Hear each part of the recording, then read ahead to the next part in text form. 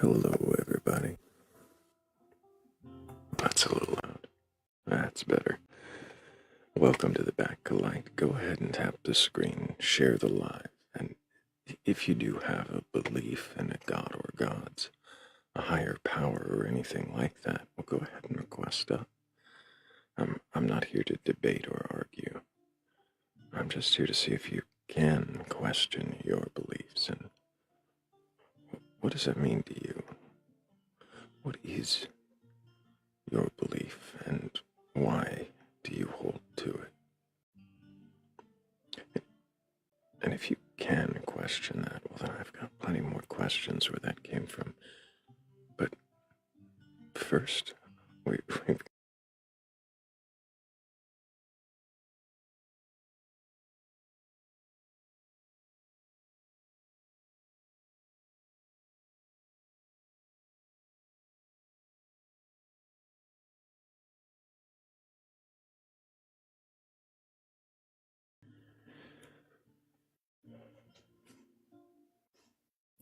thank you, Kat, for helping with the first goal.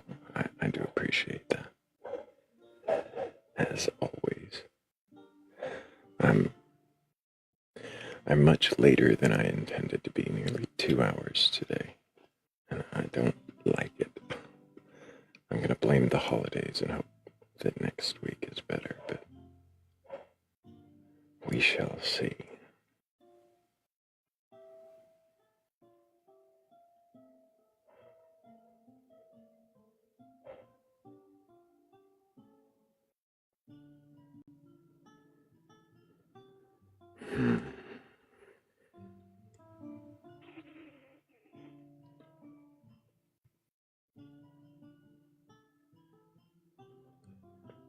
Let's see, we're up to 2.7 thousand likes and 11 of us watching.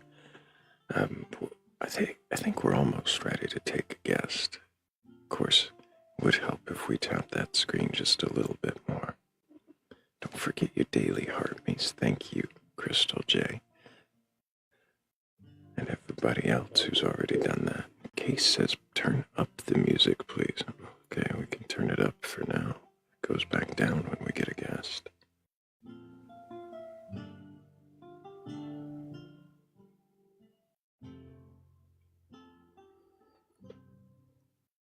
We're getting there soon. I'm wondering, well, I guess it'd help if we put this background right.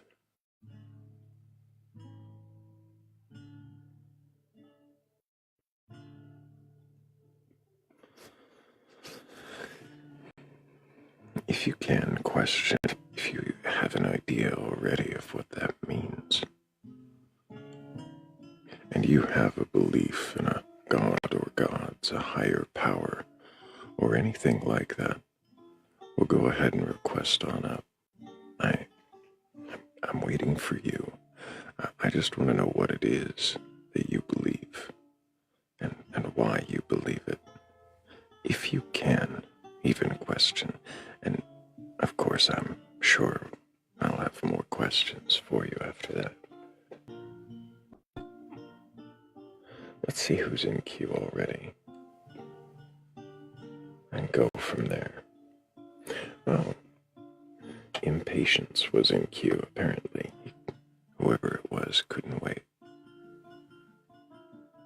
Well, that just means there's no line. You just need to request up if you can question your beliefs. If you're capable.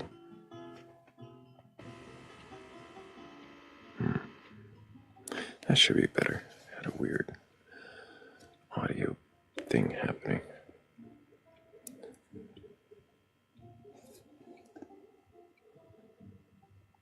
And no request.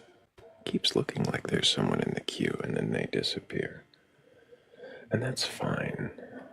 I'm more than content just to sit here and listen to music while we wait, while we tap, while we share, and, well, see if anybody's actually capable of questioning their beliefs this evening. That's probably the crux of it, isn't it? The inability to question the dogmatic nature of belief in gods. The slightest doubt seeming to shake all of your faith. Or is it that you fear that God will stop loving you if you question his existence? If you question if those reasons really are enough.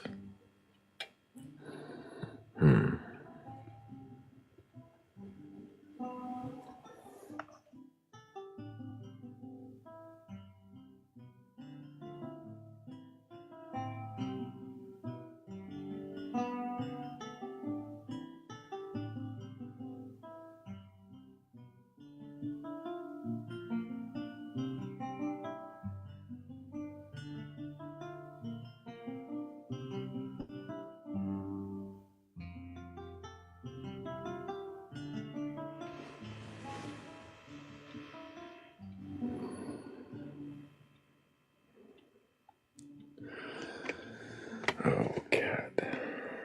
I'm not seeing an AI summary, so I'm not sure if you're accomplishing what you set out to do. Yeah, no AI there. I do see Zorg demanding to be led on panel. I'd almost rather sit here by myself than bring up someone who demands to be brought up.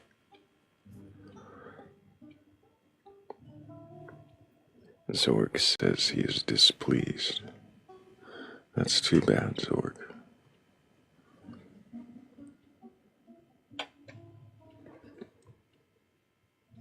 What, there's somebody in queue not demanding.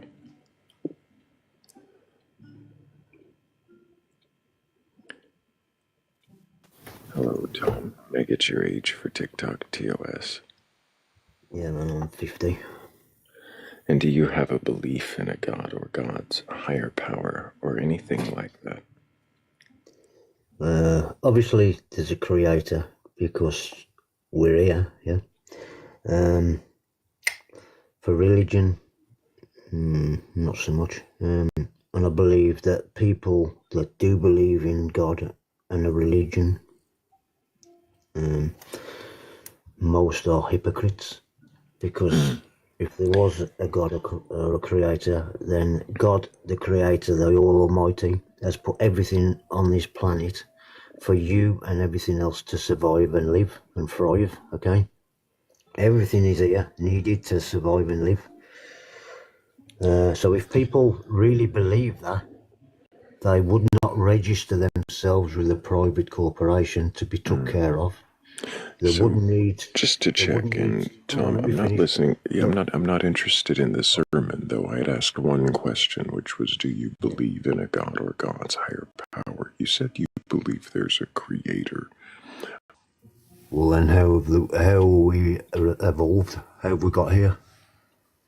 I'm not sure how my opinion on that is going to help you answer the question why you believe there's a creator.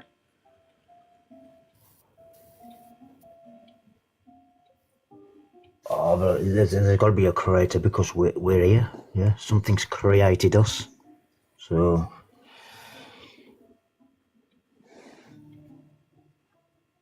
Why do you assume something created us? it's just my opinion.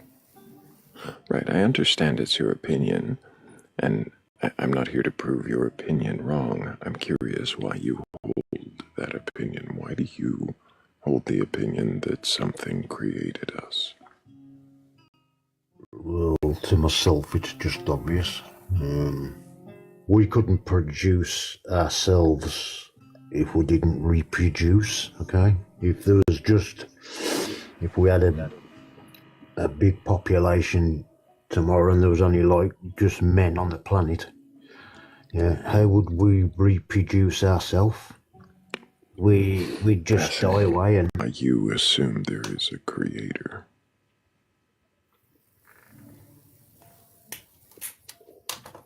I can't answer it, man. I can't answer it. You can't what? I just assume there is. I see. Logic, I suppose. You say logic. You had said we exist, so there must be a creator. Do you assume just because we exist that we were created, and that something had to intend to that? It could be a simulation. A simulation of what? Of where we are, what we're doing. I'm sorry, what would where we are and what we're doing be a simulation of? So you think we could be in a simulation of what we're actually experiencing? Of this earth, of this world? It's not saying it's not a possibility. You couldn't rule it out. You couldn't rule it out, you say? Yeah. And then you went on to say everything is conscious. What does that have to do with things being simulated or created? Nothing really. Do you have any reason to believe that we are cumulated or everything is conscious? Or are these just ideas that you kind of... Yeah, they're just ideas. Is it possible in your mind? And Tom, is it possible? Been like I suppose, yeah. I was just going to ask if it was possible that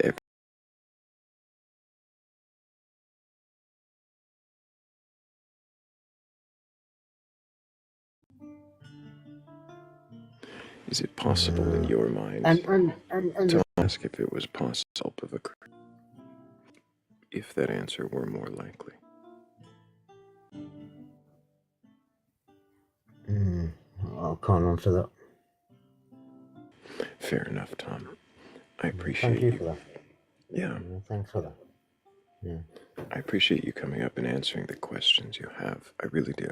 I think I'm ready to move on to a new guest, but I wonder if you might have more questions about why you make these assumptions going forward.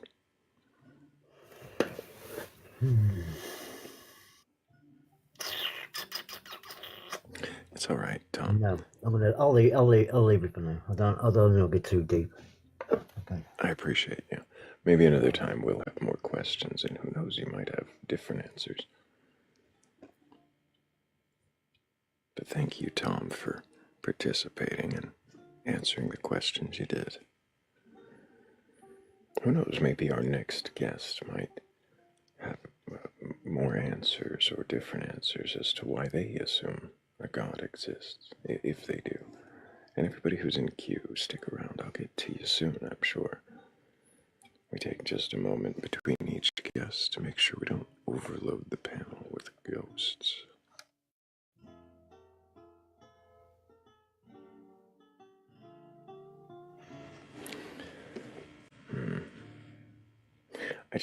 I think I should probably let the chat know that I'm not seeing an AI overview, so all of that work doesn't seem to be accomplishing anything other than confusing people. If anybody does have a belief in a god or gods, a higher power, or anything like that, that is what we are here, asking up a quest up. I'm not here to debate you or argue or prove you wrong. I just want to know if you can question, well then, what is it you believe? And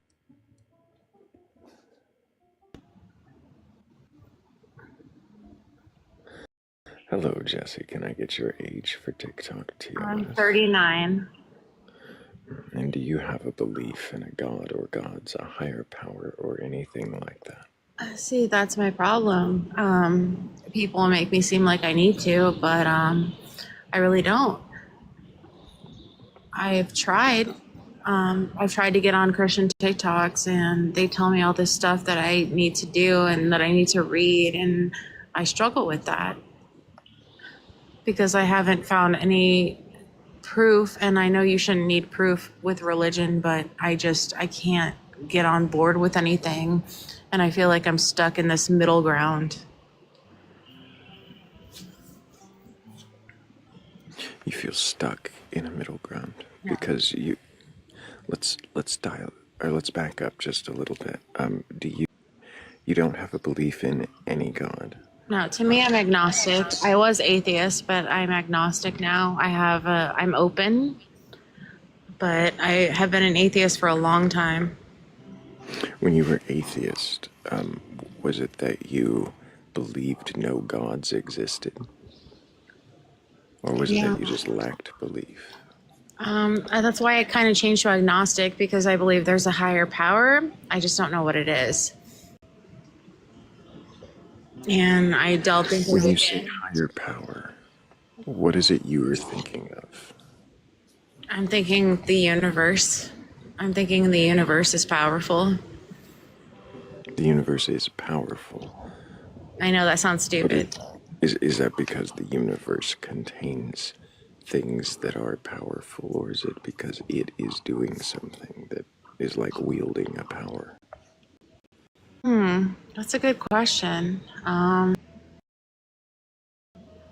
don't know. The world and the coincidences, there's just too much things that are happening that cannot be coincidence. Like, there Why? has to be some kind of higher power, I hope, but I could be totally wrong. What is it you mean by coincidence that can't be coincidence? Like things that happen, the way the world was formed, like evolution or the Big Bang Theory. Let's focus on one of those. So you say the way the world was formed. Yes. What about that leads you to believe something powerful intended it? Because they're human beings, and there are animals on the planet that all serve, well, not all, but mostly serve different purposes. Purpose? What do you mean by that? I mean, like, how many cure diseases, or how many animals that we eat, or how do we know things that are evil, like mosquitoes, don't cure cancer? I mean, how do we know everything put on this earth doesn't? You said evil. Why would something be evil? What does that mean? Evil would be like it serves no purpose and it's just there to hurt people. Is that what evil means? Has no purpose and is just there to hurt people? Wouldn't hurting people be Yes, its that's. purpose if that's what it's there for? What did you say? Wouldn't hurting people be the purpose if you assume that is what it's there for? Oh, yeah, I guess I never thought about that, but I guess, yeah, maybe. Do you think that's its purpose? Evil? I Yes, think we don't mosquitoes, you quite think their understand. purpose is evil. I don't think completely. I'm hoping everything So- has a purpose, but it might not. I So mean, we if- don't know that. So if you think that we just don't understand the world completely, is your higher power and your assumption that these things are intended, is that you filling in the gaps where you don't understand with an assumption? Absolutely. Why? Because you don't know what the purpose is. Why would you assume that everything has a purpose? I guess I just hope that's the way it is. I guess I would just wish that. I guess that's just my own thing. I guess I would hope, but I don't know anything. Why? Why do you hope that everything has a purpose? I don't know, just wishful thinking.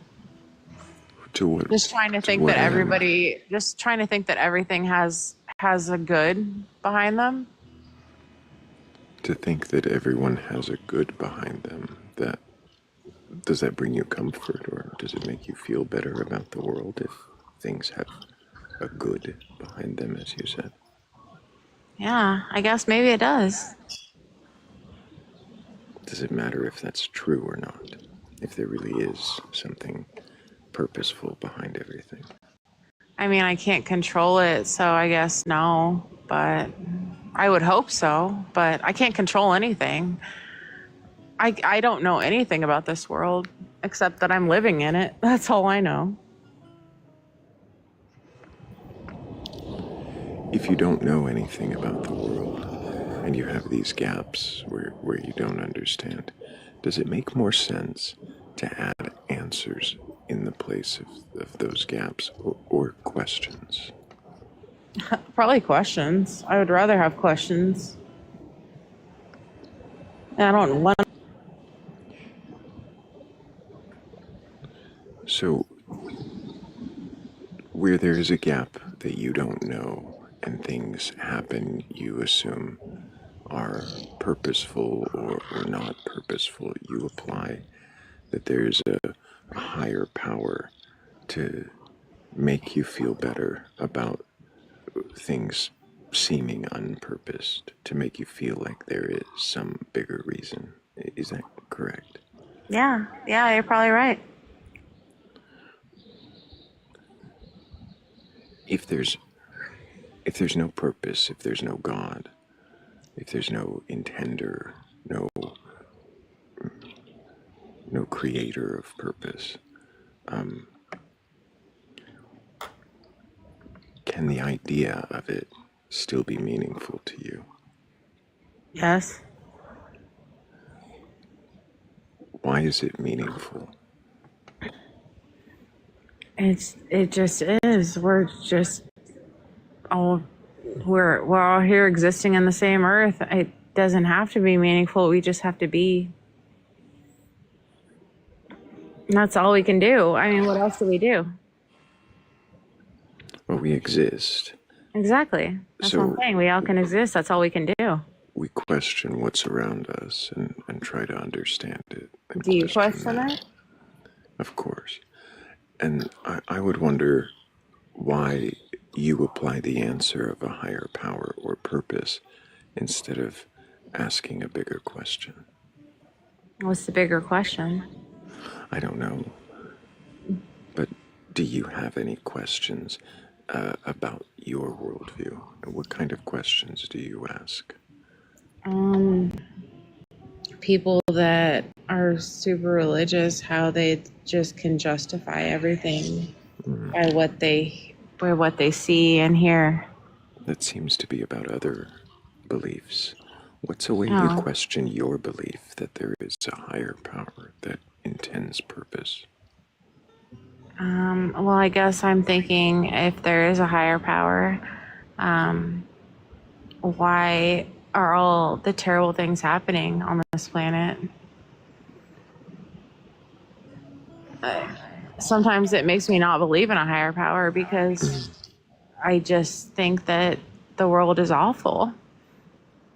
And I think it would be so simple to solve it, but it's not, People to look beyond race and social stature and religion, and I really think that I don't understand why it's not. I'm a hippie. I'm a hippie at heart. I just think that it's so simple to just love each other, and the fact that people don't is just infuriating to me.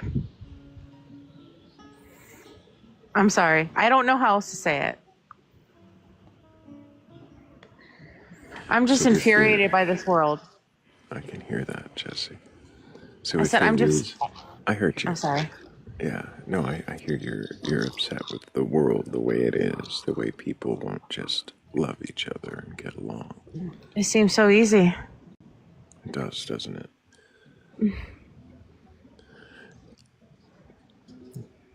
Do you have fear that there isn't a higher power when you say that sometimes you think there isn't? Oh, absolutely. What is that? And sometimes I hope that. Interesting. That everything is for nothing, that love is for nothing, that the way I love my children is for nothing. And When they'll you let me say love my family. when you say for nothing,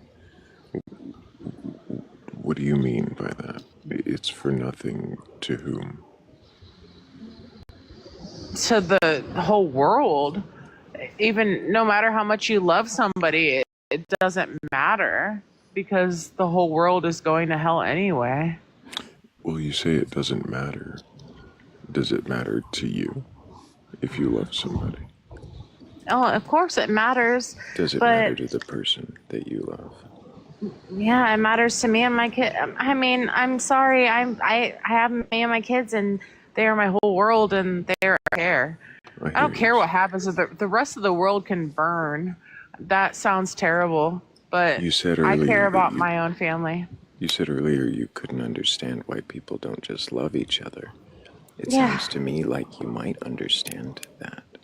Like you might understand that you just love your children and the rest of the world can burn. Oh, wow. Wow. You got me. You got me. But if the rest of the world could live in harmony, then I wouldn't have to worry about my children. True enough. What does harmony mean to you? Harmony means not looking at any of the classes or the races or anything like that. Harmony means just being human, and the monetary. Okay, so money is what divides everything. It Money seems like is. that. I don't even believe in the Bible, but money truly is the root of all evil. Well, to be fair, the Bible says the love of money is the root of all evil. We have to admit that The money love. rules the world. I understand, and I'm not arguing with you. But Jesse, if you recognize that your belief that there is some higher power based on the fear of there not being one, and the desire for there to be some purpose behind everything,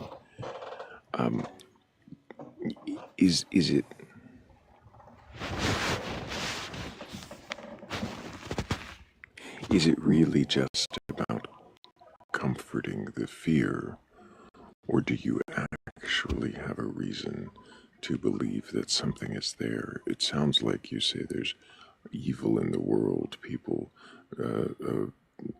doing things that seem contrary.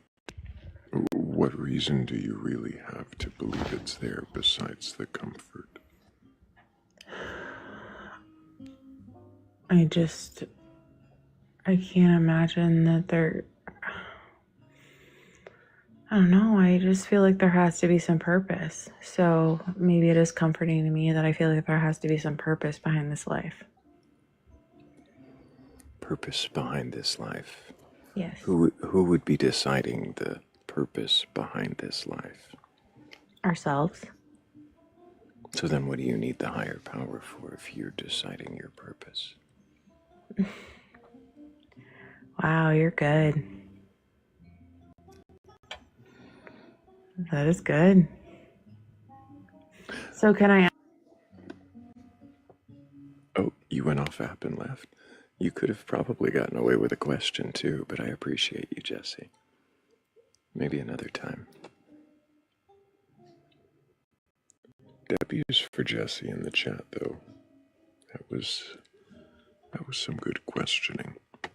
And if you have a belief in a god or gods, a higher power, or anything like that, you're open to having your beliefs questioned, well, go ahead and request on up. I'm not here to debate or argue. I'm not looking to score points or burgle your God. I just want to know if you can question your beliefs. Well, then.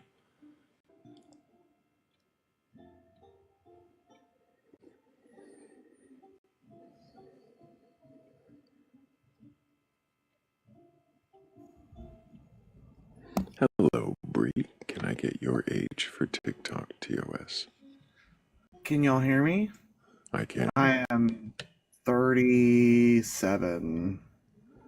And do you have a belief in a god or gods, a higher power, or anything like that? My beliefs are like a combination of personal introspection of looking into the occult for the past 20 years and also just my own personal experience. And I've done a lot of reading, I've read a lot of books, and I've experienced some things. Only recently have I believed, like, okay, so I think that we're all God. I think that I am a god, you're a god. Every single thing with a pineal gland is their own mind. If you're conscious, you I'm can sorry, you create. said everything with a pineal gland is a Yeah, and god. I said that, but all humans anyway. I can't What speak does a for pineal animals. gland do? The pineal gland is a gland in the center of the brain that regulates the emotion, and other things like circadian rhythm and Are you sure it serotonin. regulates emotion? Oh no, I'm not a fucking scientist. No, I can only tell you what I've read and what I can spit out right now on the spot. Circadian But rhythm. Okay, I have heard that. So if it are is you the just saying gland. It things is a that sleep? Well, you asked me a question about the gland itself. Sure. Scientifically, the gland contains the most potent psychedelic substance known to man, which is DMT. Okay. So what does that have to do with being a god? We have an instant Oh hookup. well, I just I kind of went off into the weeds there. Mhm. I think that, for lack of a better word, we are gods because we can create the universe around us. We can manipulate, and You say we can we emote. create the universe around us. What does that mean? Well, for one thing, I gave birth a couple of times. Congratulations. I do mean that seriously, not sarcastically. But so you've given birth. Does that mean that you have created? Men,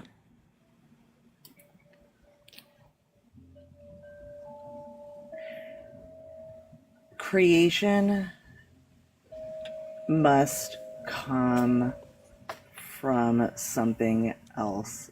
There is no vacuum in nature. I don't know what you mean by that.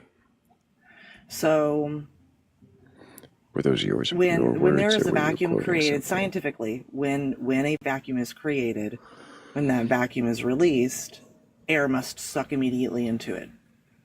I'm sorry. When a vacuum is created and then released, In like a air scientific, must suck like into it. in a lab setting. In a lab setting, But if they in a create a lab setting, vacuum and then break the seal, then air will rush in. Yeah. Is that what you're saying? Yes, correct. What does that have to do with us being creators? It was an answer to your question. How? They don't necessarily link. So, well, everything actually fucking links. But It was an answer to which question? I apologize. I don't know. It's gone now. Oh, I see. So, you were saying that anything with a pineal gland is a creator or a god. I don't know if you meant What? to No. stand What I mean by to that. say. What I mean to say by that is that we are all our own creators of our own destiny, of our own experience in our own world. Are you just saying we make decisions? We are. Yeah, we can manipulate things with our. I know it seems simple. So you're just saying that we But interact with an interactive universe, and therefore we are gods. yes, How does that yes. make us gods? That, and what makes us gods is our minds, what we think can what you think on a To be regular clear, basis. There have people who not, I'm not saying cure themselves of cancer or anything like that, but like the mind over matter, mind over essentially. matter. Is that an Essentially. actual? Do you think mind over matter is an actual thing, or is this when? I think that it's both. I think when anybody asks me a question, if it's this or if it's that, the answer is always both. It's a little Oh, bit I of both see. always. So this will be a very confusing conversation. What I really, I gotta say, what I really love about this live is, can you question your beliefs? And I like to think that I can. And I'm not here to stay staunch to any idea, because everything is subjective to each we all have completely different experiences with the natural world that we live in. And Are I you like sure? that. No. Are you sure we don't just draw conclusions based on the stories we're told about those And experiences? that not what makes life? Stories? I don't That know. not That the sounds tether poetic, that but links us all? that Is that sounds not the tether? poetic. It sounds poetic, but I don't know if I agree. I am curious though, Maybe. if you believe that this idea that people are creating or are shaping the world around them, do you think that is some supernatural kind of godliness, or are you just using the word God for humanity because it seems to be the most interactive? I do I'm not sorry. think that it's something supernatural, because it is part of the natural world, and it is something that every single human being living can tap into. It's just like any kind Tap of art. into. What do you mean by It's just tap like into?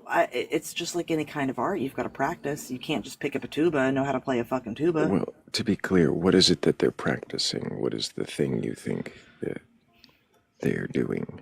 Remembering themselves and tuning back into themselves and knowing their own personal vibration. All of everything is nothing Confused. but vibration. Stop. Everything is Vibration. What do you vibration. mean? What are you talking about? Matter. Let's be scientific about it. Matter. Okay, Molecules. let's be scientific about it. You're saying Yeah. everything is vibration.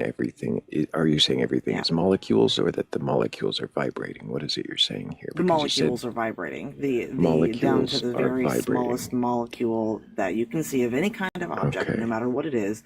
Life moves, and everything is alive Life unless it's dead. And moves. if it's, I'm sorry, Bree. You're kind of going I'm on sorry. a My rant apologies. here. Every time I ask you a Sorry. question, it's Sorry, like I'm pulling a sorry. ripcord, and I don't get to ask clarifiers, and we're a mile down the road.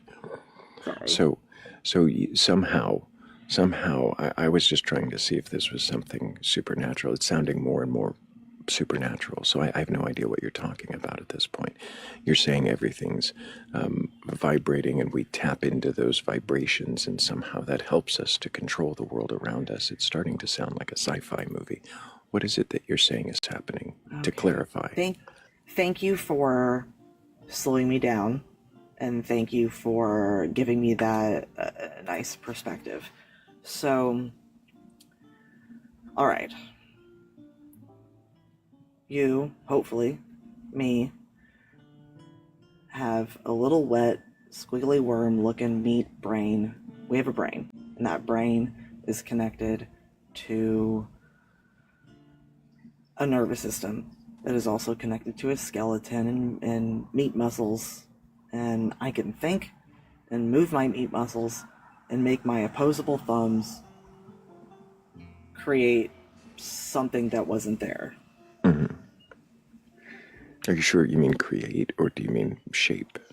Produce. Change. Produce something that was not there before. Produce something that wasn't there before. Do you mean shape things that Create were there into something, a new shaped shape?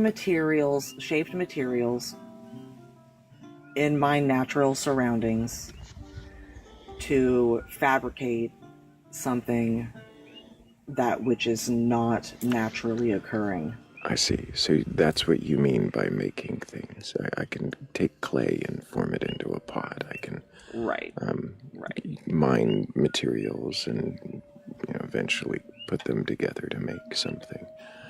So given that our meet electrical signals in our bodies can have an idea and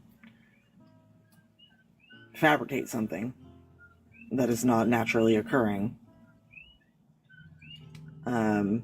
It's funny. I said that you had given me that introspection and that and I had like this vision that I was going to explain, and I kind of lost it halfway between. Just right there. What was the original base of the question? What about that makes us gods? Is that That was basically what it was. We're trying to find out. You said that we are all gods because we create or we manipulate our world around us. And I was trying to find out in what ways. And it sounds like you're saying we physically do things with our hands to manipulate things around us. I suppose that's the base of it. But So then I had moved on to like molecules and that, vibrations and there's sure there might be more questions there, and I'm curious if that you think the idea that things are vibrating somehow implies. Whoa! Thank you, Irsa. Thank you so much. Do you think the idea that things are vibrating somehow implies that there is some force like Star Wars? Yeah, for sure. And that we tap into the force and change things. Absolutely. I do think there that is so subtle that permeates everything, but that is super subtle, that is separate from us being gods. So that's something different. That's something when you say we're gods. Different. Right. When you say we're gods, you're talking about us being. Those are some loud wind chimes. Spirits. I'm sorry, my wind just picked up. So you're saying that us creating things and manipulating things, making or sewing something, knitting something, that all of those things. If I forge something in fire, that's me being a god, changing things around me. Well, I think yes, only because you thought to do it, because you had a mind to do so.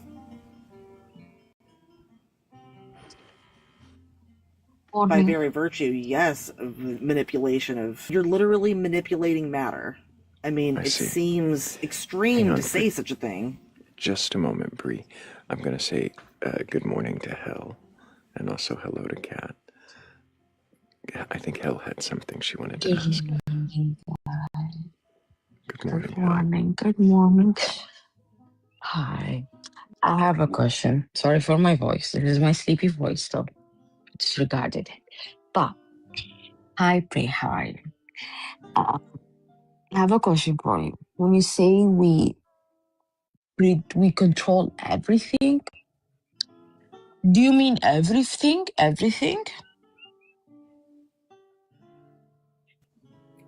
Sometimes it takes a really, really long time, but yeah, I think that I'm going to get a little intimate. I think that experiences that I went through drove my young mind into depression but I actively stayed there whether I knew it or not. I was imprisoning myself when all I had to do was change my mind. We So if you create the change your world mind, that could we you live in. cure your diseases if you don't take medicine? I think that some people think that, but modern medicine, and that's where science and magic are one and the same, because there have been, for many, many years, all of, if you have no better word for it, the plants that God puts on this earth, I'm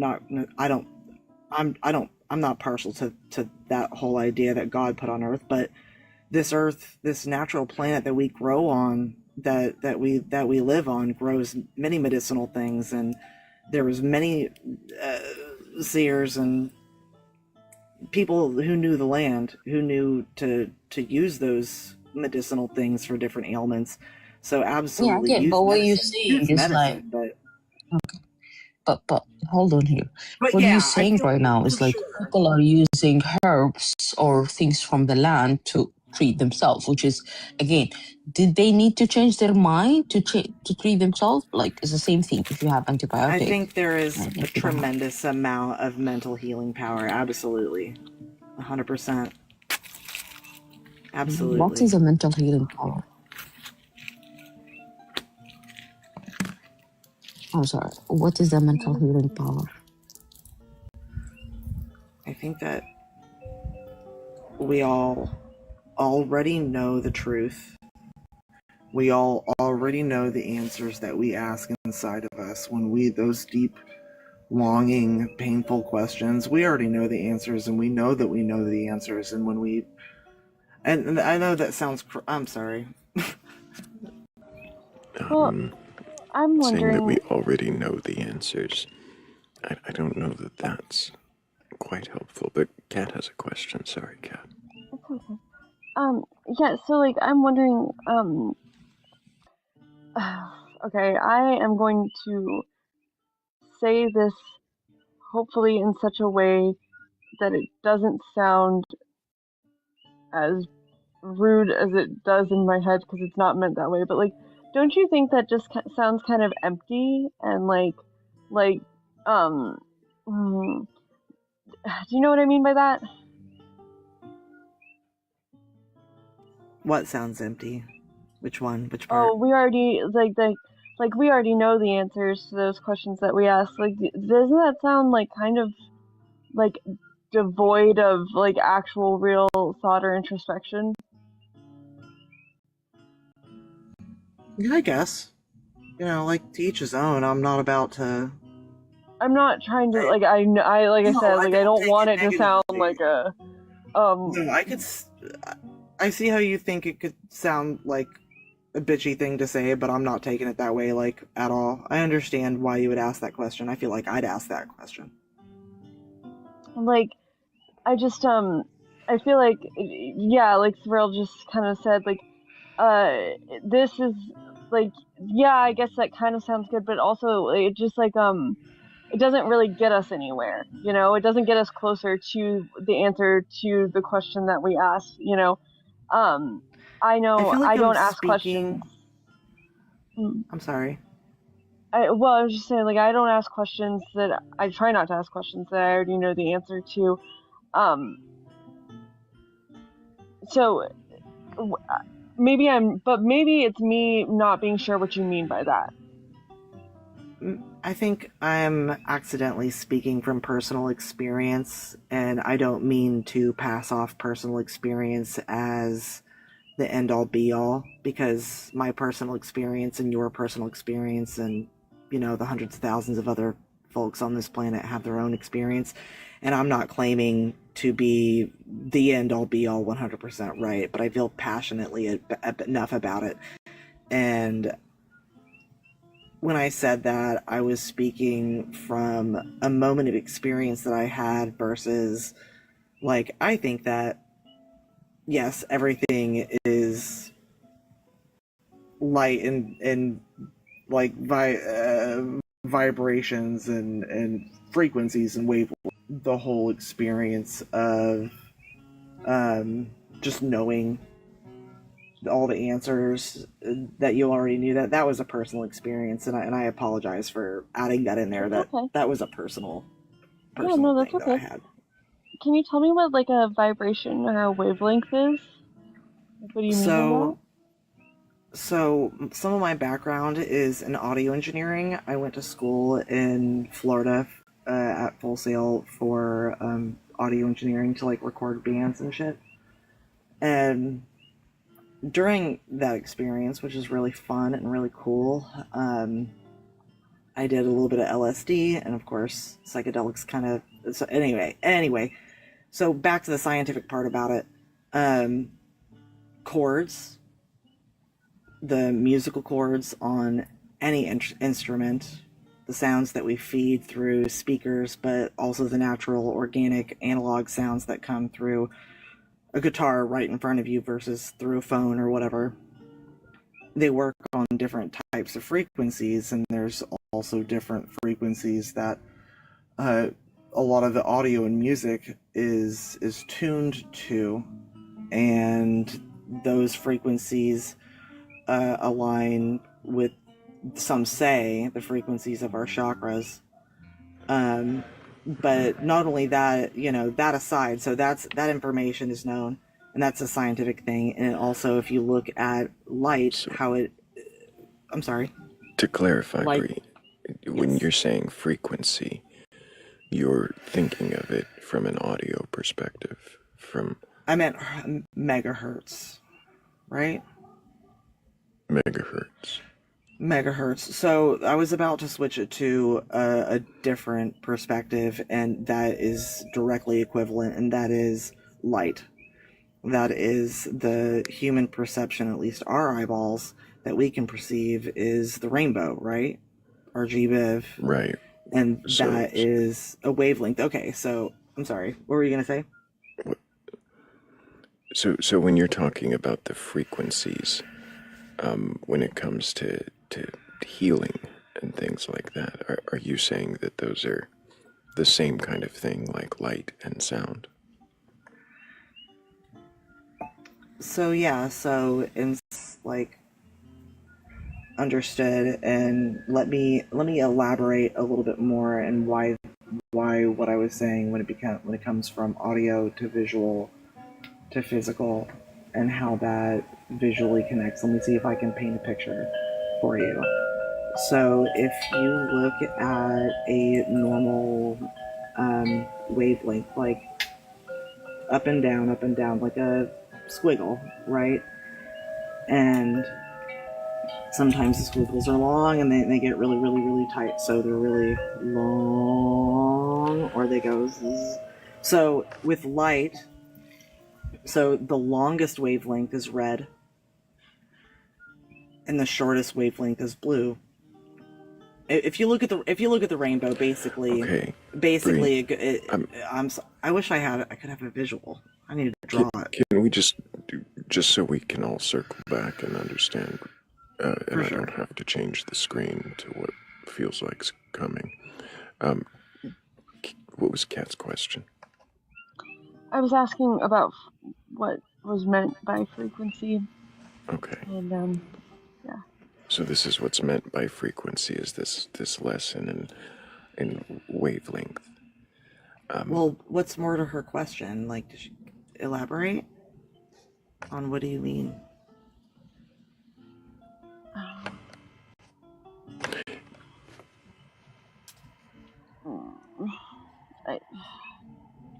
I don't know if I have a sufficient rephrasing for that at the moment. Bree, do you think that frequencies, something that remember you're saying all matter is moving, do you think that movement is somehow able to be affected by us just by thought? I'd like to think so. I've never experienced it, but I'd like to think so. But I've got a skeptical mind. I'm not going to necessarily just believe Is this something you've heard, or is this something you've formulated on your own? It's something that, well, I mean, you asked the question, but like, what it stands to reason that one could, based on what I have said that I believe. Based on what you've said, you believe it stands to reason. It stands to reason based on what I've said here tonight. That someone can change their thoughts, and the thoughts will change their the wiggle rate of the matter that they're made of, and that will somehow... that wording is interesting, because so are you trying to say that I could just, based on the wording that I've said, that I could look at something and like make something hot? Is that kind of the end result, the far end of what you are saying? Or are you saying that you can only change wiggle rates as it relates to healing in your own body? Well, I can't speak for things that I have not experienced. I cannot speak for other people. All I can say is that we are all more powerful than we allow ourselves to believe, and the power comes from within, and it's more or less relatively neutral.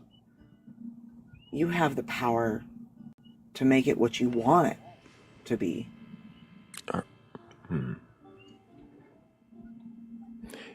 You're saying I came up that here with another question. Go ahead, Kat. You got a teacup somewhere. And I feel like oh, I got it. Can you hear me?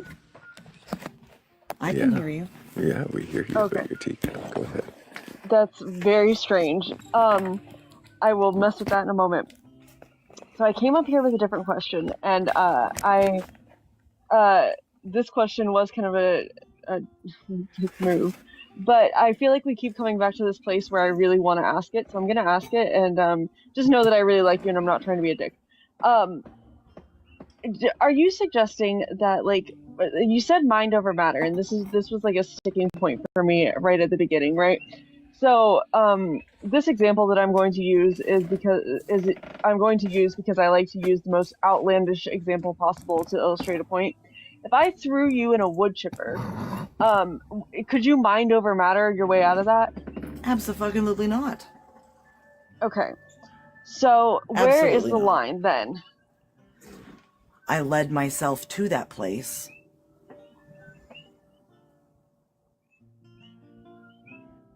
What do you mean?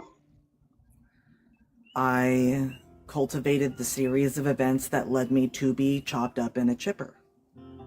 Mm-hmm. You did. So you're taking the accountability for getting yourself in the situation where I threw you in the wood chipper. I went against my better judgment, and I allowed myself to perform the tasks that led me to that dangerous situation. Are you saying that no matter what happens to you, that it is something you did? Sorry, Bree. No, absolutely not. For the conversation. Sorry, no, that's cool. But yeah, no, I would say no to that. And I have definitely deeply contemplated about that, because there have been unjust things happen to me when at a very young age. Absolutely not. Absolutely not. You do not. But you do have to take the accountability for it. No, not certain things. Not being taken advantage of as a. But you would take accountability for me throwing you in a wood chipper? Oh, you threw me in the wood chipper. Yes. Well, yeah, I mean, I allowed you to put me in the wood chipper. I'm sorry. It depends on what age,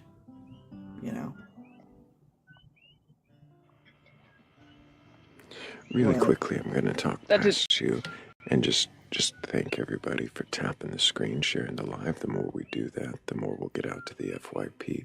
We do have a poll in the upper left-hand corner. If you like to vote in the poll. Also, appreciate it if you guys share the live with the repost or add to story feature. That might help us too. But I'm sorry, that question didn't at all go how I thought it was gonna go. I'm good. It was a good question. Both questions were good questions. is it possible, Bree, that this mind over matter concept that you're adopting is something that just gives you comfort and a way to hope that you can affect more than you might be able to? I only used the phrase mind over matter earlier because it was a simplified and quicker version to say what I really meant to say, and I would have yammered on, and I felt like it was a simpler way to put it. But, yeah, I mean, don't we all look for solace? Don't we all try to, like, you know, be comfortable with the way, you know, to live with who we are and how we are. But I take all stories, biblical, whatever, even, you know, pagan, they're all just stories to help us understand something. You know, I don't think that they're real entities. They're ideas, they're archetypes. Just like, you know, mind over matter. No, I don't think. I try every day to be a better version of myself and to be, you know, and that's another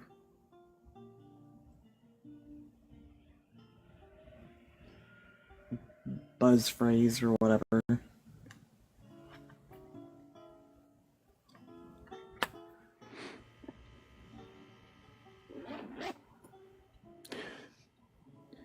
I'm trying to remember, but at the beginning of our conversation, I had asked if you believe in a god or gods, higher power, or anything like it. Your answer, was it no, or was it that the higher power is everybody's god? That's right. We are all gods. No, I think That was it's a previous both. guess. It's Okay. well, it's a good question though, because I do think that we are all, quote unquote, for lack of a better word, the gods and goddesses of our own reality. But I think that there is something in and of itself outside of all of us that even if all the humans on the whole entire planet died, that there would still be some sort of life, some sort of energy, vibration that is beyond us. And I think that's like Why do you think that?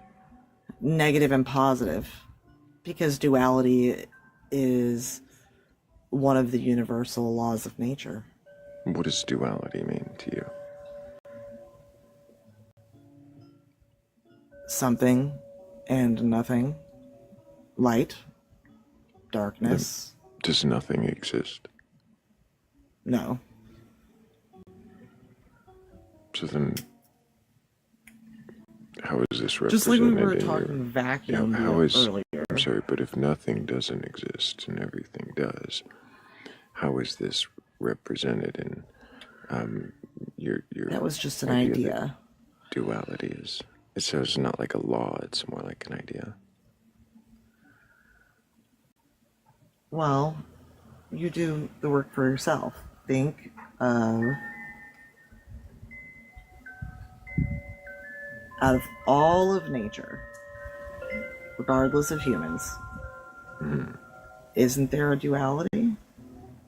I don't know. It depends on what you mean by that duality. When you say that duality is everything that exists. You gotta try a piece of this gum.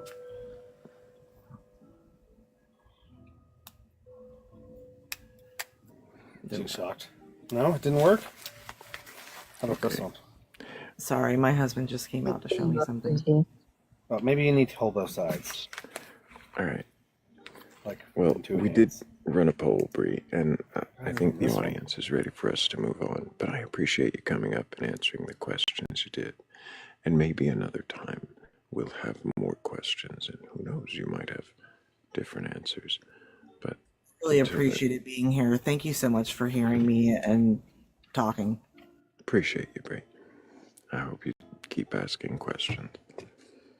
Okay, I really liked the wood chipper question. It's an interesting question. Definitely. We do have was like quite the a most. queue here, so. Oh, sorry.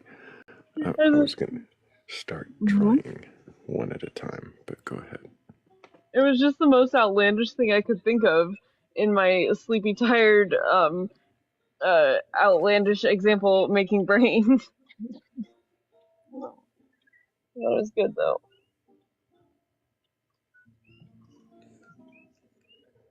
Also, it was not the response that I was expecting, so that was interesting.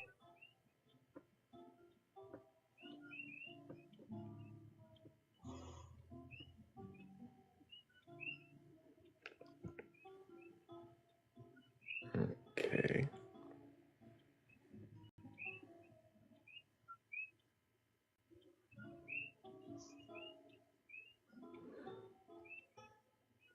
If anybody watching does have a belief in a god or god, your beliefs questioned, we'll go ahead and request on up. I'm not here to debate you or prove you wrong. I just want to know if you can question your beliefs. Well, then what are those beliefs and why do you believe? Okay. Also, chat, all the weird shit that's happening could probably stop, please. I haven't been looking. What is the weird shit? I haven't been Oh, looking either, but I'm looking now and it's like very weird and like I'm verbally warning you to quit the weird shit. okay. Yeah, we don't need the preaching in chat. Hello, Flaming Heart. Can I get your age for TikTok TOS? Yeah, hello. Can I Actually, yeah, Can I get your age? my age 26. Do you have a belief in a god or gods, a higher power, or anything like that? So I want to answer your question from afar. I want to tell you that I was brought up in a Christian and Muslim family. Basically, I was diverse. I came from a diverse family, both in a race way and in a religious way. So I have grown up believing that you are your own, basically. And I believe that what you create with your tongue, what you confess with your tongue, being your own God, is what you possess. It is what comes out of you that comes into your life. The power that is within is the power that is going to Okay, surround you. so it's starting to sound more like a sermon and less like an answer to the very simple question of do you believe in a god or gods or anything like that? I believe in a supreme being.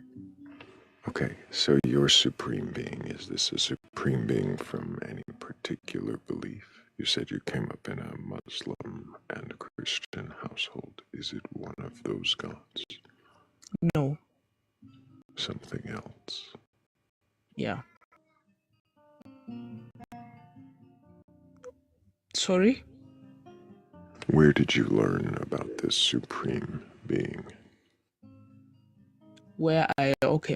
I learned about my spirituality. That is where I learned about the supreme being. Growing up, reading more, listening more, questioning more, because people, even when people believe, they question. It is actually that makes you believe more. So when I find out that there are more questions than answers, my spirituality. Does your spirituality have a name? Basically, no. I believe I'm my own God. That is what spirituality, that is how spirituality comes within. I You believe I am believe my you own God. are your own God. Yeah, I can create from my tongue and I can dismantle or dismember or destroy. Do you said you believe in a supreme being. Are you that supreme being, or is there something more I believe there supreme is than you? control. Yeah. I believe there is control, the control that lets you live freely, choose who you want to be and what you want to be in your life, the control that lets you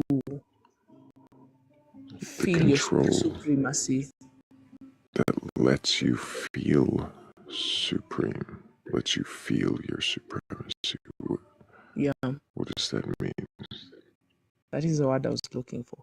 I believe there is a balance. There is a way you do know wrong from right, and that is what is above you, the supreme, that lets you know right from wrong, the supreme that lets you know that you have control over your life, the supreme that lets you know that you can build Supreme from that your. lets you know, the supreme that lets you, the supreme that lets you. It's so supreme and it's letting you feel superior. What is it that makes you think there is this supreme thing there? Because as a child, when you are born, your brain and you need direction, and this, the supreme, it lets you understand You right see, from wrong. I'm not hearing where the supreme is doing anything. How is it letting you understand right from wrong when people teach you? It's sounding very culty. I'm not really hearing anything of substance in your explanations. It sounds like to some common experience without actually stating anything of value. Is this just a cult you're trying to start? Not really. I'm not trying to start anything at all. Is there a word that you could use that isn't supreme? Because it's starting to sound and feel kind of uh like icky.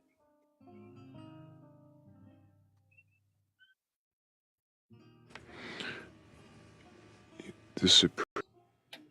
She was Uh, said it's starting to sound icky. The word supreme over and over and over. You It's know, it's got a very brainwashy vibe. well, and I like don't. a superiority complex kind of. okay, you know, do you believe there is a God yourself? That Doesn't is, Uh, matter, I believe. what that we is, believe you have doesn't named, matter. But yeah, what, really quick, I'm going to talk past you, and it's not to be rude, Flaming Heart. I've got to talk it's to the okay. audience. I really got to thank Dancing in Duality, Philly Red, Shannon, also Heather's Descent, Becca, Tanika, and Danny Grax. Thank you all so much for helping with that goal.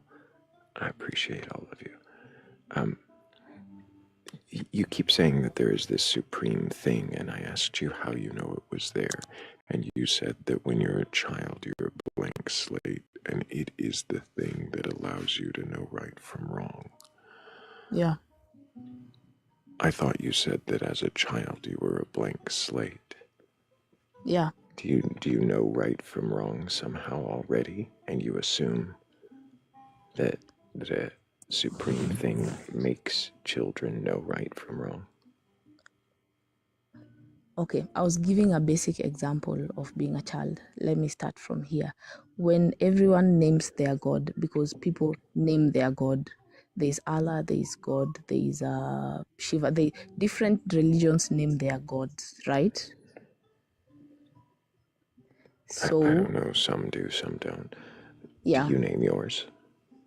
exactly. That is what I'm trying to tell you. I don't name my God, Oh, but I okay, know there is a sense of direction. I thought it was named Supreme Being.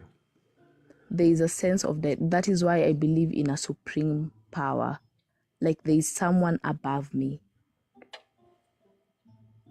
There's a sense of direction. There is where you have to get your direction. And I have chosen not to name my God because I believe that whatever God, however or whatever you choose to name your God, they work in your, what do we call it? They work in your way. They work in the way you want to win. They work in the way that you think, the way that you confess, that I'm not way. I'm not hearing how they work or what they're doing, but I think Hell has a question. Okay. Yeah. I have a question for you. So, what's the purpose of the Supreme Being if you're your own God? The same way you need someone to direct your life, the same way, not needing per se, but someone tells you right from wrong. When you know, when your instinct knows that I shouldn't do this or I should do this, who taught you that? It's just your instinct. It is just you knowing that I should or should not know this. I should or should not do this. I should or should not be part of whatever. So that is the sense of direction that you get So, from that what you're God. saying right now, yeah, that our instincts is the Supreme Being. Exactly. Why do you need So, somebody to direct your life? Sorry? Why do you need somebody to direct your life? I am talking about instinct. I'm not talking about anyone to direct my life. I'm talking about your perspective of right from wrong, your knowledge of right from wrong. No one is directing what you're doing or what you have or what you know you shouldn't do. No one is do we directing need a that you are Supreme hell. Being to tell us what's the right from the wrong? Basically, what I'm saying is there's no one who's talking to you. Your instincts, your conscience, it's just your inner you is communicating to you. Your inner you is, yes, hell. So, just let me understand this thing. I'm sorry to cut you off. I'm It's just a okay. bit confused. Initially, you said everyone named their own God. Okay. And then you Yeah. said that we are our own God. And then you Mm-hmm. said that we have our own Supreme Being. So, how would that all fit in the instincts itself? A sense of direction. Your instinct is the sense of direction. Your instinct is what tells you not to step where you're not supposed to, where there's danger. Your instinct, your conscience. And that is So, not your voice, because if you knew you didn't have to step on that rock because it's gonna drown, or it's gonna, I don't know, it's gonna trip. If you knew that, you wouldn't need your conscience or your instinct to talk to you about that. You couldn't so, need your inner so self. God is our instincts, but it's not us. It is some supernatural thing. It is within you. Your instinct is within you. So I don't know what God you're talking about, because I was not taught same. We were not taught the same thing, all of us. But I do believe that there is a sense of direction. And that sense of direction comes from within you, your conscience, yourself. And if not, I don't mean that first of all, I don't have superiority complex. I just mean the God that everyone believes in something. God or Satan or whatever you believe in, I don't know. Everyone believes in something. That is what I'm talking about. I'm not talking about my own God.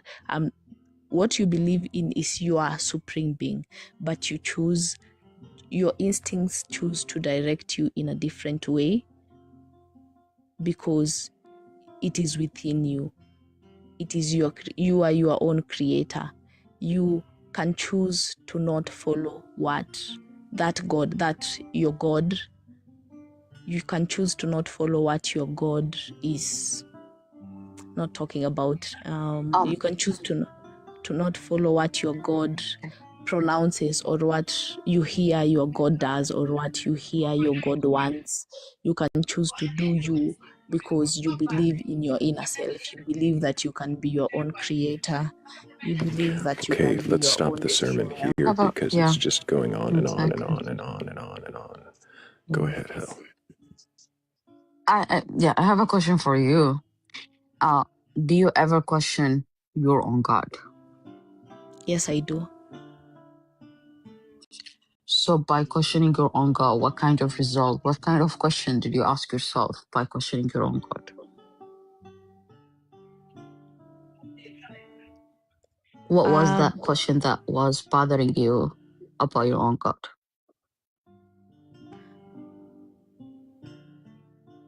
I think that is more personal because it came from a place of heart. That is why I questioned, but I questioned a lot, and I had to literally beg God or my God back then to take away what I was feeling. So yeah, I questioned a lot. I have questioned a lot. So did he Did he? or she? Did he or she take what was you bothering you? Did he answer you?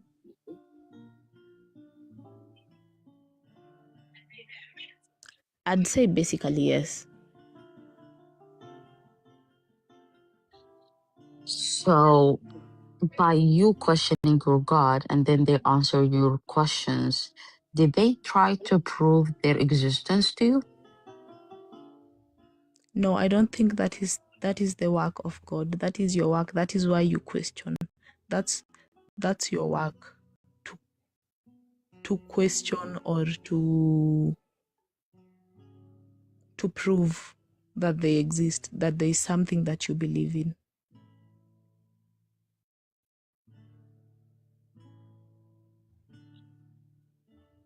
So but the thing when you say what does it mean at that time?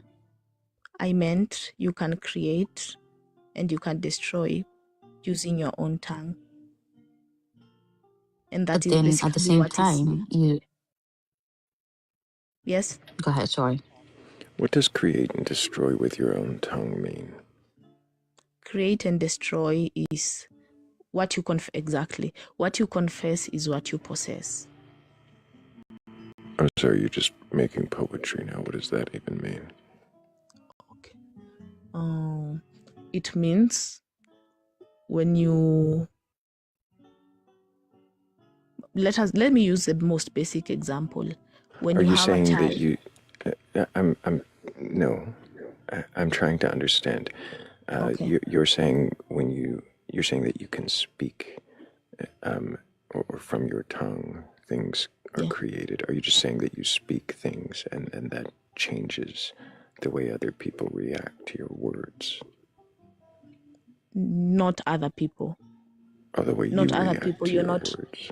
exactly. You So cannot. You are it's not. not you speaking something and then that thing suddenly apparates and begins to exist in front of you. It's that you speak something and then now you're motivated to do what you said you would. You're building. Yeah, exactly. I think that's an easier way of saying it. Well, it makes a lot more sense than Yeah, creation and destruction comes from my tongue, or whatever exactly. Okay. Yeah. I don't have any more questions for this guest. I want to go with the questioning your own God. I'm sorry. I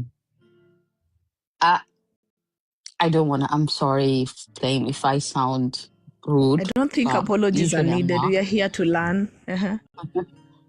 Exactly. I'm sorry. Again. What I want to ask you is like,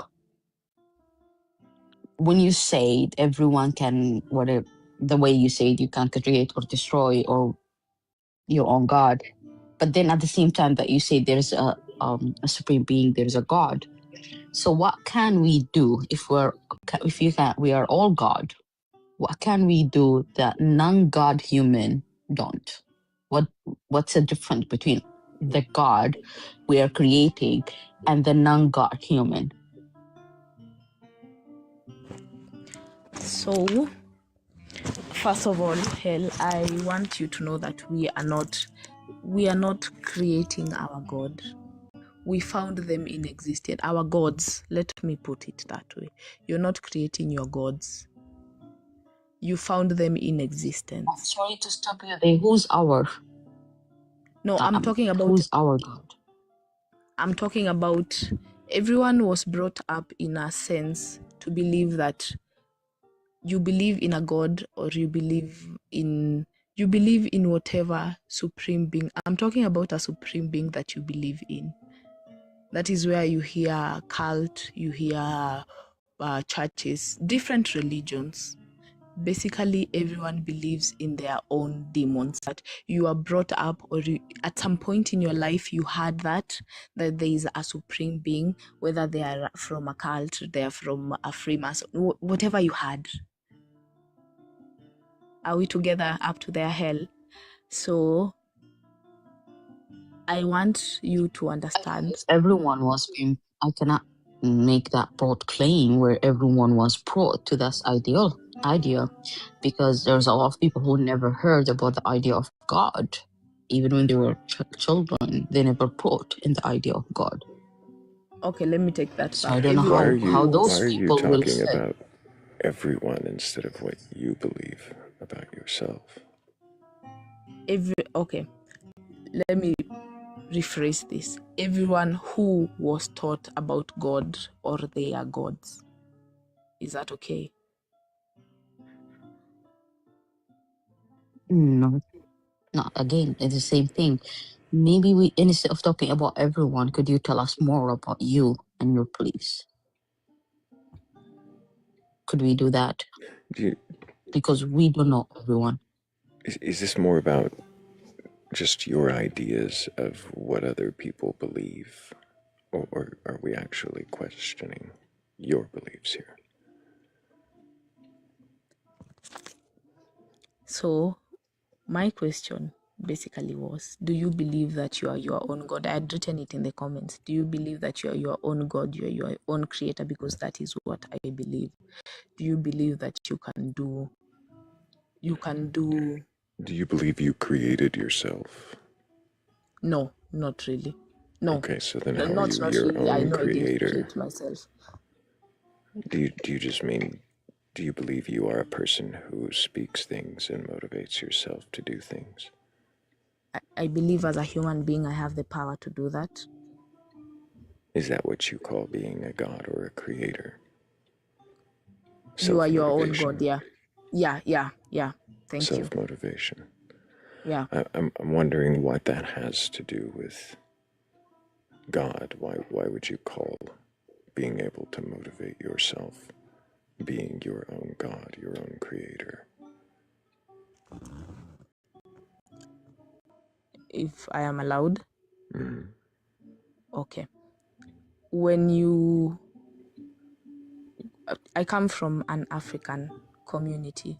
So when you give birth to a child, or you have adopted a child, basically you are in connection with a child. You can pronounce, you can tell them good things about themselves. You can tell yourself good things about yourself and they come into reality. When you tell your child that you are going to be a winner, however lost the child is, however, whatever the child listens to out there, because you have a connection to this child, because you have a connection to your inner child, you have a connection to what you are. You can pronounce that you are healed. You wake up in the morning and pronounce that I am healed. What are we healthy. doing now? This is weird. I have no idea what you're talking about anymore, what it has to do with the questions. Okay, I think I'm gonna stop there. Thank Okay, you for the Flaming Heart. platform. I don't know that we got anywhere with this conversation, but I hope that you keep asking questions. Yeah. If anybody does have a belief in a God or God's higher power or anything like that, and you're open to questioning your beliefs, well, go ahead and request up. I would like to know what you believe and why you believe it. I didn't feel like that was going anywhere. I don't even know what's going on tonight. Poetic, self-motivational speaking and calling ourselves gods to create our Actually, own destiny. I don't know. okay, I chat. tried. Honestly, I I don't like cannot the preaching part, possibly to be honest. follow whatever has been going on up here, and also like Some these weirdness in the weird things happening comments. down there. So Yeah. behave yourselves. Well, I'm not sure if it's one of them or not because I've not been able to keep entirely up with it. So thank you, Kat and W mods in the chat, because our mods are the greatest. But I'm going to go ahead and hit accept on the next request and see if they even exist. But in the meantime, if you do have a belief in a God or God's higher power or anything like that, you're open to questioning your beliefs, well, go ahead and request up. I'm not here to debate you or prove you wrong. I'm not here to burgle your God. I just want to know if you can question your beliefs. Well, then, what is it you believe? And why do you believe it? Also, I know we don't usually do verbal warnings. It's just like there have been several people and keeping up with them, and it's just been easier to give warnings in that manner, and then everybody has heard it and been warned, and I don't have to send Just comments to every in single general, person. cut it out, guys. Stop being Yeah, whatever that was. whatever you're doing, stop doing it. No. Unless that's tapping the screen, don't stop doing that. Yeah, unless it's like meaningful engagement. We like that. That's good. Do meaningful engagement. We're up to 31,000 likes, which is Why did you remind me of my teacher by verbal warning? I'm channeling Noctis right now. It just reminded me of my teacher. Oh my.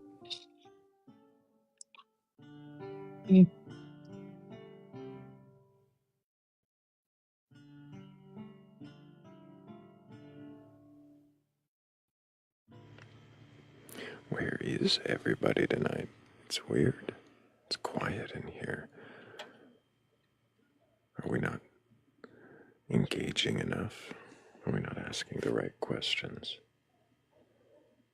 I don't know what questions we were supposed to ask so far.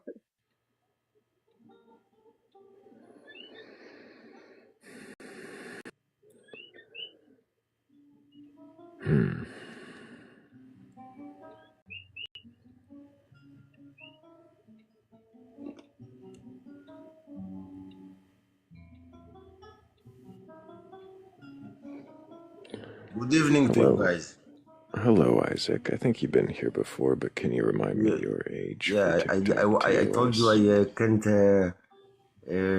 How do you say it? Question my beliefs, and you tell me that I'm not qualified to discuss with you I don't because I think I cannot said question my beliefs. qualified. I don't think I said you weren't You didn't qualified. say this, but I understand. But yes, I see. So why can't you question your beliefs, Isaac? Because I questioned them like in endless times, and I got the proofs that I cannot question anymore. But if you What does it mean to maybe question open your my mind to beliefs? another What does it view, mean maybe to... we can. Yeah, what What? does it Yes, mean to question your beliefs? I question. You know, I tried. I experienced. I don't know. I tried to find another way. I used to be Buddhist. I used to be Christianity. I tried what do you say, Islam. I tried every belief. I studied, but I found in everything I found a little bit of truth. But there is a infinite truth. You know, that God is reviving all of us each and every second. He gives us life, and He's controlling the creation like even more than we control our body. He controls the creation. You know, like it's easier for him to give us the salvation for all the world. Like it's more easier for him than for us to just lift a finger. It sounds like an assumption. Why do you make that assumption? Yeah, it's for you. It sounds like an assumption, but for me, it's a proof. Okay, You say it's proof. You say because he's this powerful, he can do this. It's like That's if you go to a why scientist. you assume that there's Yes. something this powerful that exists, that is intentions for you. Like Einstein, he saw atom, right? He proved that there's atom, and he learned. Well, you know, just believe him because he was This smart is an and he analogy. knows what. You're making an analogy, and you're trying to say that because God we have is to like use. an atom, and No, you feel I'm like just there's saying. a God, and Like he's got his proofs do for you atoms, think? but we don't know what Einstein knows, right? We don't. Okay, we'll just to clarify. I don't think it was Einstein with the atom, but I get your analogy, and I don't think that it applies, Isaac. Let's back up to the first question that I ask people when they can question their beliefs, which is, do you believe in a God or God's higher power? We already know you do, so what is that God, and what is the name of the faith that you derive it from? Okay, I come from the Jewish beliefs, you know, from the Bible, the Old Testimony, and this is where I come from. I'm the descendants of Abraham, Isaac, and Jacob, and all the tribes. We're the true descendants. Yes, we brought the belief to all the world. We brought them the light. Well, I see. we still do. So, sure. So, Isaac, you're Jewish. You believe in Adonai. Is that? Yes, Adonai. Okay. It's nice to hear it from you. It's to say Adonai. It's making me excitement a little bit, but I'm trying to be respectful, but I got a little tear in my eye, but never mind. Okay. Keep going. So you believe in this deity, and you believe all of the Hebrew Bible to be true and literal. Yeah. Right. We've been over that. We talked about Genesis. We talked about that before. And how you don't question any of that to be true. I used to question, but now I'm not. But maybe you can show me, I don't know, a question. I don't know, something. Maybe we can figure it out together. Go ahead, Hel. I mean, what do you mean by you used to question? What kind of question did you ask in the past? I go. I try all the, like I said, I studied all the nations' beliefs and my own beliefs. And you know, whoever something in the Torah, when God come to Israel and tell them, "Do you want the Torah?" They say to him, "Yes, we want them. Don't tell us what it is. We will do, and then you tell us." It's Naseh v'nishma in Hebrew. With his true power, but your first exam is to put your faith in him, you know, like completely, and then he showed you a proof to what you why he's here, but he will not show you before you show him. It's like a test that you need to throw you everything to him, and then he showed you I'm all sorry the to ways. interrupt you. Did you understand what was my question? What was your question? My question is, like you said, you used to question. What kind of question you asked in the past? Yeah, I answered it. If you listen what I said, I said first you need to believe. And when you truly believe, he gives you the truth. But before you do that, he say, no. You should put your trust in me. This world. This world is the world of lie, we call it. The world of lies. There is the afterlife. This is the world of truth. In this world, it's in Hebrew it says olam. Olam, it's like invisible. The name olam, it's in the words invisible, like what's hiding from us. And reality in Israel is mitziut. It's like find something. Reality, we need to find God. You need to find in this world is a mystery, and the reality is to find the mystery. But in Hebrew, everything makes sense. Not in any other language, it will not make sense, because Hebrew it was the language the creation was created. Like Adam. I'm sorry to interrupt you. You know why I'm Adam sorry. named Stop for a Adam? moment, Please. Isaac. Isaac, stop for a moment. Yeah. It's Okay. turning into a sermon. Go ahead, Hel. Yeah, exactly. Like, I don't know how my question the question that I asked, this is the answer I got. But okay, I have another question for you. When you said that you used to question, but then at the same time, you say that you need to believe in God and then He will show you His proof. Like, you need to believe before the proof. What do you mean? Like, in that point, how would you question if you need to believe first? Believe it's in also. I will come back into the Hebrew language because it's everything is How would inside. I question if I'm Yeah, but believing you need first? to. If you will not, I'm trying to answer. You know, there's questions that you cannot answer in 2 letters. You just need a few sentences, okay? Like believe in Hebrew, it's ma'amin. What it's ma'amin? Believe. It's putting trust. It's the root of the name. Belief in Hebrew is trust. So if people think that knowing God is believing in God, it's not the same thing. Knowing that there is a God, everybody can know that there is a God. But believe in Him, it's like putting trust in Him, knowing that He's doing all for us, all for the good, all for the best. And even if it looks very harsh, world, you can see things horrible, you know, like murdering kids or raping and stuff that makes your mind go blowing. But then you understand, when you understand Him, Isaac, you're going to have to request backup, but you said a series of words that's just... I'd rather just not even get the flag so we can have the conversation.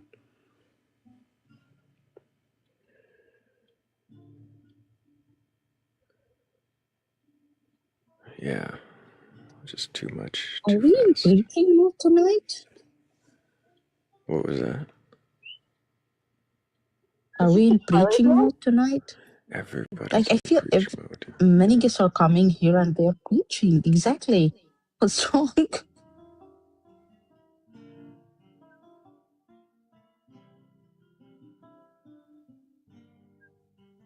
And it's not even like coherent preaching.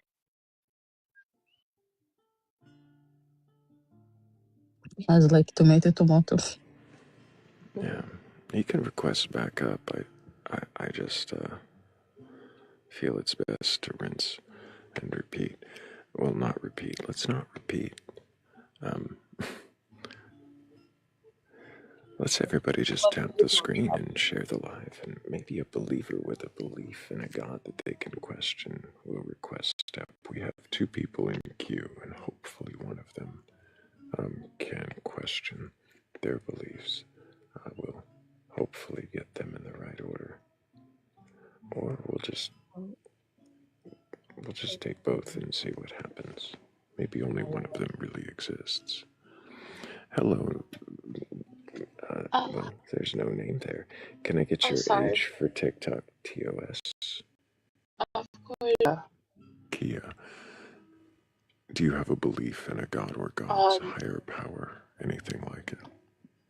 I grew up like my whole family is predominantly Muslim, and I always questioned my belief ever since I was young because I was always around like different diversities, different religions, and I always questioned why we only believed our religion was the best and not everyone else just being genuine human. I had queer friends everywhere surrounding me, and I always questioned why I couldn't never just believe in them or support them. So as I grew up, I kind of distanced myself from my religion, and I believe that every religion has a truth to it, but not the full truth. I do believe some of the books are man-made to fit other people's beliefs and what they think of what the world should be. So I don't have, um, but that's just my general thing. I don't know, but I don't fit myself. I don't put myself in the religion. I just believing, just being a genuine human in the world, To and that's it. clarify, Kia, really quick, I'm going to have a question, but I got to thank Okay. Shell for the shiny air balloon. That was awesome. Um, but do you, Kia, currently now believe that there is a God or something like it? Yes, I do think there's probably is, but I don't think there's just one. I think there's probably more that You we think there's probably more don't. than one? Yes. What, what is it that's like a God that you think is there? Um, I'm sometimes in tune with others like spiritual, like tarot reading and other stuff like other deities.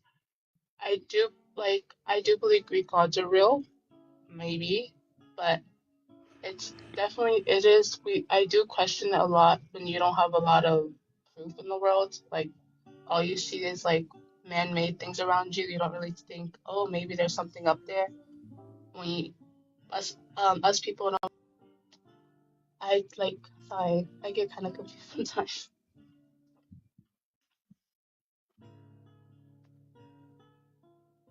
But yeah, that's all.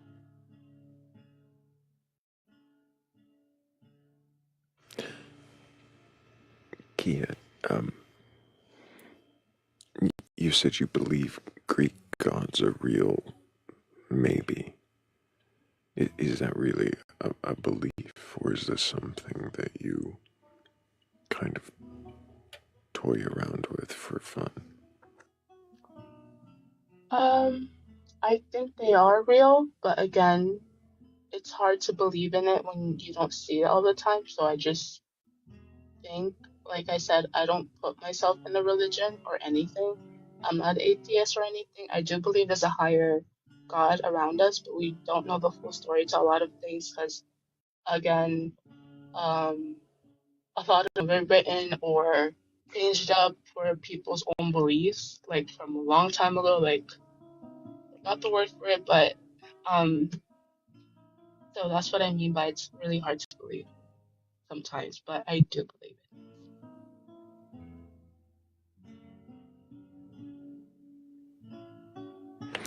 You do believe there's something higher around us, godlike. Why? Because there's so many unexpected things that happen in this world that none of us could really explain. Um, but like again, I don't believe there's just one. I think there's multiple. Like I tell my friends sometimes, I don't think God is just outside of us. Maybe sometimes He's inside of us or like apart from, like within us, and not just a man, like a someone in the sky watching us. Mm.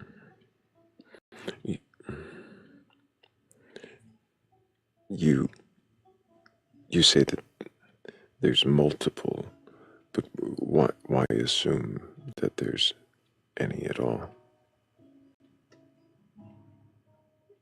Because again, we can think we came from evolution only. Um, we exist in the world. That's my literally only proof is somehow we humans exist, and we're the only ones that do apparently, except from other planets.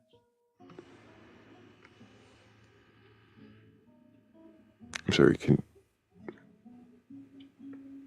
Are you saying that we're the only life forms? I'm so confused. We're the only what that exists?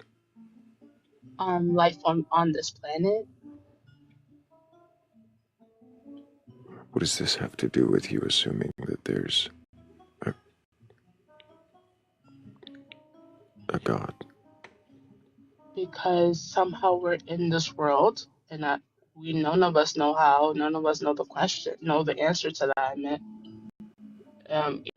most people think evolution, most people think spiritual, but I think it is something.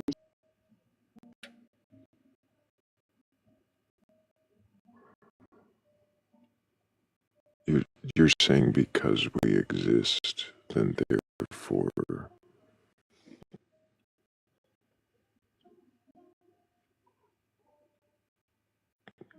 why are you making this assumption? Because again, I don't think we came from evolution, because that still doesn't make any sense. So there is probably something spiritual. I don't know fully to it, but I'm just a thought.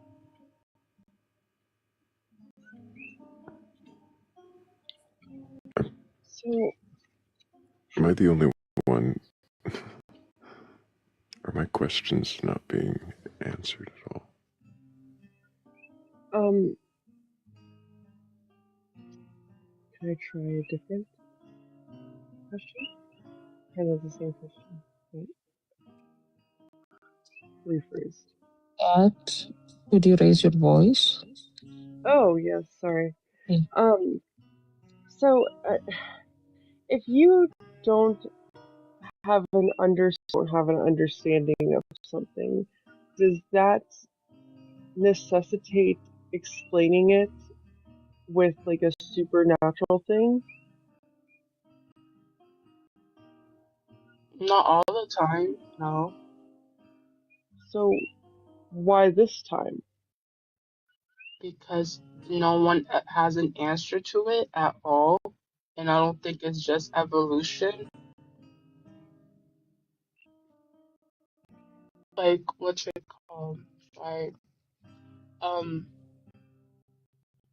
I don't think it's just evolution because it doesn't make sense to me that it's just evolution. I don't think we came from apes or monkeys.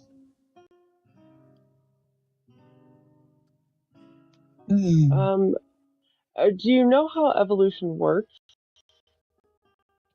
Yes. So we actually, um, um, and then eventually millions and millions and millions of years later, humans started to evolve from apes. But like, uh, the point I'm getting at here is just because we don't have all the answers yet doesn't mean that there isn't an answer that isn't God, or that we won't eventually have the answers. Like we had no idea what quantum physics was, and now we do. And 100 years isn't that long of a time span. So in another 100 years, maybe we will have the answer.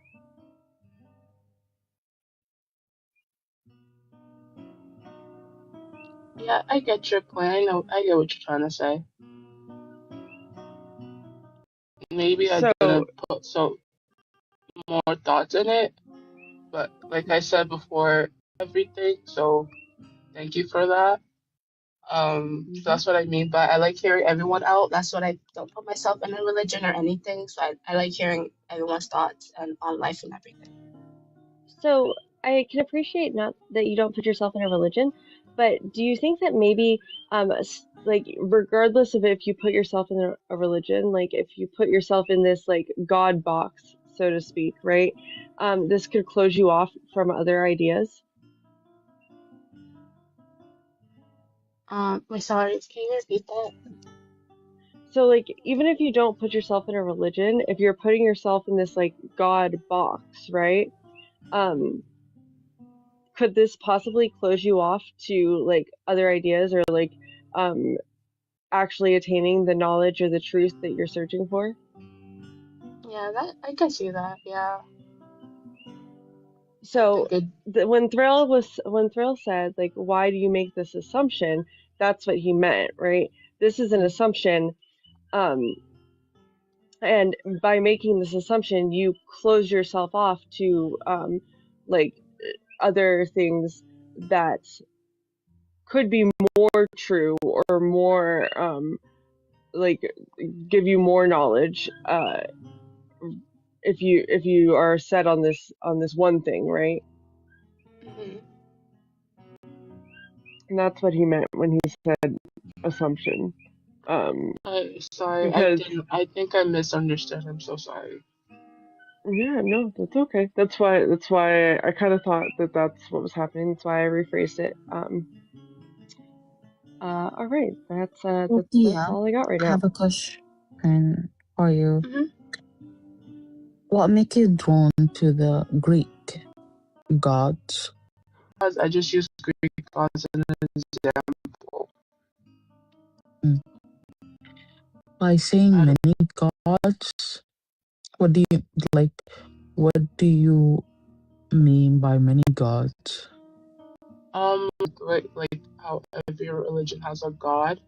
I think most of those gods might be real. But I don't know. But like I said before, I don't know what my beliefs are really. Again, I just try to get pieces from everyone's point and just try to see it as that.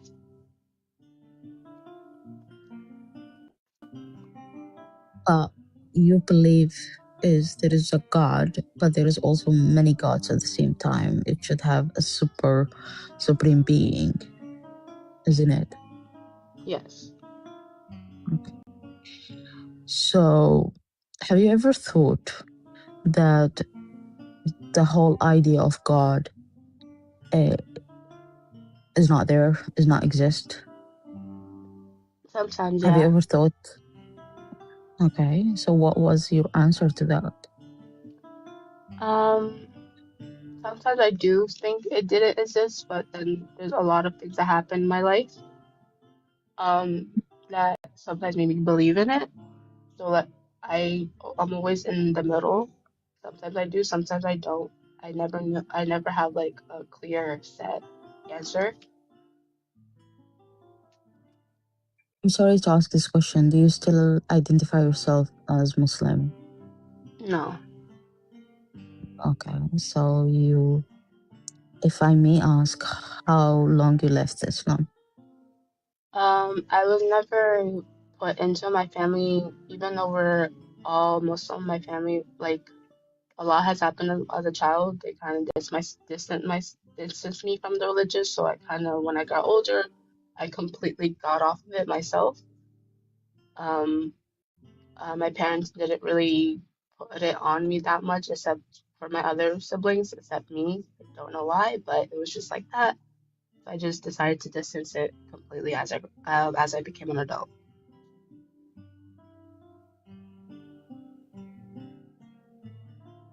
Okay, I think I have no question to ask. Okay, yeah, stay safe, love, and you are incredibly brave. Thank you. Have a great day, everyone. Oh, well, No, I think appreciate Bob has a question. you. Yeah, I think Bats had a question, unless you had to go somewhere. Hello, Yes, I did have a Bats. question, but it's okay.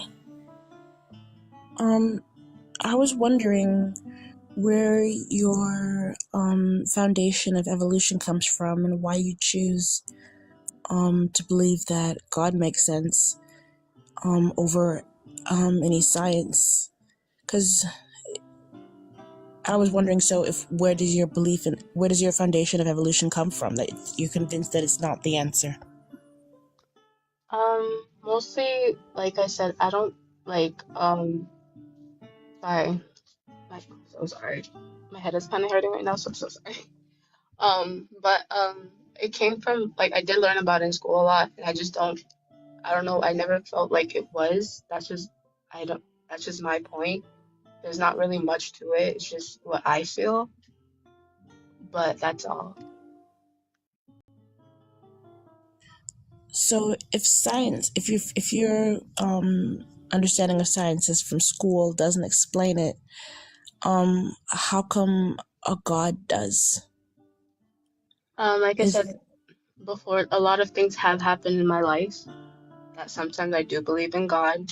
Like a lot of so many crazy things. I don't want to go in depth of it. And that's why I believe in higher power, because there's a lot of unexplainable things that happen to me.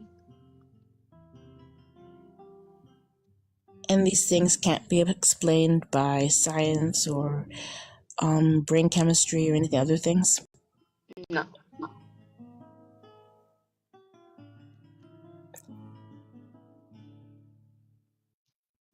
Do you think you gave science a chance, or do you think you've dismissed it? I gave science a chance,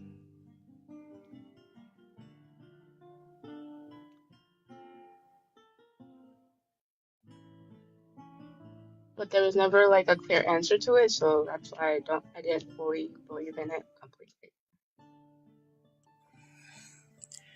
I think a lot of people think that science has to have all the answers right away when it's a process and not an answering.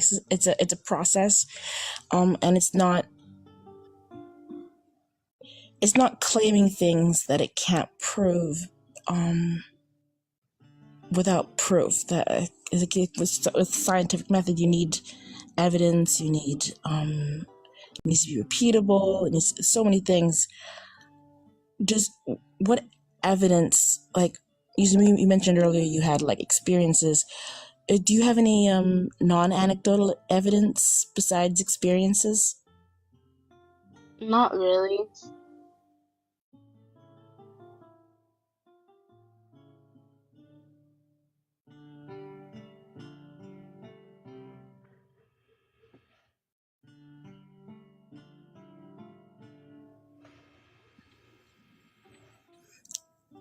I think I'm good with questions, Thrayle.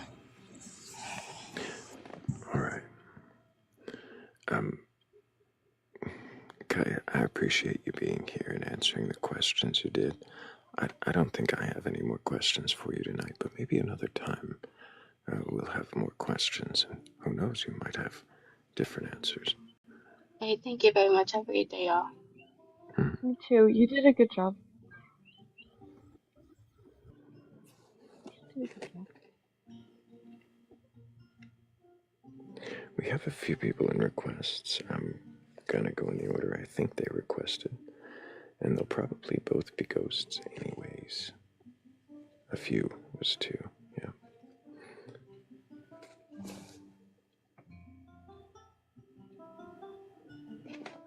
Both sides, eh? Come back now, you hear?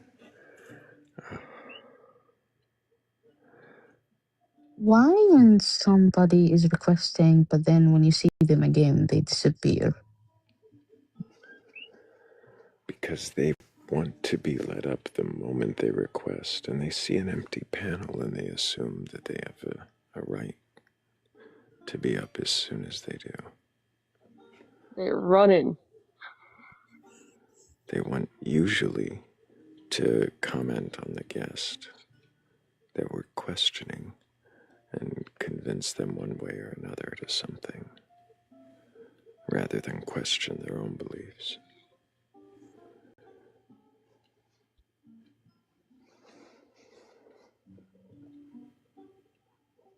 So when the guest is gone, the requester's gone too. You know, there's a couple of Christian who keep sending me message every single day about the Christianity. Really, I used to get that. I still do from time to time get somebody sending me a long AI form argument or just plead a sermon or something like that, trying to get me to convert or consider. I get those sometimes too. Yeah, I'll get people like, please, your soul is at risk. You must change and like repent of your ways. And I'm like, what did I do to you?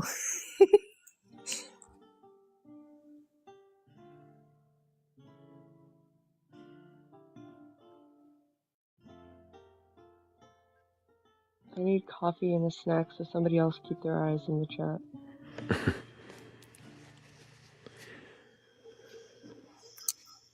It's also Lavino's fault. Savino just admitted to being AI, so there we go. It is also Lavino's fault. It's always also Lavino's fault. Savino's great.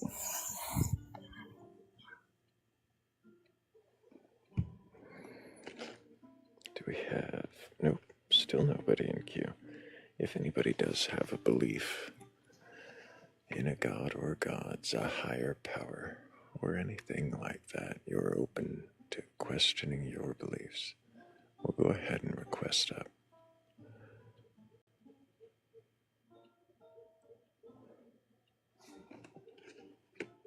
Blake, is it still going? I haven't even looked outside since it got dark. I'm watching the Wow, live stream posted, still Cat. watching. It's beautiful. The volcano is not beautiful, guys. People could be You should watch it. It's suffocated great. Hi, because Lava. She probably didn't mean to request I up. did it. No, I really did this time. Oh, I'm And so you answered so excited again. quickly Never that I mind. I'm was gonna paying shut up. attention.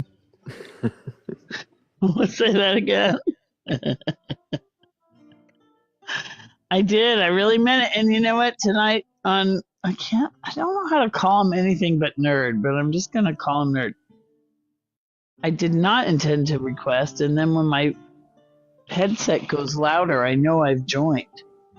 And I was across the room when it happened. So I'm like, I don't know. Maybe I hit it when I set my phone down, but I have a Nerd habit. is ice cream girl for I know. reference. I know I can't call him that, really. Kind of I do, but ugh.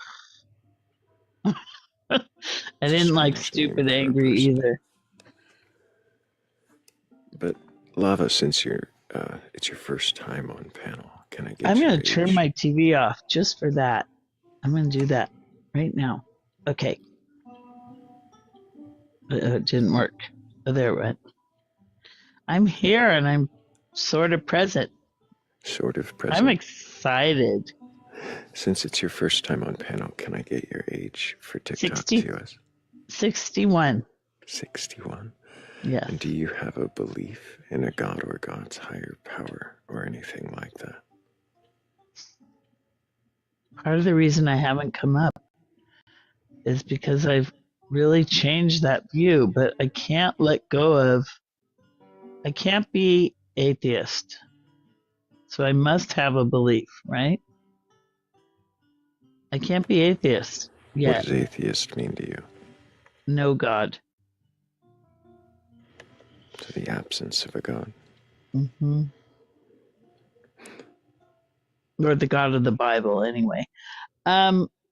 Okay, well, if were to go back a few years to where I had a definite belief and why I wanted to ever talk in public about it, I am a big reincarnation fan.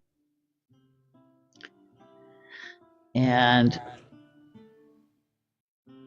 I've really learned a lot by hanging out with atheists about sort of how unrealistic some things are, but there is a little bit of me that feels like just aren't capable of comprehending yet.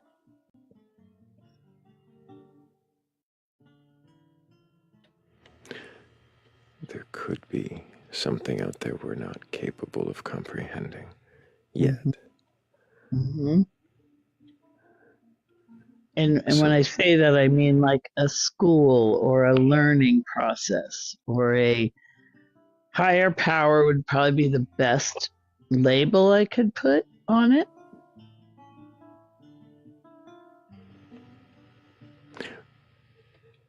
Why would you put that label on it? Because I probably didn't know any other labels to put on it other than,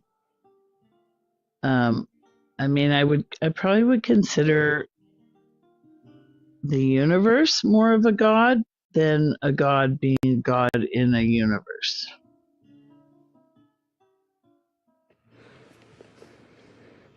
Like the universe itself is some kind of school. School. Mm-hmm. Or energies that are in the universe, maybe would be a better way. I've never really given it thought from this angle. And then I have to ask what energies are. And I might not be able to tell you, but I know the whole thing about vibration is so weird. And I know the first time I read a book called Celestine Prophecy that I actually thought I could make myself be in a vibrational state that would match trees. Wait, I've never heard this before. I know you have it because, like, there are different aspects. Like, I didn't really talk about much in the beginning. And I've done little tests with myself where, okay, if this is true, then I want to find this book immediately when I walk into this bookstore that I've never been in.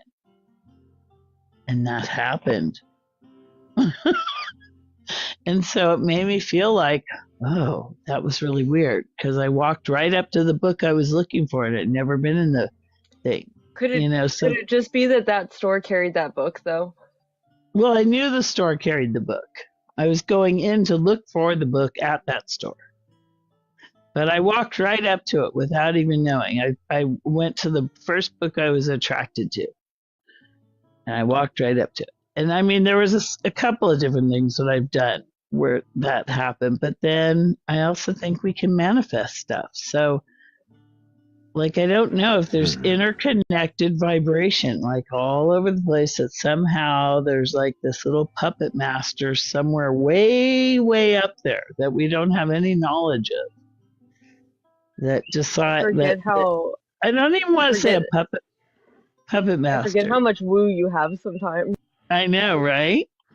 I know. Well, I don't really. I'm kind of talking in a past though. This is how I thought before I met Kat and Nerd and Gila and whoever else. And I mean, there are things that have happened to me that are woo that I can't explain. But like logically speaking, I really look at things differently now. So it's gotten me very confused. Like I can't let go. That's why I can't be atheist. I can't let go of the idea that there is some interconnected whole, like one little thread connected piece of everything coming into play. And so it comes down to I really don't know. That's really the bottom line. I like the I don't know. I know, I do too. Kind of relieves pressure. W atheist and W lava. Definitely. Do you feel like the I don't know is I mean, it does relieve pressure, but do you feel like it's a stopping point? No. I don't think so. A stopping point, like I just don't know, so I don't care. No, it's I don't know, so I can't wait to find out. Mm-hmm. To find out if the idea that there's a thread running through it all. Yeah, or and I don't know if we'll ever know. There is that sort of sense like, yeah, I have sensations about meeting people that maybe I met them before in a past life. I was very hung up on past lives for a long time. And I can't really discount them because of people I've met that I feel so in tune with. Like I've known them as a best friend forever, the minute I met them. So that's really hard for me to ignore and discount.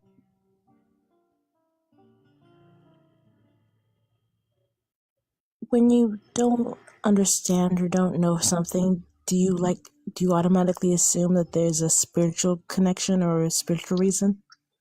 I often would go to a channeler and ask, like, why did I meet this person? Where did our paths cross? Excuse me, what is a channeler? Is it like a psychic? It's kind of like a psychic. I don't know. I mean, this was just one particular person that I worked with for a long time. And she based her, she was considered a Michael channel. Michael was an entity that she channeled. And Michael was an entity that consisted of 1,050 different souls, maybe. I'm not really sure. I can't quite remember if it was souls or if it was Deities. but it was somebody who deities, maybe who cycled off the earth. And then they became more of a teacher, and they named themselves Michael because Michael was the last person to leave the earth. I mean, this is like a specific teaching. And then I kind of moved on to Abraham Hicks, which was like the law of attraction, hence my name. And that felt better to me. I mean, Michael was more like a horoscope, the Michael group, it was called, or Michael teachings. And they're like, you can look them up and you'll find people that still do it. It seemed more rudimentary to me, to introducing me to the whole idea, because I was in my 20s then when I first learned about that teaching. But when I learned about Abraham Hicks, I got far more interested in their process. And I still really like a lot of the things they say. I did get a little confused when I learned, when I kind of started looking at the science end of it, which my father was very science minded and he was agnostic. And so I was raised Catholic and agnostic.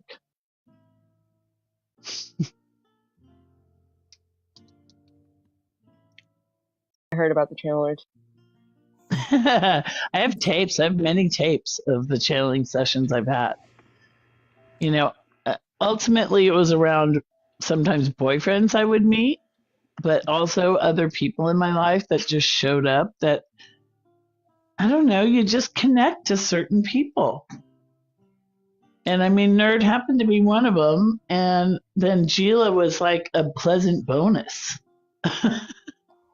if that makes sense.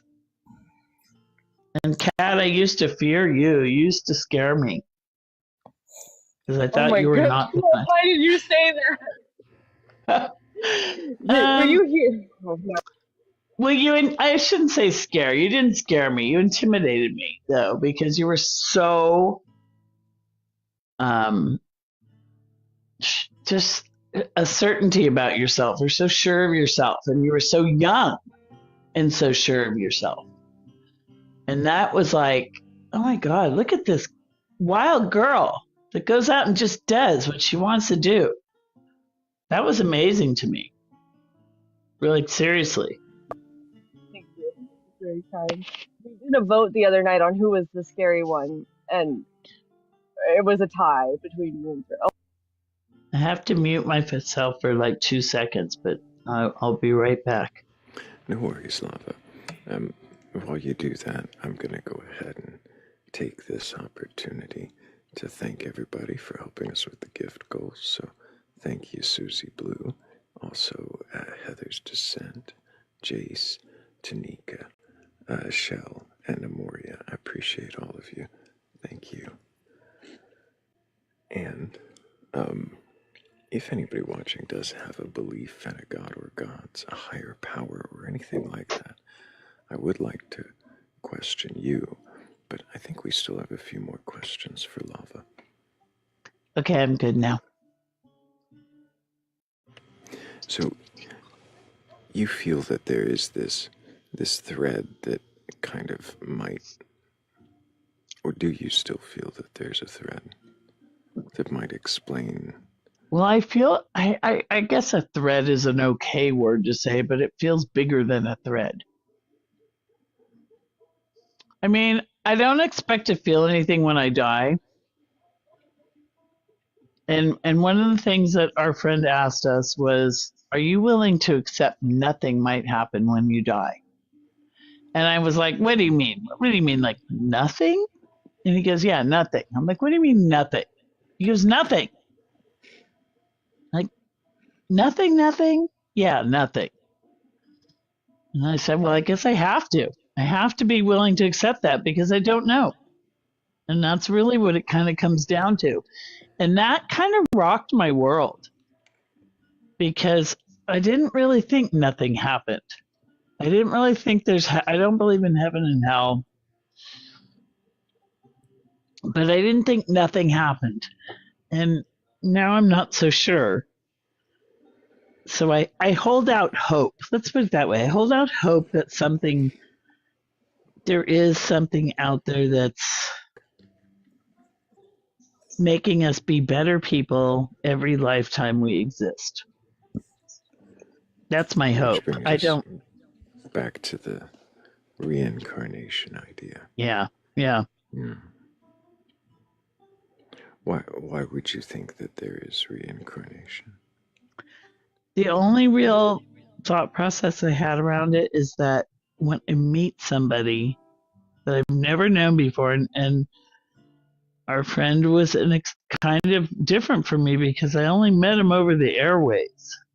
But I just remember the first time I heard him talk and some of the things he was saying, I just was like, oh my God, I feel like we've been separated at birth.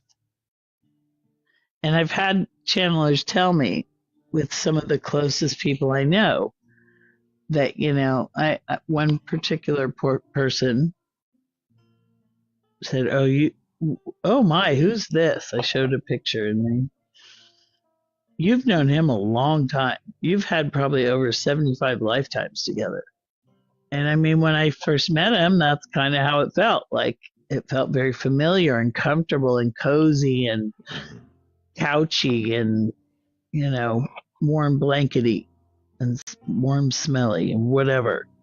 It just felt like a real relaxed place the very first time I meet this person or second or whatever.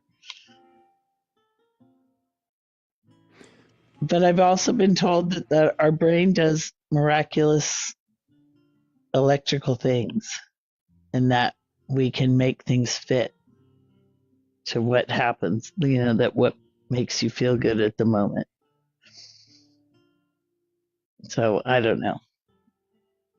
I wouldn't doubt it in some ways, but I don't have any way to prove it other than it's usually a reciprocal relationship of, there's not necessarily, can't really make it something specific. It's just a very comfortable feel.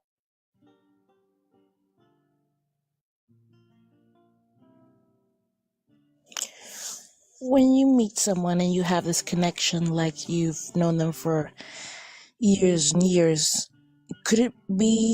is it possible that it could just be a connection that your personalities get along very well? Or do you think it's proof? I don't think it's a personality thing. I don't think that. It feels different than that. I know, although I have to kind of stop and think about what would a personality thing look like or feel like. I guess it could be that. I guess I'm not willing to rule anything out. So again, it goes back to I'm not really sure. I just had never really had anybody explain to me about sort of some of the way that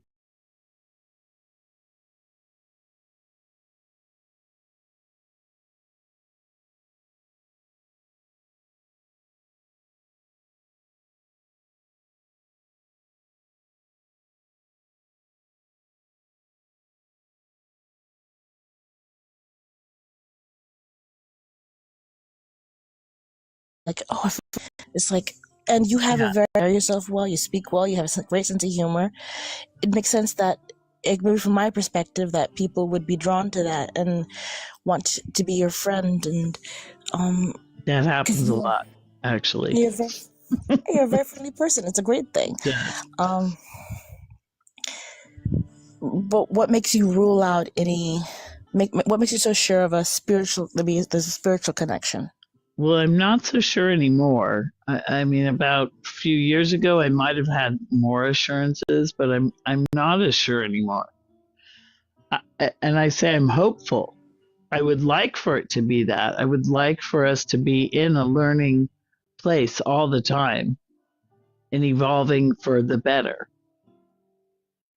I don't know that I can make a claim on that.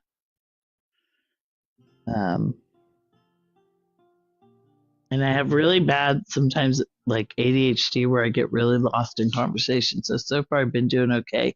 But something you said to me made me think of something else, and now I can't think of what it was.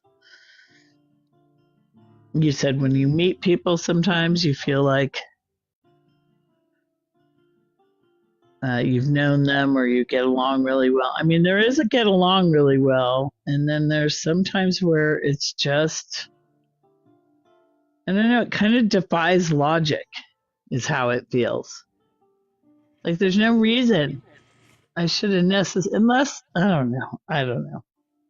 Say there's no reason I should have connected so strongly with someone over the airwaves as opposed to meeting them in person. All of my situations have been in person. When I met our friend, is it so unlikely that your personalities would be similar to? I mean, and yeah, I think there are some similarities. Well, and I've analyzed this a lot too, because I think about what it is he represented when I met him, and I've lost a couple of good people in my life that were very comfortable and very just a strong a safe space and I think that in some way, I don't know why he would represent that, but for some reason that was the feeling of like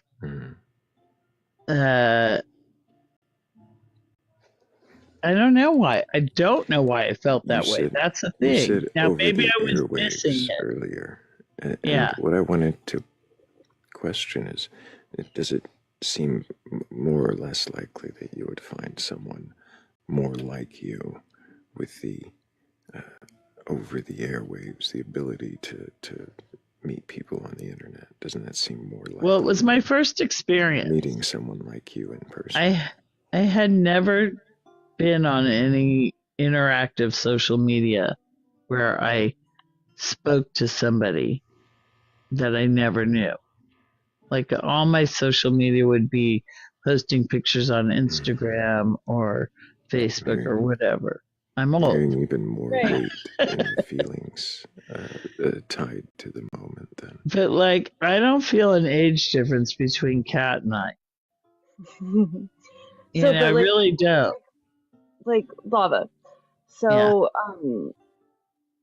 what Thrayle's trying to say is like stereo opened up like a whole group of people that you would have never had access to. Right. And so like could it not be more likely that when you expand the access to people, that you might meet somebody that you connect like this with? Definitely. It could be that. Well, that's so what made it. Was that's like what made it more internet... exciting, though. That's what made it more exciting is that I wasn't having FaceTime with people. I was having face-to-face contact. Maybe some of, I mean, there were some similarities between he and I, and I've always felt like I always felt kind of a little out of the box, a little round peg in a square hole, or a square hole in a round peg. Like my dad was like that, and my father is one of the people that is gone and missing, and he was very smart and he was very scientific and he was agnostic. He wouldn't, I don't think he ever said atheist. I think he was agnostic. And so I could see where, like, he could represent some of that personality type. But I also think really, you like. you know what else? Wait. So I think you you kind of questioned it, like. Okay, how about this? I think that you want to believe that there is this supernatural thing at play because it um it allows you to believe or to hope that like the reincarnation thing or something like it might be the thing that happens. Am I on track? Kind of, yeah, because I mean, let's So put it like, this way. hold on. Prior to stereo, I didn't question it. Now I question it. Does that make sense? Is it because of us? Is it because you Yeah, listened to us for the past 4 years? yeah, So yeah, big time. is the um so is okay, I think what I'm hearing is uh the idea of this supernatural thing at play allows for the belief that like there will be something after we die. So if like you can I don't attribute think I'm gonna things. remember it though. So that part Right, kind of snags me. I feel right, like but like it's more of like a well you're growth here. thing. So well you're here though. If you can attribute things to this supernatural force, then it makes it more likely that there is something that will happen after we die. Yeah, maybe, yeah. Yeah, Yeah, think about that one. if I can find validity in a supernatural force. I don't think I'm bothered by if something happens after I go though. Because like I know I've heard nerds say that he's afraid of dying, and I don't share that. I Yeah, mean, because you think you're gonna be I'm probably reincarnated. well, I'm probably more afraid of living than I am afraid of dying. But I and when he did say that to me about are you willing to accept that nothing might happen, I was like, oh my god, I need to start doing stuff because this is silly. I keep thinking everything's going to be in my next life, or I really like music because I was a musician before, or maybe in my next life I'm going to be a scientist or something or whatever. But when he said that nothing might happen, it made me go, fuck, what if nothing happens? Now what am I going to do? Now I feel like I've just wasted 60 years. Which, not really. I don't really feel that way because I like my life, more or less.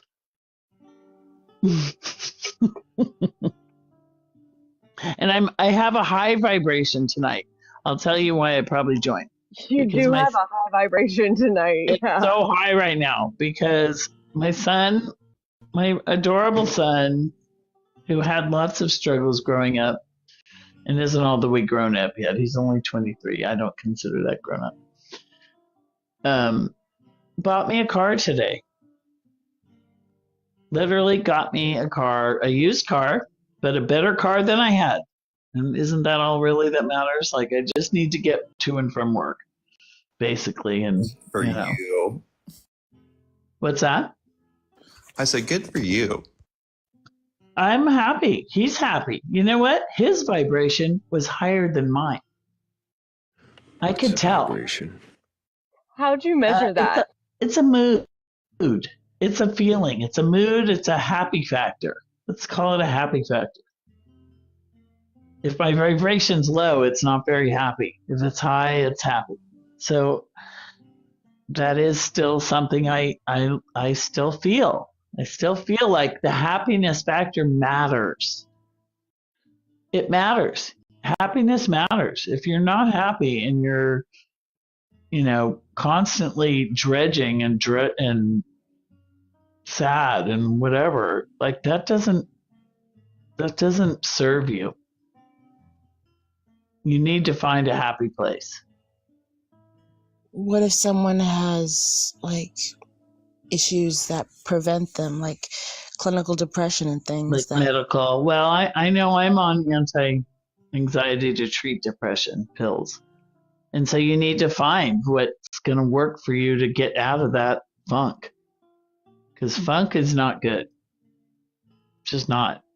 And I have it. I still have it. I'm on medication, but I still have it from time to time. And I do. That is another law of attraction thing. That's the Abraham Hicks stuff.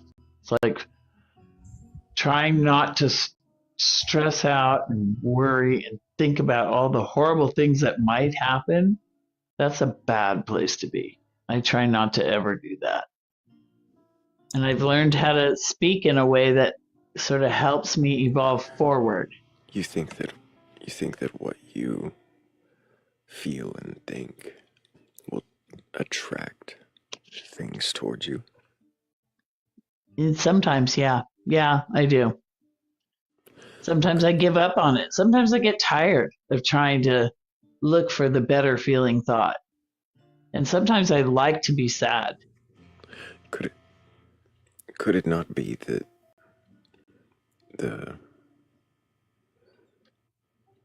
the idea of your mind attracting things is more you focusing on those things and recognizing patterns about them? Wouldn't I'm not quite sure I understand that, but I do think I understand it. And one of isn't the it? things I do is called segment intending. And if there's something that's stressing me out, like an interaction I'm going to have with another person, and I don't want to have it, I try to think about how I'd like it to go and what I'd like to see happen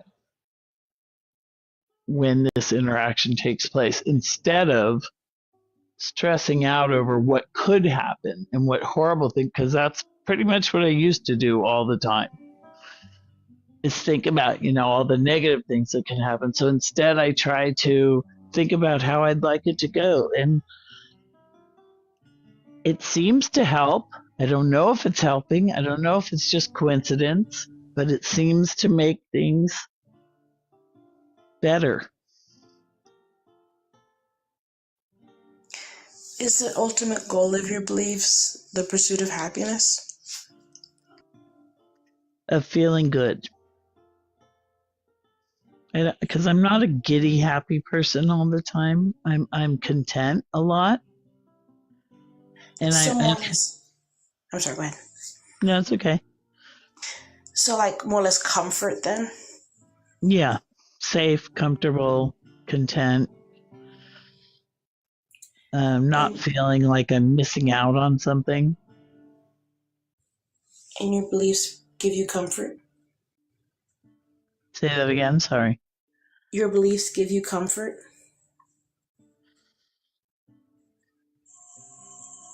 Would you say that your beliefs give you comfort? Yeah, no, I'm processing what you're saying. Or what were you going to say? I don't know if they're beliefs. I mean, I suppose they are. It goes back to the wanting again. You want it to be true. You want I want it there to be true. I want that to be the fact. Yeah. I don't necessarily. You I want mean, the there's a little bonds bit with of the me that people in your lives, the people in your life. You want those bonds to mean more than what it just feels like it means to you and them.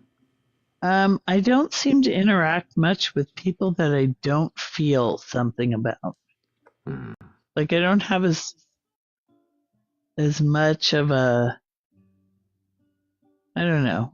I guess there's some people that you kind of meet and they just sort of pass through your life and you don't pay much attention to them. But the ones that stand out, I want to pay attention to.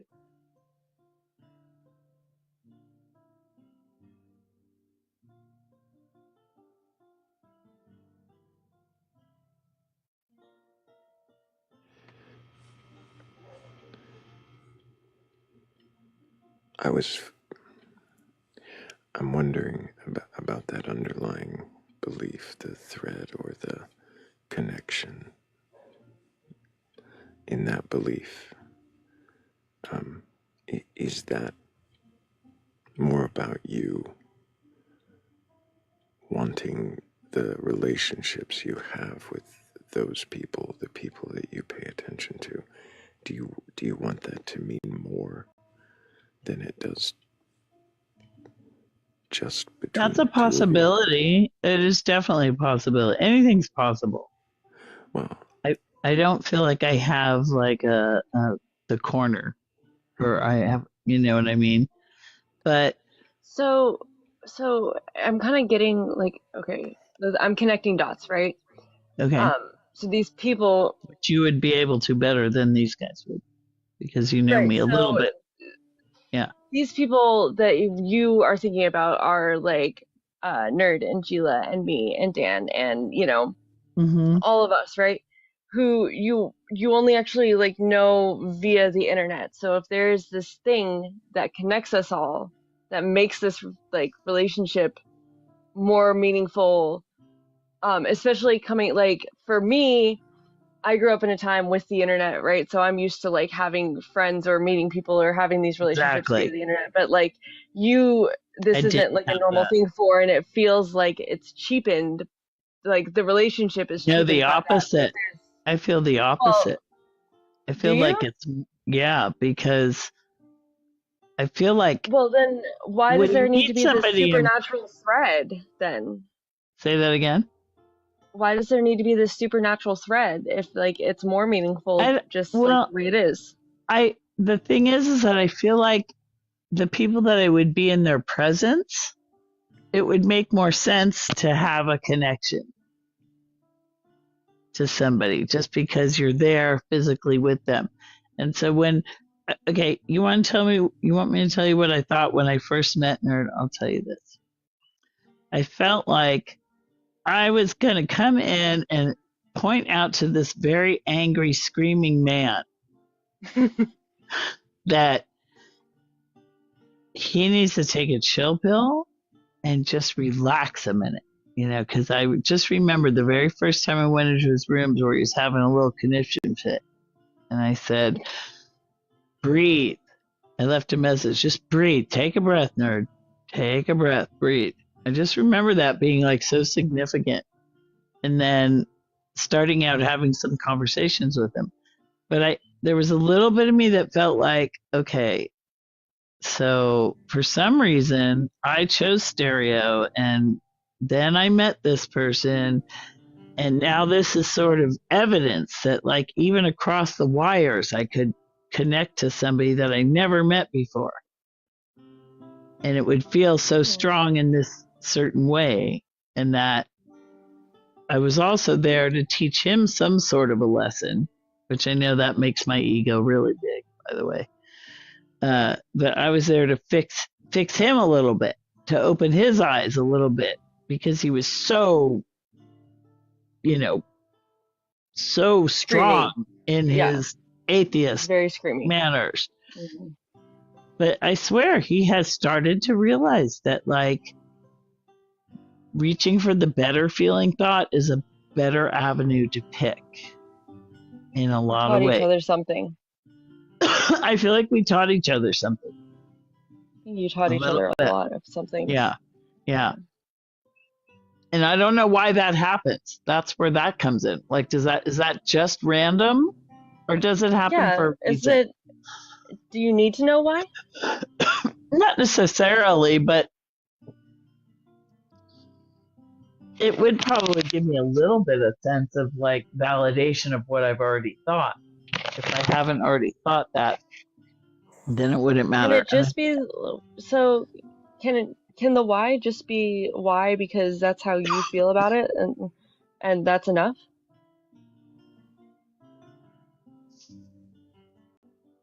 Say that again, and I have to mute for a second because I think I'm going to start coughing. Mm-hmm. Can the why, oh, yeah, here, if you're gonna cough, then you're not gonna hear me. But, can the why just be like why just be what you think the reason is, and that be enough? Like, do you have to have this like external supernatural validation, or just like if you think that you guys have this relationship to teach each other something, which I think is pretty valid, like does it have to be anything other than that? Does there have to be this like third thing, like we add in this other thing that like we don't need? Well, I think at one Because point I thought it did need to be, but then I met him and went, oh, maybe it doesn't need to be that, because maybe nothing. and That rocked my world when he said that. I was like, I mean, because it wasn't the heaven and hell thing. That just seems ridiculous to me. So many things about religion seem ridiculous to me. And the fact that people just buy into it is just weird. But they do, and it serves a purpose. And in my Michael teaching group, they talked about that. They talked okay, about, but you bought into that. but I bought into it. Yeah. So Yeah. that's just as ridiculous. No, well, I guess it is. Maybe I've never thought about it that way. They explained, like, the Michael group was explained, like, basically there were infant souls, baby souls, young souls, mature souls, old Okay, souls. And so, let's like, be objective here. to understand where religion is important. For baby souls and infant souls, religion is important. That was kind of what they taught, because it was a very rudimentary. It was meant for like places where villages were, and you know, people that weren't as evolved maybe, or had. What does that mean? Well, I mean, they talk about you reincarnating, and so you start out as an infant soul, and like for basic infant Okay, baby hold steps, on. Wait, need let's not go all through all the steps of this, but let's acknowledge that this is just as ridiculous as organized religion. It's just as okay. I see what you're saying. Yes. There we it go. felt okay. So it felt better to me than an That's overpowering. valid. That's fair. Yes, it felt You better. can. It That's felt fair. better. That's always what it's about. What feels better? And so to There me, you that go. made more sense. That like maybe we are evolving in this, school-like place to eventually This get one, to, like, where are we supposed to get to? That's what I always think about too. It's like I think we're supposed to get to being more intuitive species and not necessarily verbal. Why supposed to? I don't know if that was a good choice of words, but I guess because if you are evolving, eventually you're going to get to a different place than where you are. Mm. Do you think that a belief system that starts categorizing how evolved people's souls are could devolve into a very problematic hierarchy? I need you to say that one more time with a little bit more explanation. Yeah. Do you think that a system where you are like classifying how evolved people's souls are, like you're saying, like their baby souls or their old souls or things like that, while at first could seem heartwarming, could be highly problematic in the kind of like superiority structures it sets up? I'm going to try to answer that. I kind of see what you're saying, but I also think that is one aspect of what one individual preached or taught or whatever, and that there may be others, that other like systems in place.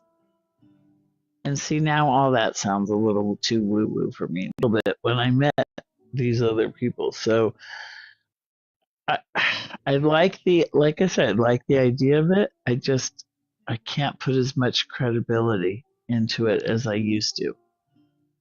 And so I'm not really sure. I feel like I moved on from that teaching to a different teaching, which just sort of felt better.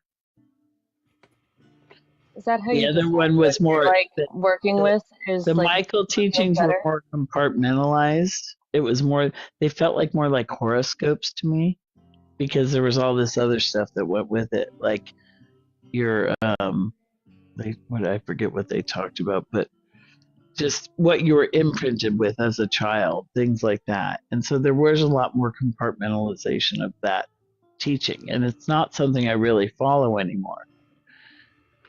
I And think like, Kat, I think Kat had a different question. okay, say that again, Kat. I think I know the answer to it because I think we've already talked about it. But it's like just like whatever when you find that something doesn't make sense or doesn't work for you anymore, um, you then shift onto something that feels better or feels more right or makes more sense, right? It's like Yeah, completely emotionally driven. yeah, kind of. Yeah. I mean, like the Abraham Hicks to me feels better. But the lack of like thinking that there's really nothing out there, it doesn't feel as good. It really It doesn't. doesn't feel as good to most people. It feels a little cut off or something. But I can't discount it. I can't say that that's not a thing because it could very well be a thing and we could just be all really wanting warm and fuzzy. Do beliefs have to be true for them to be meaningful? Hmm. Call that the cat special. I know. I'm thinking about. I've heard you say that too before, but I think for individuals, I think it's an individual thing. I do think like beliefs have to be real. Did you Yeah, say to be meaningful? I also one of Kat's questions that I love is like, in my phrasing of it, I guess, do beliefs have to be true for them to be meaningful? This is a more inclusive question. Yeah. Well, what might be true, like it might not be true to me, but it might be true to them. Does that mean it's just true to them? Like it may feel very true to somebody else, and that might be enough That, for that person. For me, that, I'm more Yeah, interested that in makes it the truth. meaningful? I am kind of more interested in the truth. And that's where the hopeful comes in. I hope that there's something out there that's better, but if it's not, it's not, and there's not much I can do about that. You know, when your life ends, your life might end. So again, it brought me back to maybe I need to start doing more fun things while I'm here instead of thinking I'm going to get to do them another time. yeah. One thing I did love about exploring the spiritual aspect of things is that oftentimes people in spiritual communities will have to remind us that actions are almost are just as important, if not more important, than intent. And if your beliefs don't cause actions, then there's a problem with your belief.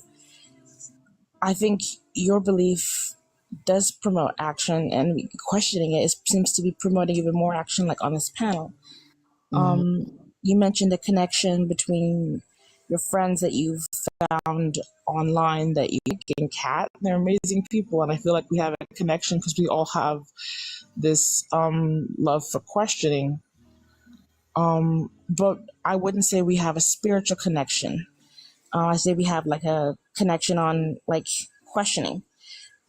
How is that different from your connection with other people? Because I wouldn't say there's a spiritual connection to anyone, to me on the panel, but So it doesn't beliefs. feel spiritual to you. I don't know if I would say it would feel spiritual either. I don't know if I would say that. I, I And it has happened in real life to me. I'm not saying that was the only time. I don't know if that was something that you thought, but No, you seem like you felt more of a connection, or you found more of a community online that you no, see. I wouldn't say Okay. that. I wouldn't Okay. say more. I've already had that experience with real people in real time. What, am I not a real person? Oh shit, that's No, not I even. mean, Oh damn, face to face, face to face, face to face. I might not be a real person though. In all fairness. Well, face to face was definitely No, what I meant. I was Or kidding, like, but it's happened in jobs, and it happens the opposite. It happens with I don't like somebody strongly.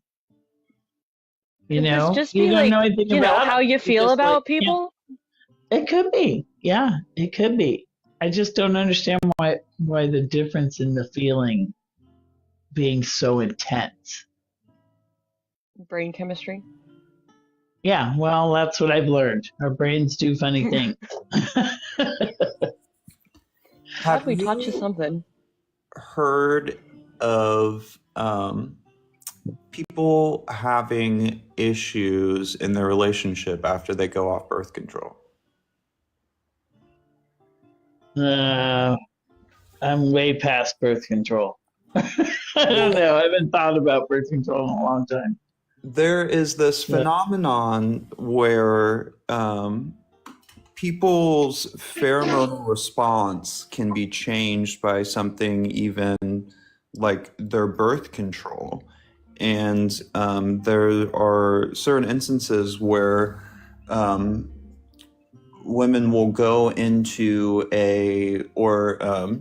anybody that is taking birth control goes into a relationship while they're on it and then get off it at some point in time and then cannot even like stand the smell of their partner all of a sudden. And so there's all of these different biological cues going on. And of course, like internet, you're not going to get the pheromones. But there are all of these different biological cues that are conscious and unconscious going on when it comes to like human interactions. And a lot of those unconscious interactions are also expressed in vocality, which is a huge part of the way that we interact in this community.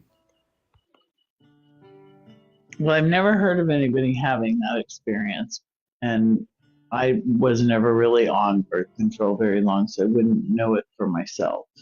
But I don't see why it's not possible.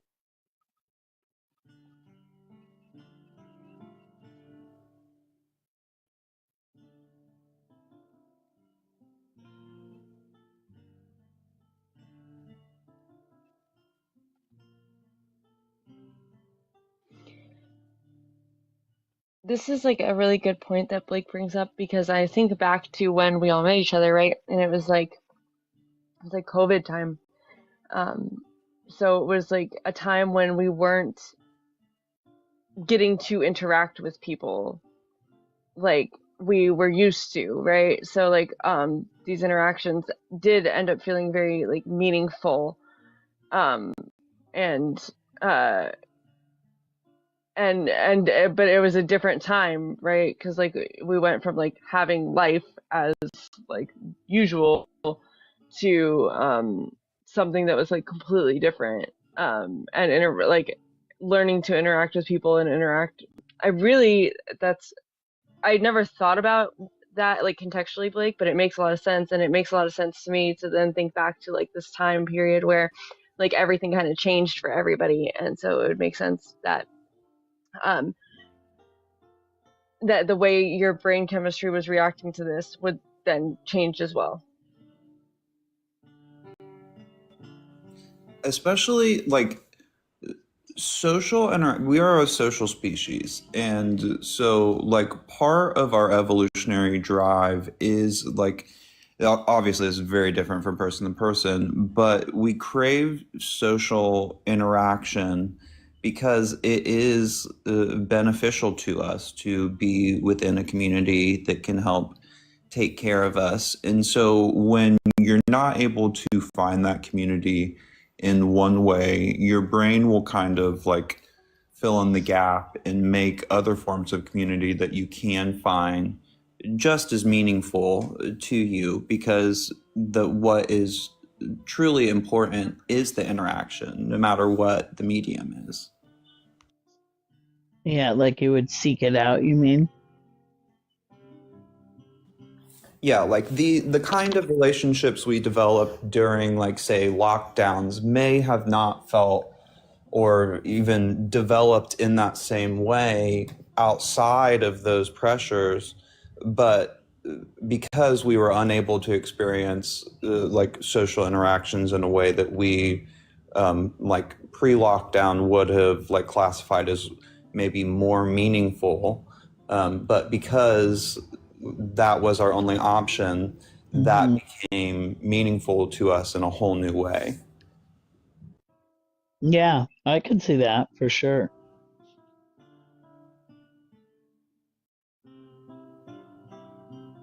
I mean, I think there were some benefits from the lockdown. I think people did slow down a little bit and, take count of what's important.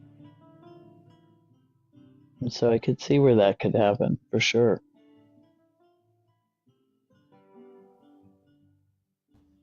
Like, who could have predicted a sourdough renaissance? What does that mean? Freak's funny. Everyone just started making sourdough. All of a sudden, No.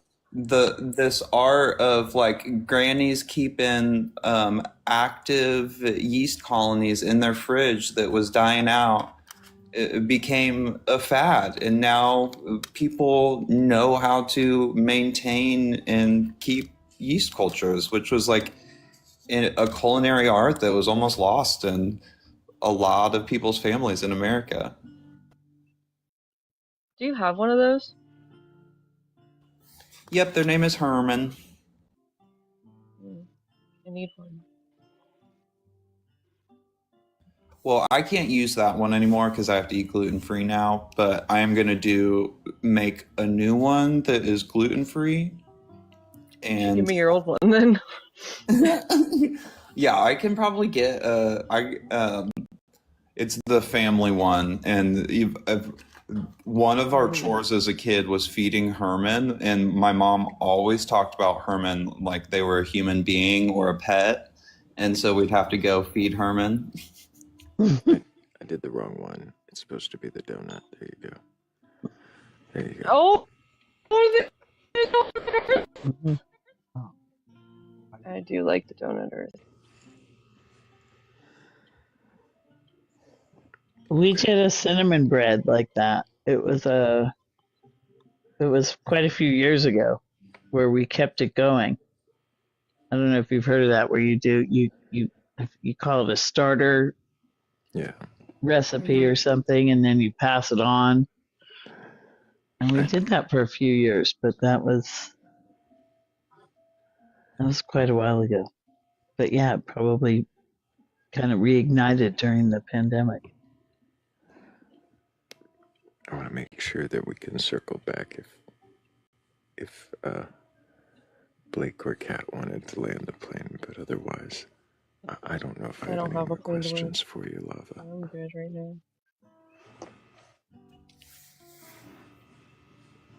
I'm glad you got brave.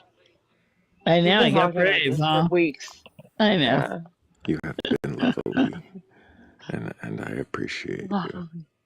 Well, I figured I shouldn't do anything unless I'm like in that space, so it just sort of happened. But I think I am going to drop down, if that's okay. I appreciate you, and maybe another time we'll have more questions, and who knows? Yeah, anytime. I like answering questions. Take care, Lava. All right. May your Herman always be fed. We'll go through the queue pretty quickly here. I have a feeling most of these are ghosts, but We'll see who's actually there. If any of them.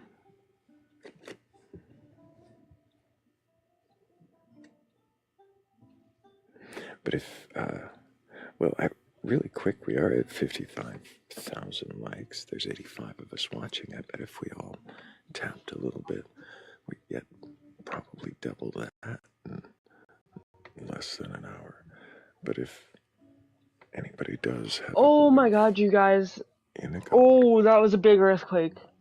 Oh, an earthquake? Oh. Yeah, like a fucking big earthquake. That's wild. Yeah, the volcano just stopped like 10, 20 minutes ago. Yeah, I've watched the volcano too. Are you okay, Kat? Yeah, but that was like, sorry, that was A scary one. I haven't like felt an earthquake like that since I've lived here. Just stay away from any windows or things on the wall because there's for the aftershock. Yeah, it may have been a chamber collapse after the lava draining back down. Yeah, sorry, Thrayle. That's all right. Sorry, don't apologize for the earth shaking. Yeah, blame God. Right.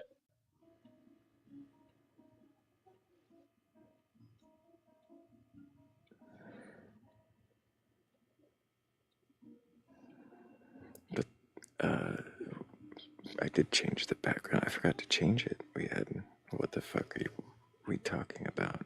As the earth was shaking, and Cat's Island is getting swallowed into the sea.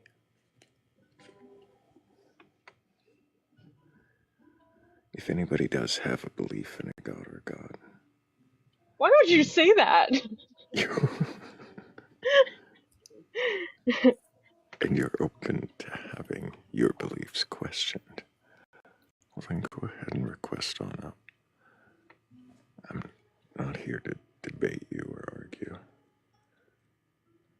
I just want to know if you can question your beliefs. Well then, what are they? Why do you have them? Hello, Trix. Can I get your age for TikTok TOS? 27.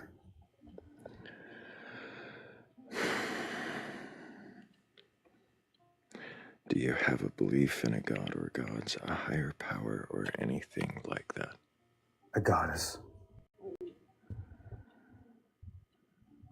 And which goddess is that, Trix? I just, a lot of alignment with, like, Hecate, but just like a goddess that overlooks everyone. A goddess that overlooks everyone. Yeah. What does that mean? Like looks at everyone, or just doesn't look at everyone, just ignores everyone? Overlooks. Kind of like a, more a sign with the moon that comes out every night, and, like, she blesses us. Is the moon visible every night? On most nights. The only time is during times whenever the sun, like, yeah, we can't see the moon, but, you know, at the full moon, she's at her best.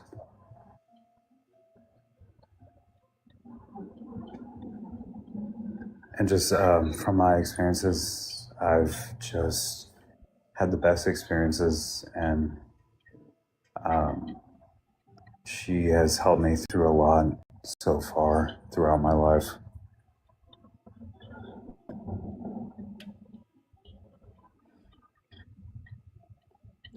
How do you know that she has helped you? I believe that as a goddess because I think that through what we've learned, there's a lot of feminine energy in the way that we're taking care of it in a more fraternal manner, that and caring than a lot of maternal energy usually gives. I don't really agree with a lot of the Judeo beliefs where it's like God is a man. that's very striking down on everyone. Like, I believe she's as caring as she possibly can be, and you put care and love into the goddess, and she tries her best and does whatever she can to make sure you're happy. Things turn out the way that they are, and you'll be good.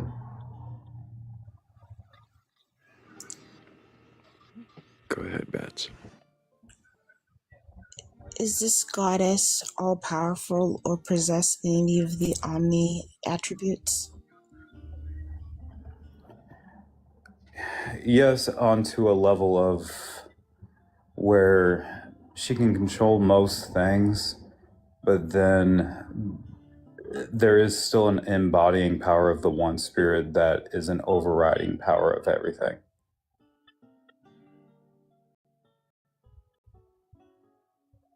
And like the one spirit is just from just American native tradition.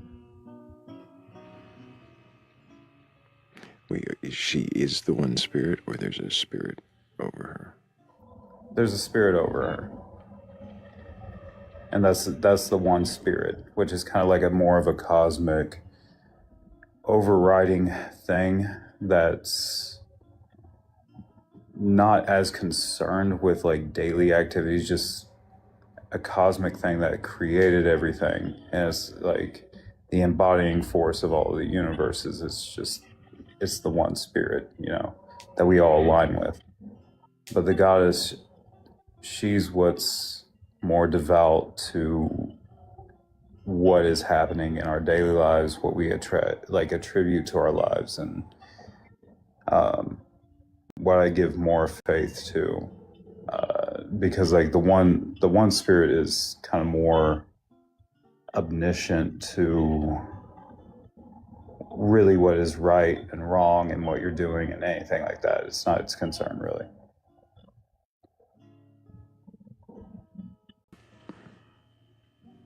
You're saying that it's not concerned with what's right and what's wrong. It just created and oversees. Does she answer to it? Not necessarily, no. It's not concerned with that either. It's just kind of like the one spirit is like, it would prefer that you go along with the nature of life where you give respect to other humans, nature, animals, things like that. But the goddess is more kind of the thing that is overlooking your aspects of life, like how you feel, everything that's emotional, everything that's psychological that's going on with you. The one spirit is more the creator of all of it and has created everything within like this world, the galaxies, the universes, everything like that, and isn't necessarily something that has to concern itself with moral judgment, as long as you're kind of doing right amongst others.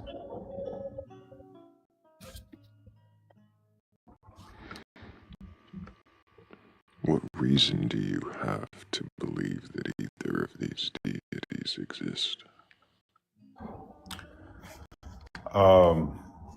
With the one spirit, it was just because of growing up in a more native household, where like those beliefs have been transitioned down through like, I have no reason to believe to denounce the one spirit. And then with the goddess, since childhood, I always had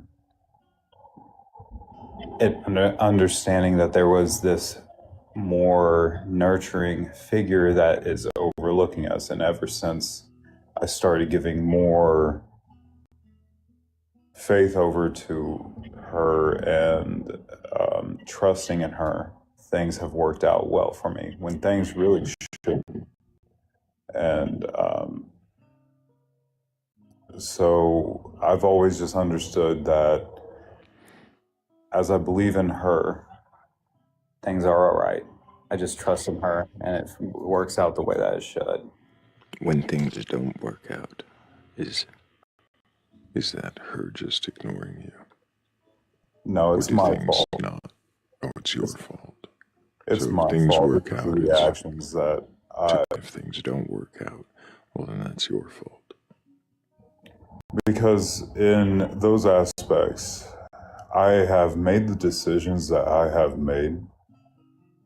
I would hope for the best because in a situation where I think I was in the right, it's okay. I want the best. It usually does. But if I was in the wrong, and as I deserve, so I can't blame her for that.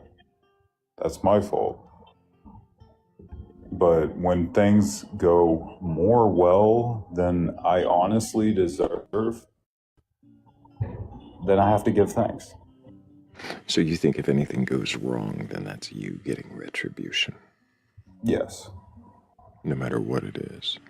Yeah, because those were my actions that caused this as a spiral.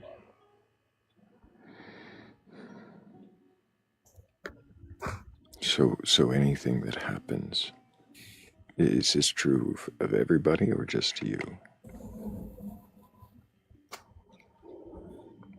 It be applied to everyone. I mean, I believe that all actions kind of have a result. Everything is predetermined into a course of Are what you all do kind of results, spiral.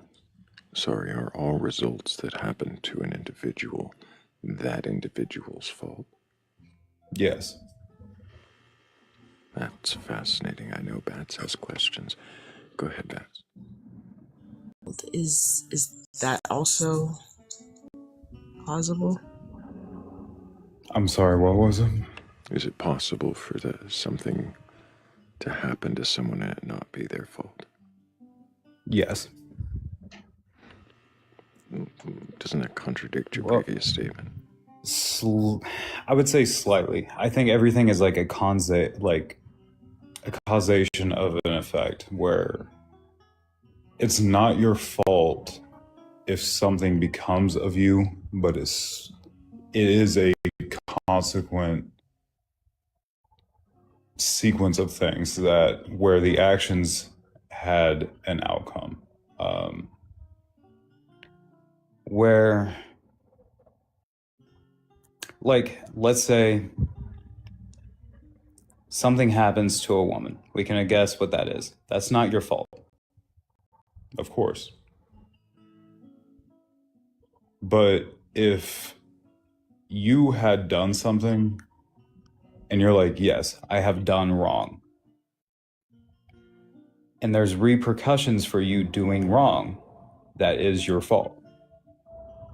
You can't blame that on anyone else. So what about people who do lots of wrong things and there seems to be no consequence? Can I have an example? Okay, say somebody does the horrible thing to the woman, just like lives their life happy and go free, never receiving justification for what they did to a woman or more women or a child or whoever. Yeah. I don't believe that that person is truly ever happy. They never reach like the amount of happiness and clarity and just being stable that other people amount to. They'll never be happy. And then in the afterlife, they will have to endure the fact of everything they have done and live in that.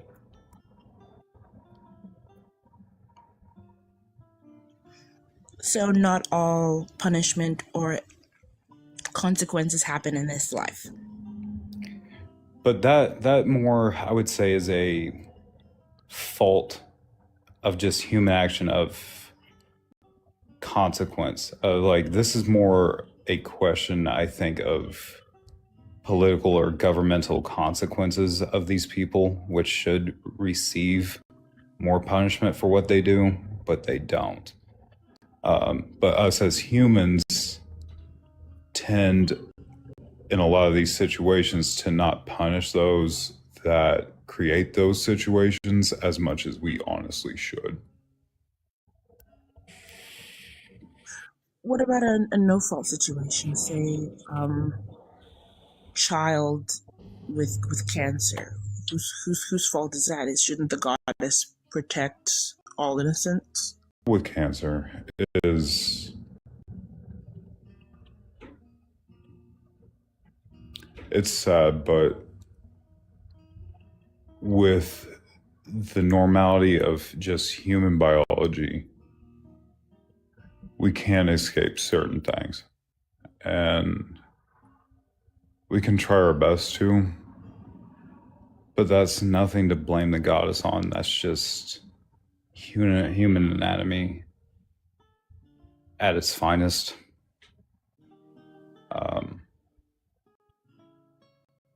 She overlooks things, but not everything is perfect.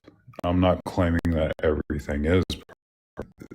Like, how I feel is that everything was created in the beginning, including the one spirit, including the goddess. Their best is to try to get us through what the human life is. So something like cancer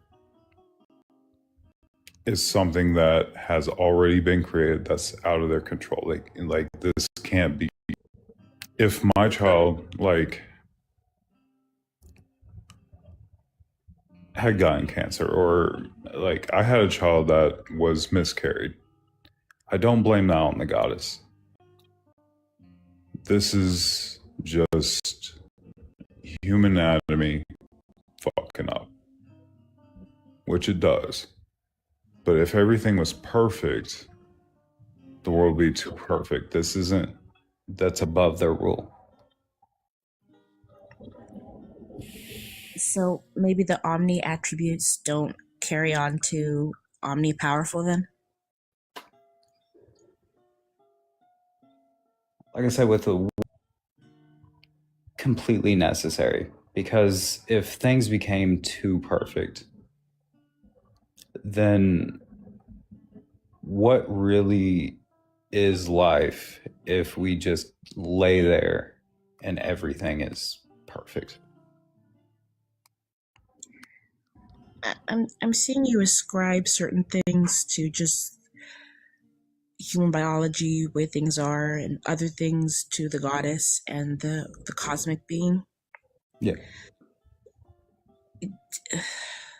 If you were one of these entities, would you at least make sure that children are taken care of? Maybe not the perfect scenario, but at least, things not like horrible atrocities. I'm sorry, the gift came in. What'd you say? If you were one of these entities, either the goddess or the cosmic being, would you ensure that horrible things don't happen to the innocent, such as cancer or grapes or whatever? Yes, of course. But the thing is, I see that as me coming from the perspective of someone that has a human brain. And there's no amount of my capacity that could understand the level of something that overrides everything. So I can't speak on the type of ideology something of that capacity could have. It'd be like a 5-year-old trying to understand the philosophy of a 50-year-old.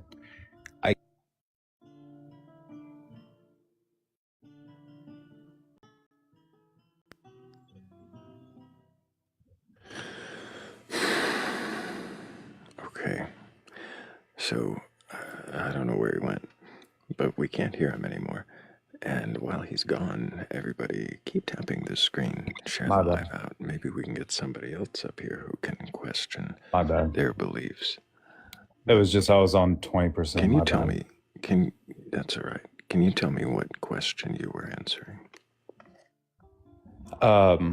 If I was the omniscient god or like the queen or the goddess, would I make these changes? I would, as a human, yeah, but like, yes, I would eliminate these things. But at the same time, your gods? I can't understand that from my perspective because I'm just a human on Earth. If something is overriding all of the universes, galaxies, other dimensions, I can't imagine trying to understand the capacity of something of that type of stature. It'd be like a 5-year-old trying to understand the philosophy of a 50-year-old. I can't understand that.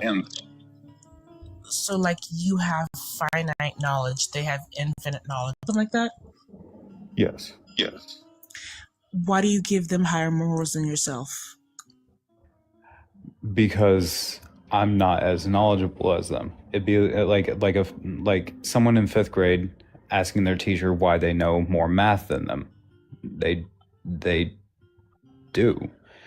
I can't understand the reasoning or intelligence of something that has the type of stature of overlooking everything that it does overlook. I'm just a human on Earth. I can't understand the perspective of something that overrides everything.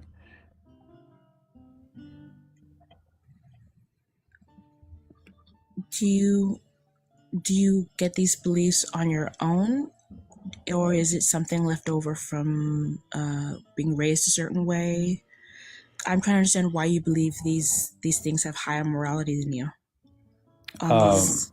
With the one spirit that comes from Native American beliefs in the Cherokee, and with the Queen, that's just from paganism. Why do you think they have higher morality than you? If they overlook the universe and all these other dimensions, they obviously would.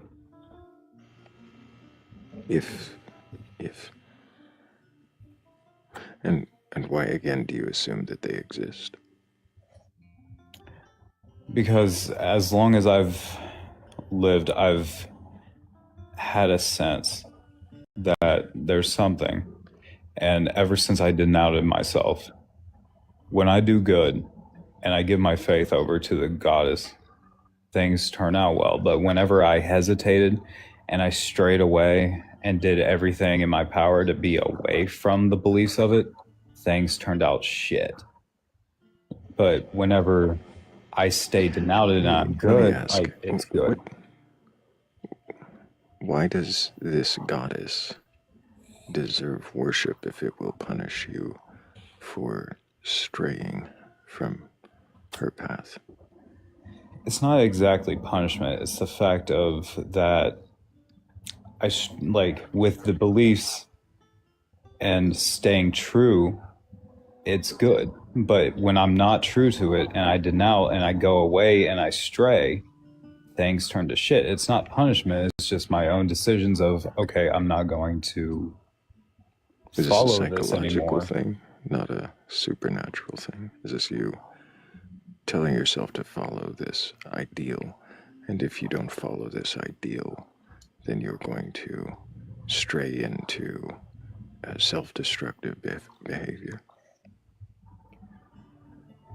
If I stray away from that, then it is more self-destructive, yes. In what way does it imply it's supernatural? Because there's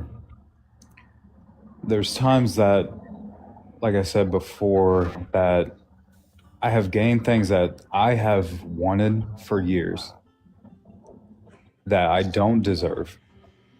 But if I keep going on the right path, have been gifted to me. Have been gifted?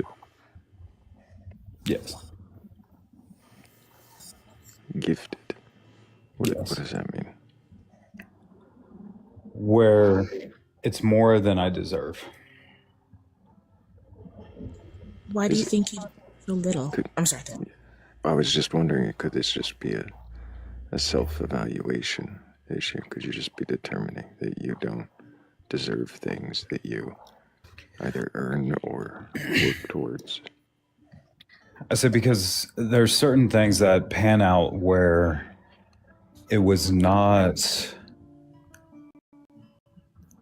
I would say with certain decisions I have made, with where I've came to now, I could with my own decisions, if there was nothing else, I would deserve a certain life.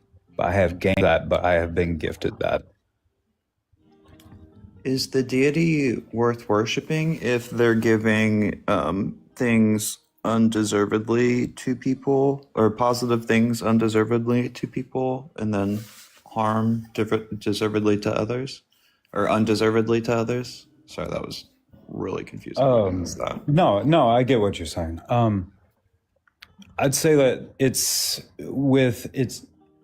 undeservedly, but it's out of faith that you're going to keep doing right, and that they know you're trying, and they give it to you out of faith that you keep doing right, and like these things that you've longed for the eternity of your life. Okay, here it is. Like, let's see how you make out of it. Like, I believe you are trying your best. And like I said, there's no sense of punishment for the things that you don't do. The punishment relies on people. If people seek out punishment, that's human interaction of saying, that's not right. I'm going to punish you. I don't believe any deity has a type of structure to care about punishment. Humans do that on their own. What brought you to combine these two different belief systems when there are so many matronly deities within various indigenous belief systems? Growing up with a more Cherokee family, the one spirit has been one of the longest belief systems, which there's not much to believe in or much to argue with, where it's just like, yes, there's a being that overrides everything, that created it. Okay, yeah, okay. There's not much to go off of besides that. Okay, it's an overriding cosmic spirit. All right. With the goddess, it's more of,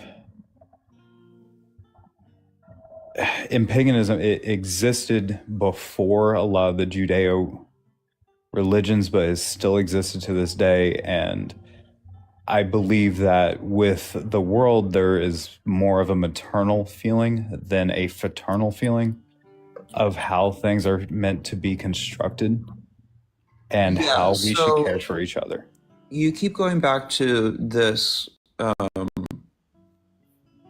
I feel maternal energy, but there's not just one. Hecate is not the only deity that displays these features. So how did you narrow in on this specific matronly deity?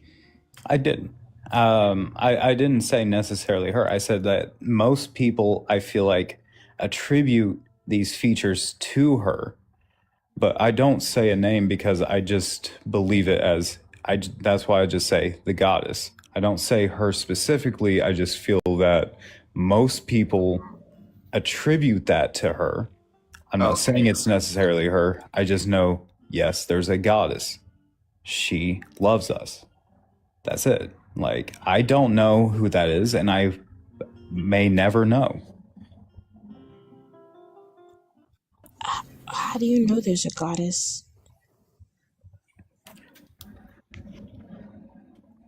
At my worst, I feel like I've heard or seen her and felt her. And when I attribute things more to her and I stay along the lines at points, and yes, it went to shit and I felt more hollow. But when I go along with what I know she would expect of me, my life is better, yes.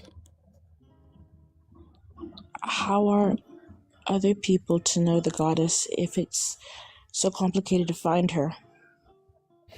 I think we can all feel kind of like a more maternal feeling of something that cares and loves us. But if you don't worship her or you never find it or nothing like that, there's not punishment for that. It's basically just be good. Like, if you're good and you're a good person, then you're a good person. There's no punishment for not knowing who she is. That's not your fault. What if someone does believe in the higher power and seeks it out and maybe doesn't find the goddess per se, but just follows it, and their life doesn't turn out to be great? They be a good person, they do the right things, they act in a way as best above reproach as they can, but their life still is not fulfilled. What would you say about for those people? I think in a lot of aspects you can overlook your life and have an overview of it and know what decisions you need to make it what you want it to be. And if it turns out shit, then you can't blame that on her. That was your decisions and the decisions of the people around you. That's just normal human interaction. People do bad things. We know that. So if life can end up one way or the other, regardless of how good you try to be, what's the point of there being a goddess? Because if you still attribute yourself to her, you know that there's at least solace in your attempt.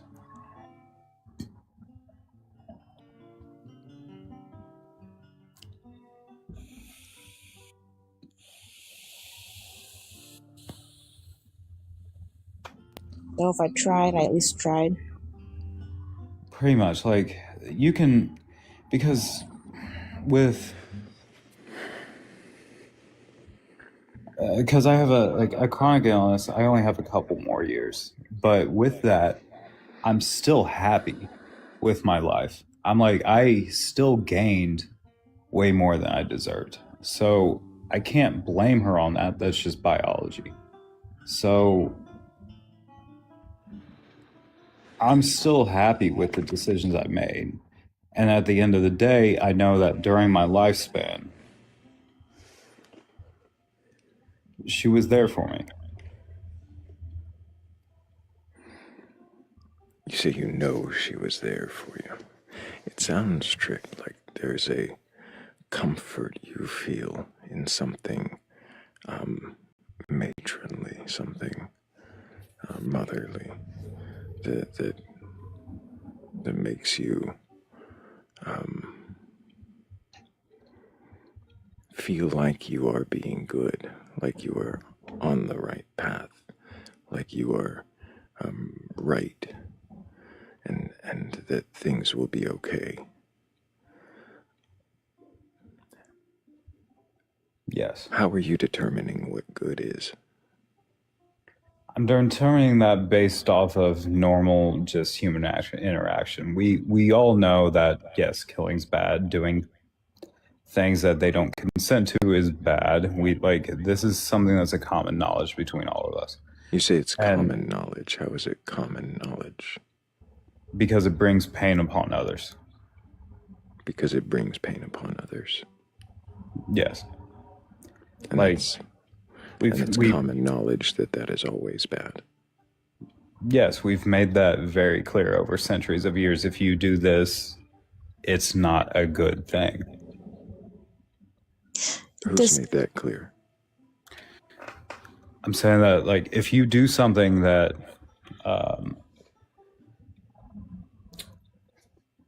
like within Christianity, you sell 2 goats, you can, like, if somebody... Are you a Christian? No. Why are we talking about Christianity? Did Christianity make it clear? I'm using it as an example. Oh. Because I feel like that's a good example of what's right and wrong, of like how we can justify what does not feel a good example of what's right and wrong. Of what they justify as right, but as human understanding of what is it human understanding if other cultures, if other religions have different ideas of right and wrong and when it's okay to harm others? Depending, because depending on what? Depending on what we feel inside ourselves. Who feels inside whose self? We're talking about your beliefs in this. No, humans as a generalized sensation. So you're determining right and wrong based on what humans as a generalized sensation feel? Yes. How do you know what humans as a generalized sensation feel? It's natural beliefs of if... What is a natural belief? The majority rule. Majority rule? Might is right? Pretty much. Is this kind of fascism? Slightly, because if the majority feel this way, then that's probably what a slippery slope, wasn't it? Trick, in America right now, something you and I both as indigenous people are susceptible to being picked up by a certain freezing system. Is their might right? The people in that freezing department who pick up children just because they're brown, it's the legal thing. It's the majority rules. Is that right?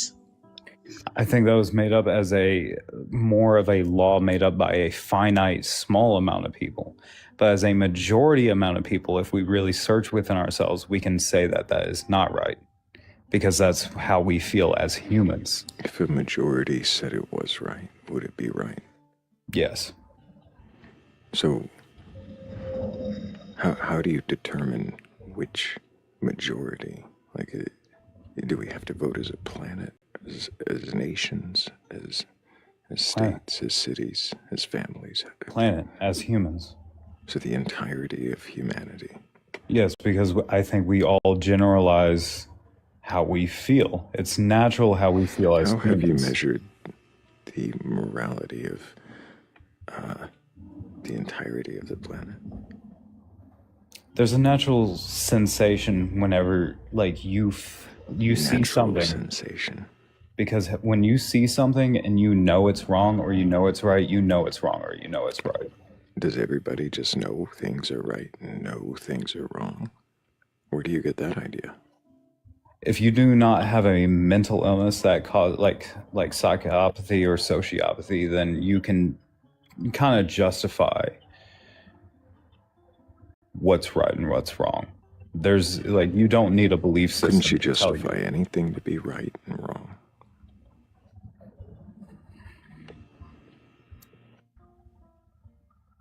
Just depending on the causation. Causation. What do you mean? Because there's certain situations where some things might be deemed as wrong, but because of the causation, it might be deemed as right.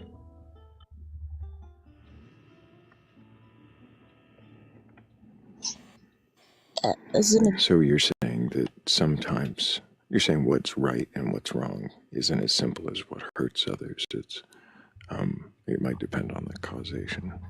Yes. So then what's right and what's wrong is kind of changing from, does it change from viewpoint to viewpoint? Two people in a situation, can both of them feel like they are right? A singular person can feel that they're right, but if the majority is like, no, that's wrong, then... And when society has 50-50 opinions, when society can't agree, is there a right and a wrong? I can't think of like a single example of where that's happened. Somebody doesn't know what politics are. Okay, Bats, go ahead.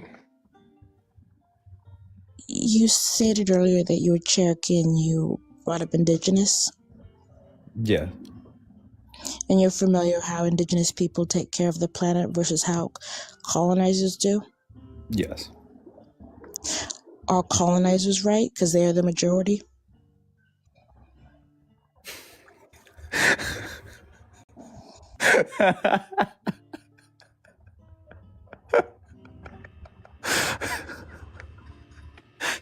Okay, I have to admit. I have to admit. There. That's the first one where I'm like, okay. You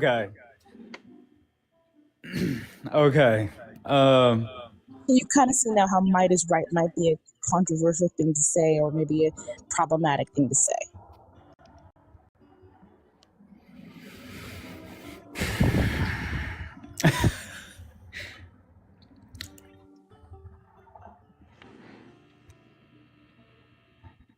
Is that what you're saying? Is what is the measure of good? I would say, like, in response to that, I think that with what I said, with the decision of the few amongst the many, I do believe that more believe in the aspect or the philosophy of the native perspective of things than what we have done as a government system of how we're going to do things. And because they have more power, that's how we do things. And we're convinced that's how we should. But I think most people can agree mutually that that's not how we should go about it. But we go about it because of the decisions of a few. Yeah, sorry, people that have the most power, right? By might, I meant the majority that takes rule.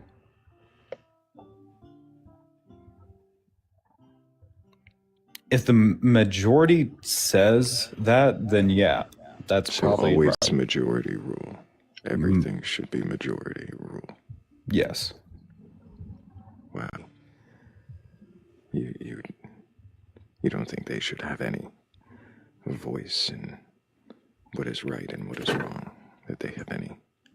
They can have a voice, but if the majority rules against it, then the majority did. How does the majority rule? How are you determining what the majority is deciding in matters of human morality?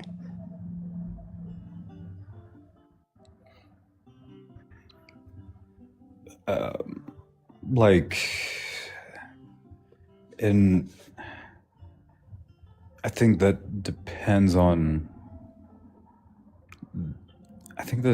the situation. I mean,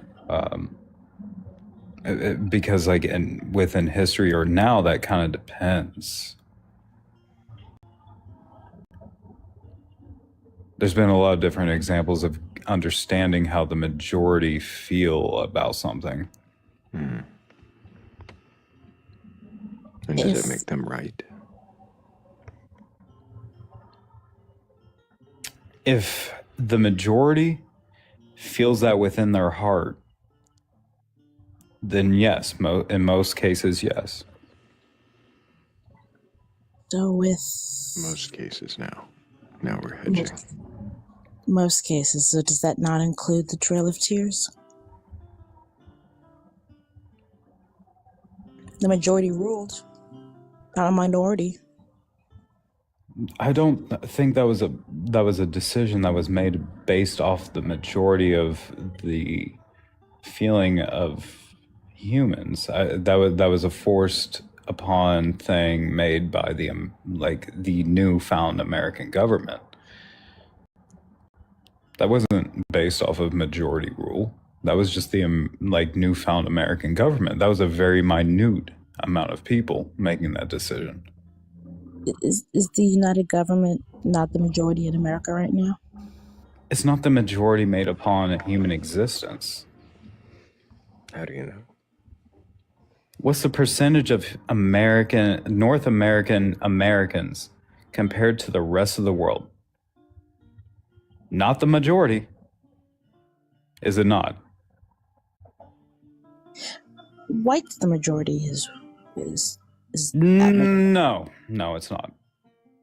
in our current country, or even in 1940s Germany, it was. Okay, you asked me before, what do I consider the majority? I said humans. He's considering the majority of humans, and he's found ways somehow to learn the consensus of the majority of all humans. So you're just like saying humans in general. I think humans in Don't you general would think- be like, no, that's wrong. But the American government, well, like the newfound American government was a very finite amount of humans dictating what others do because of power. Right. So don't you think that like thinking of this in terms of humans in general, like amount of humans on the planet, when most of the humans on the planet don't apply to whatever situation this is, like isn't that just like unproductive? No, I think it's the opposite. I think thinking of it in that aspect, then you can be more humanitarian about the actions that you commit, besides what's going to profit you and just that finite amount of people.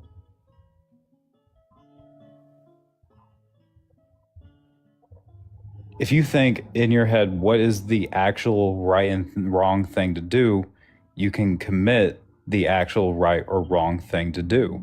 But if you think, according okay, to my subjective mind. I'm sorry? According to my subjective mind. Well, if it comes just like what can support myself and my small group of people, then yes, it's very selective. Right, no, I said subjective, right? So like if we're talking about what the right and wrong thing to do is, like it's gonna be whatever I think the right and wrong thing to do is, and that might not be what you think the right or wrong thing to do is, and it doesn't matter if we're thinking about this in like what's the right or wrong thing to do for the most people, because guess what? We could still come to a different conclusion. So how is this getting us anywhere? I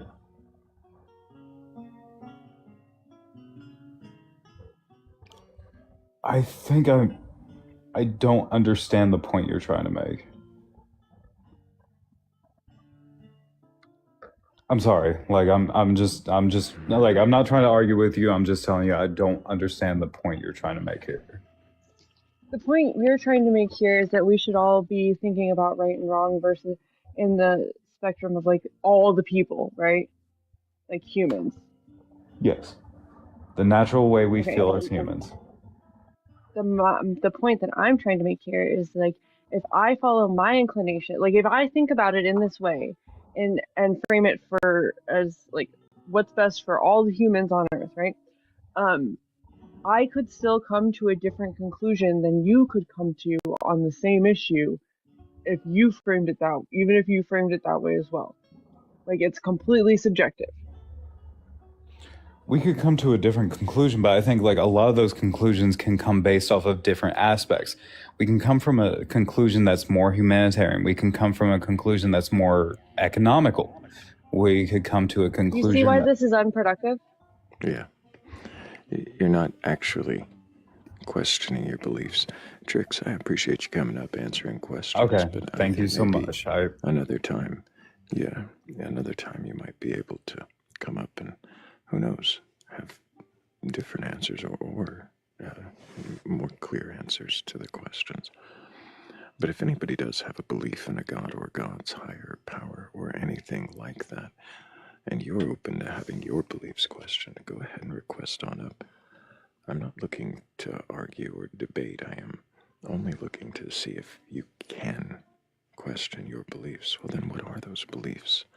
And why do you believe them?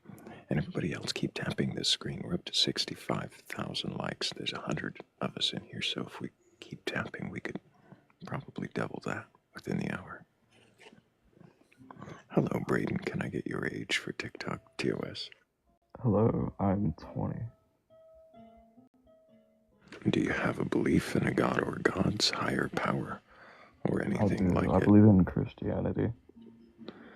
Have you read your Bible from beginning to end? No. Why not? That's a good question. I've been reading it every day. I recently got baptized 6 months ago. So ever since then, I've been reading it every day.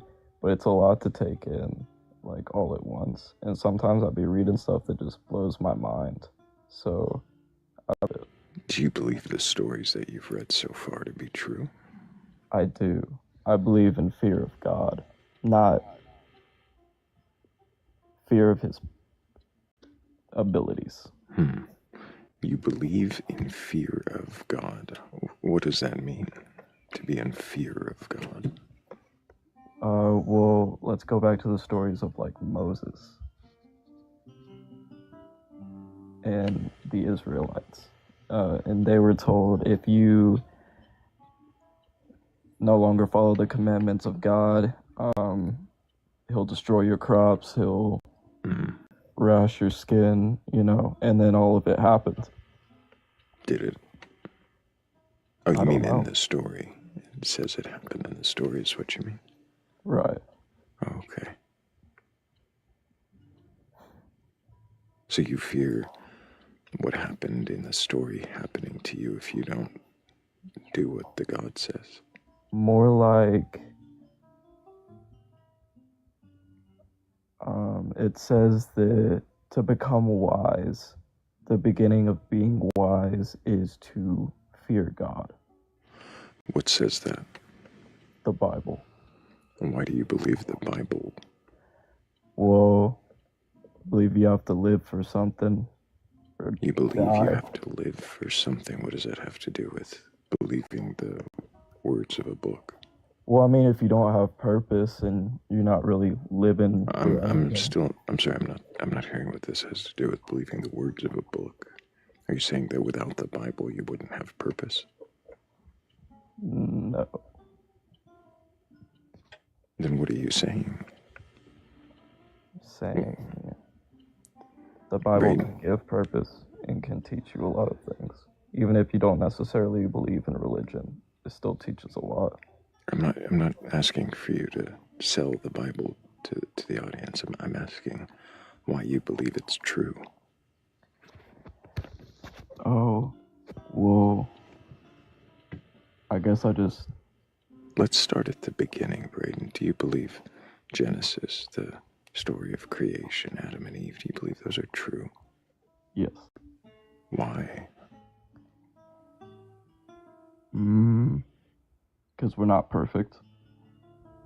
I'm sorry, what does that have to do with the earth being created in 6 days in a particular order, and then a different order being given in another chapter, where a man and woman are told not to eat of a tree that they shall eat of, and unalive after eating?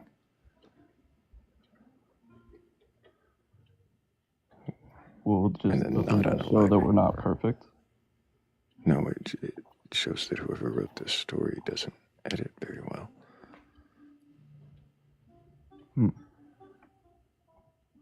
Have you actually read Genesis 1 through 3? No, I haven't. Do you have a Bible handy, Braden? Is it in the New Testament? No, Braden, it would be in Genesis, which is the first book, talking about Moses a minute ago. Yeah, so I used to be a Jehovah's Witness. So a lot of the Bible stories that I had, they mainly taught with Bible stories. So that's really the ones that I know. And they didn't tell you about the 6-day creation? No. And, 7-day creation? They didn't tell you about the man and woman in the garden? Oh, no, they did. Oh, they did? Right. Woman ate from apple. God fell for temptation, trying to be God. And Braden, how old are you? 20.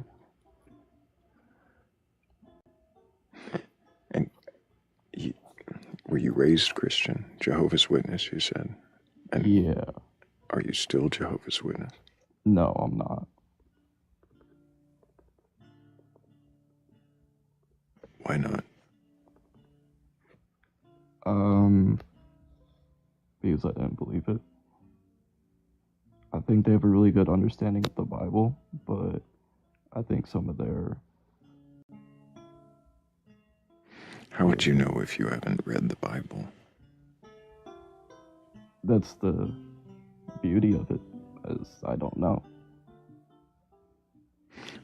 So you don't know the Bible, but you don't think they know the Bible either. And so you assume you know it better. No, I don't know it better.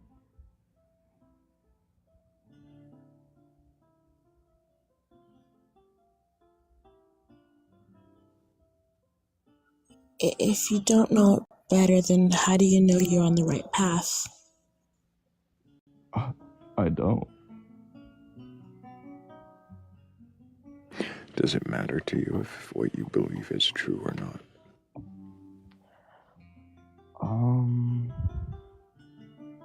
Yeah, I believe it's true. Does it matter if it's true or not? If you found out tomorrow that it wasn't true, would it change your life?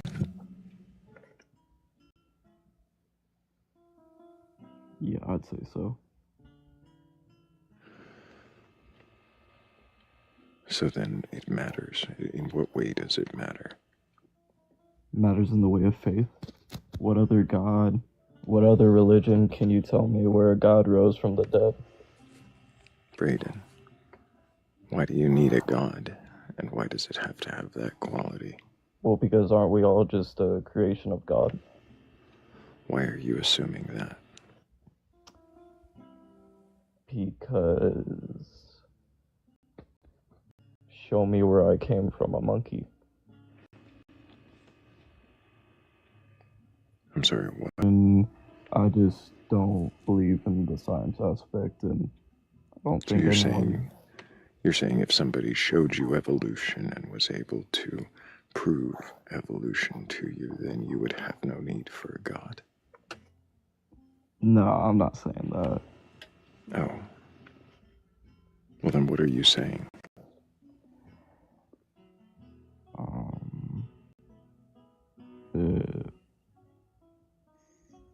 think we have to have our own beliefs, and I believe there's a God. You think we have to have our own beliefs, and you believe there's a God, and we're trying to find out why, Brayden. Can you question that? Yes, I can. I have been questioning it. Interesting. Kat's got her hand up. Go ahead, Kat. Brayden, do you think that at a very generous, taking you for your word, 20 years old, that you have any clue, like how the nature of reality works? Yes, I think so. I'm actually like, I don't know if that was kind of a dumb question, wasn't it, you guys? Well, I understood what you meant. I have... You know, it was dumb for me to ask because at 20 years old, I'm sure we all thought that too. Right, no, at 20 years old being a man, I'm sure that I still think that I can't die, and, you know, all the things that young people think. But I have been... This has nothing to do with what I was trying to ask you, actually, at all. So, I'm gonna try to land this plane. That was a fair answer. It was a stupid question for me to ask because, again, we've all of us were 20. We probably all thought we knew how the nature of reality. Can you mute your mic? You have an echo, Brayden. Oh, my fault. Mm-hmm. We probably all thought we knew too, right? But if you if you really think about it for a moment and think about all the things that possibly could exist or might be true that you don't understand That's okay that you don't understand, because none of us did then either. Maybe would it be reasonable to say that maybe you don't quite fully understand evolution, or why you think there has to be a God, and maybe there should be some room to gain understanding. Right. Mm-hmm. No, I am very open to all of that, and I'm not saying there has to be a God, but it couldn't be evolution because you don't understand it right now. You're 20 years old. I don't understand it. I'm almost 30, and I still think it's pretty likely, but I probably won't also ever understand it because it's just not how my brain. talking about this in a different conversation. It's not that I don't believe in evolution. I've just literally never read a single thing, looked anything up about evolution. Mainly So because then why would you say it's? Why would you say something like, "Show me where we came from monkeys"?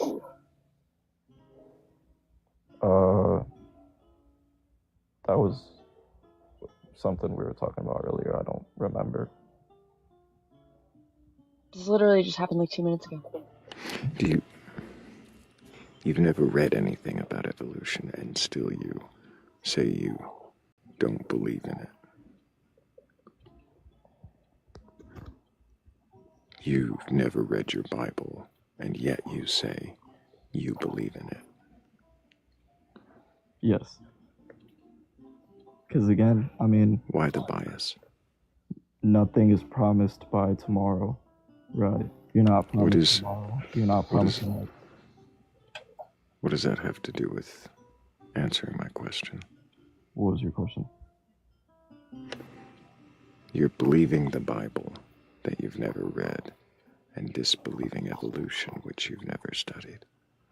Why? Why do you choose one to believe over the other as if you have to?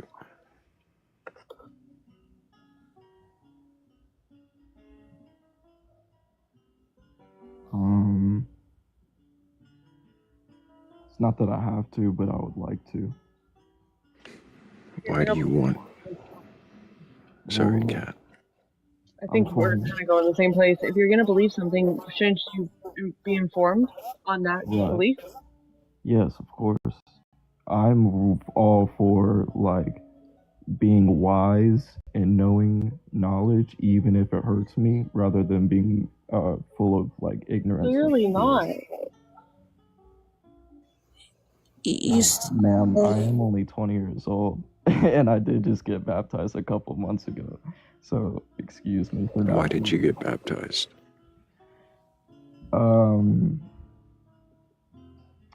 I went to a boot camp, met some really nice people, had some really cool conversations about 20 to 25.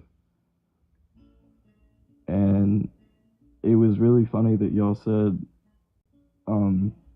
well, the first thing you asked me was that, have I ever read my Bible? Because that was my big thing at boot camp, is that I can't be baptized and I've never read the Bible. And the guy's argument was, you think any of these guys, these elders, have read the entire Bible? Wow. Ever read the entire Bible? Because guess what? Everybody here above you has read the entire Bible. What do y'all think of it? It doesn't matter what we think of it. What matters... Yeah, right.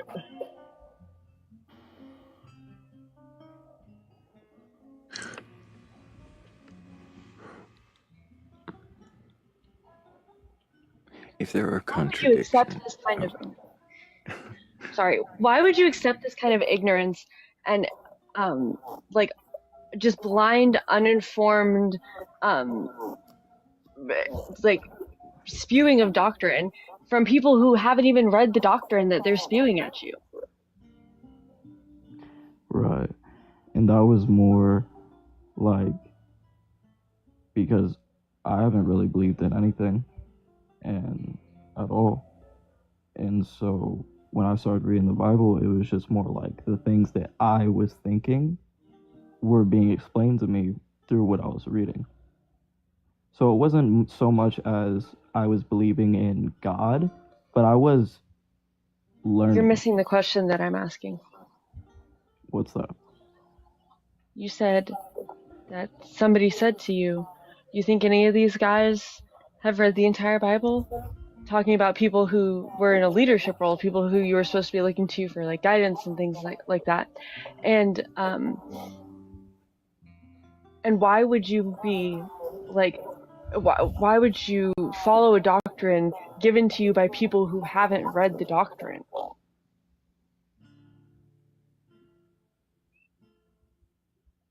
No, I didn't just get baptized because they told me to. Are you sure? I'm pretty Seemed like sure. it.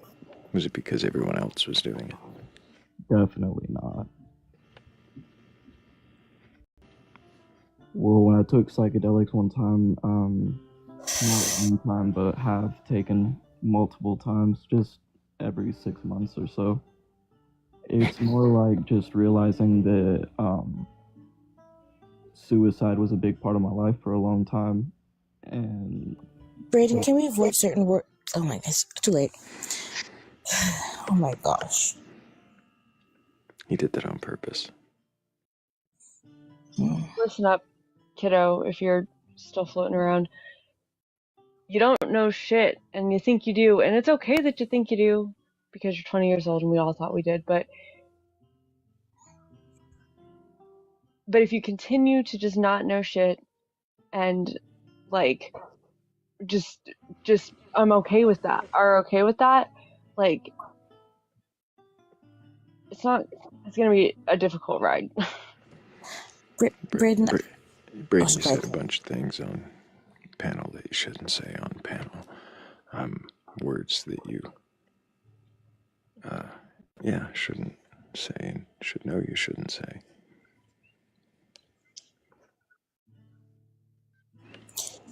Braden, I've been to those boot camps. I know pretty much probably almost what happened.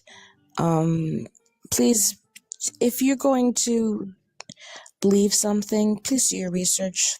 Like Kat said, we've all read the Bible. We've done our research. You stated earlier that what other religion was God raised from the dead? Well, in the Egyptian pantheon, it's Osiris. In the Greek pantheon, it's Dionysus.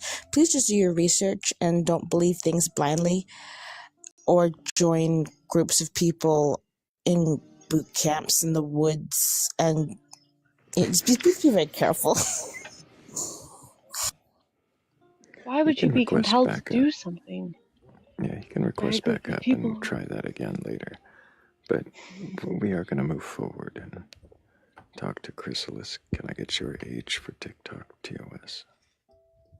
Yeah, I'm 31. And do you have a belief in a god or gods higher power or anything like that?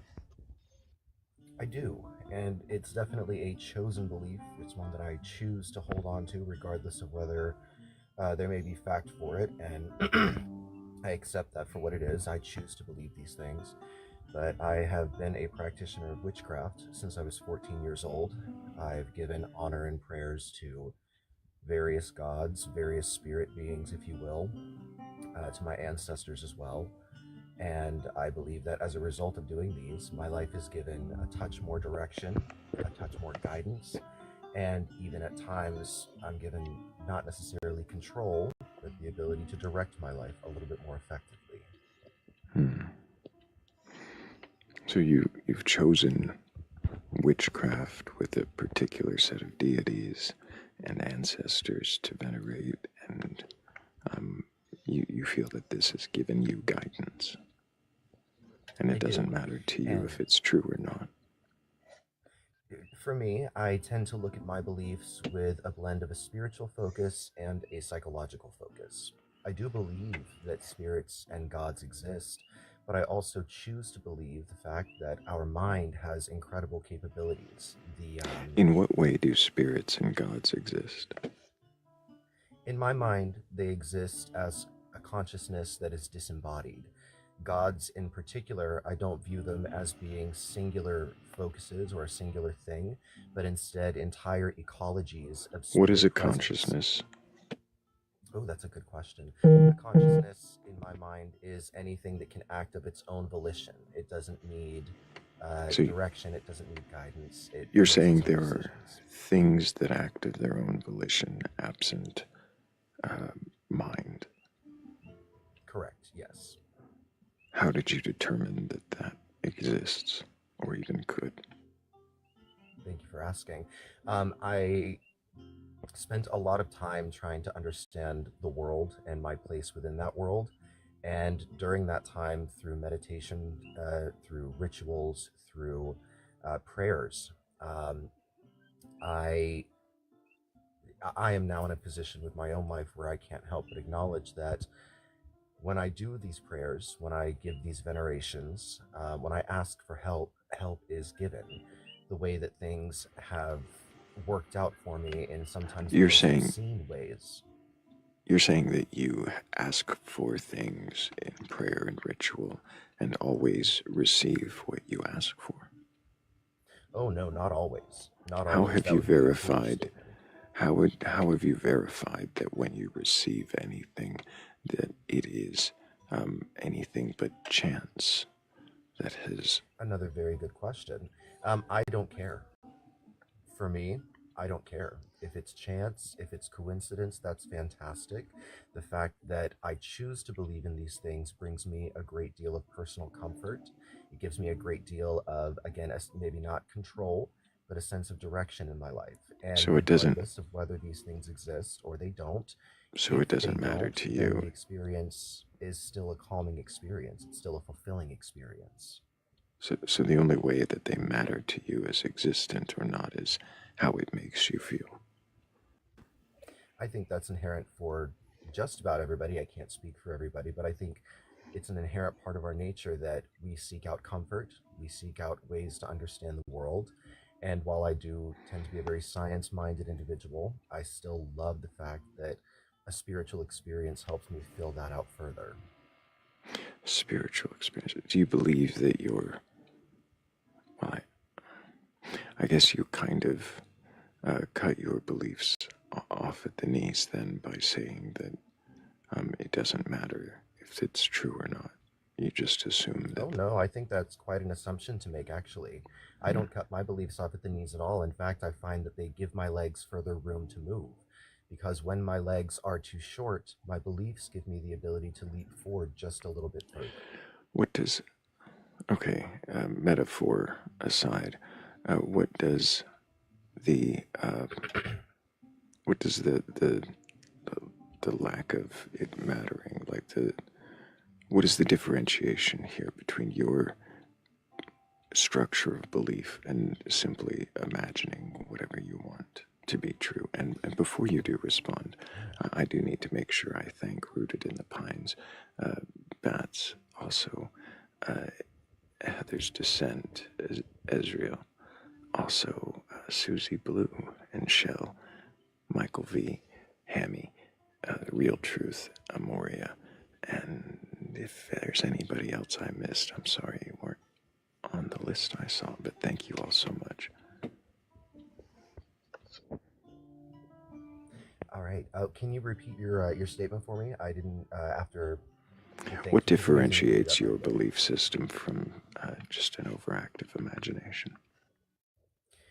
Well, again, I don't think that it really matters, but let me tell you why I don't think that it matters. Very specifically because if I'll tell you a brief story. Last year, I was in Edinburgh, Scotland. I found myself negative $300 in my bank account because of several mess ups with accommodations. And if I did not have a belief in my ancestors, if I did not have a belief in the power that I wield and the power that I can call upon, it would have been all too easy for me to just fall apart, panic, not figure out a way forward. But because I chose to sit down, to breathe, and specifically to ask my ancestors to guide me through this uncertainty, even if those ancestors are not there, it's the fact that I prayed at all and then believed, felt in my being that my ancestors were with me, guiding me, guarding me, and giving me direction. Right. I was, in fact, able to hold myself together and get myself out of that $300 hole in a single day. And the fact that I was able to bring myself out of a $300 hole in a single day. Chris, I'm hearing you. You're giving credit to them because they gave you the motivation, or you felt motivated by your. So it doesn't matter to you. You feel motivated that they could, in the belief that they could.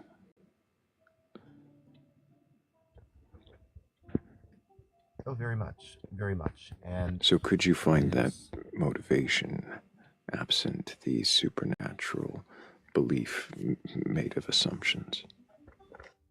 I think if I was brought up differently, then I very probably could, but I was brought up in a very spiritual mindset, brought up Protestant, and because of the way that I was raised and the way that it affected my worldview, I've always held the belief that there is something larger than us. And in my mind, it doesn't really matter what we call it. I think it's, again, something that's very common that we see across people's belief systems, is that everybody believes in something higher. What do you mean by everybody? I'm sorry, everybody believes in something higher raises questions. Sure. So why do you assume that everybody believes in something higher? And what does that even mean? Well, I think it helps if we define terms. And when I say higher, what I mean is something larger than the human mind existing solely on its own. Even the evolutionary process of empathy is something that is larger than any one person, right? I'm sorry, the evolutionary process of empathy. Or I suppose process isn't the right word, but the evolutionary trait of empathy, caring about our fellow humans, caring about our communities and our environments. If we care about communities and if we care about the environment, simple things, it inherently shows that we believe in something larger than ourselves. Just to clarify, you're saying that if somebody doesn't believe in a God, then they probably believe in this. I'm confused. I don't know what this has to do with you thinking everybody believes in something higher. And I do tend to be a little long-winded. I am a storyteller by nature. But what I was trying to say is that I don't think that anybody needs to necessarily believe in gods. I don't think that that's something anybody has to do at all. But all of us know that we are not the only thing that matters. We are not the only thing that exists. And so by looking at the world from the realization that we are a part of the world. I'm sorry, you said you said I we all like know to be able to that finish my we're. thought. Well, it seems rather bold, and I'm curious how you've figured that everybody knows that they are not the only thing that exists. Okay.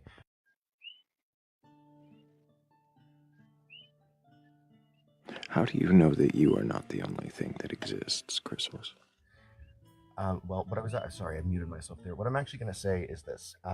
I was curious about this live, but I'm already finding it a bit frustrating that every time that I'm trying to make a point, you feel the need to jump in and make an assumption or to say this is a bold claim.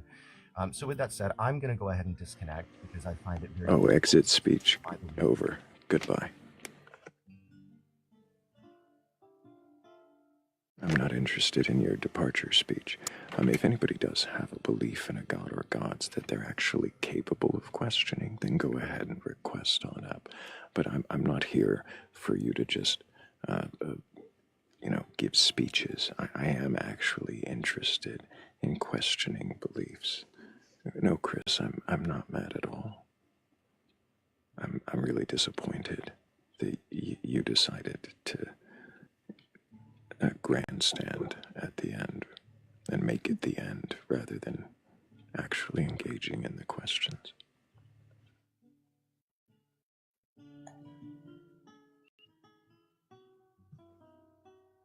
And saying the exit speech, and then saying like as they're a storyteller as a excuse for not wanting someone to critique them or ask for clarification.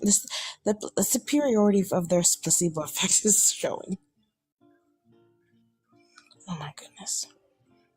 Thrayle, it's been a pleasure, but I think I am doomed for sleep.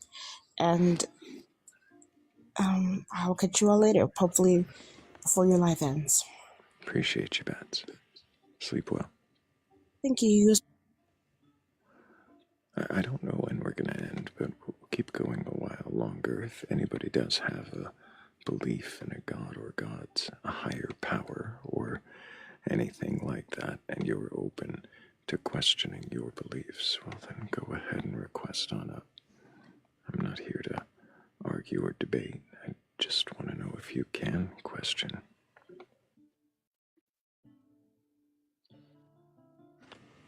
You had something to say, Cat, or was it just the frog raising its hand? Oh, they're back.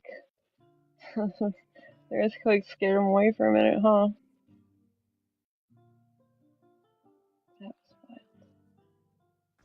I was just thinking that a few minutes ago. I was like, I need to keep track of the frog sound in comparison to the volcanic activity, because it seems like there might be a correlation going on there. I have not felt an earthquake like that since I moved here. Like, that was wild.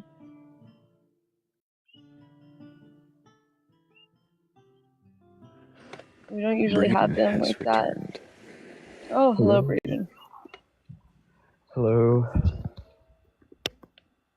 Okay, I wanted to ask you what you meant whenever you said, how do you know that you aren't the only thing that exists, like consciousness? Because I have been low-key, like, been questioning that as I've been going through faith. It's like, if everything's for you and the world is for you, right, then that kind of makes sense. Like, how do you know you're the only thing that's not conscious?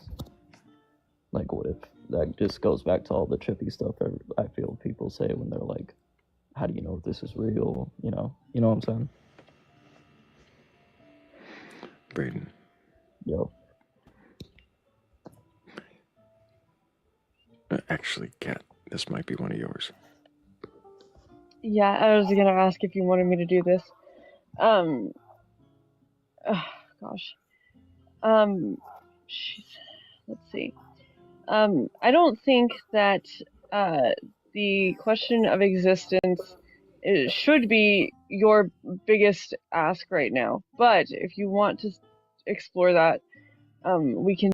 Thrayle said, "How do you know that you're not the only thing that exists?"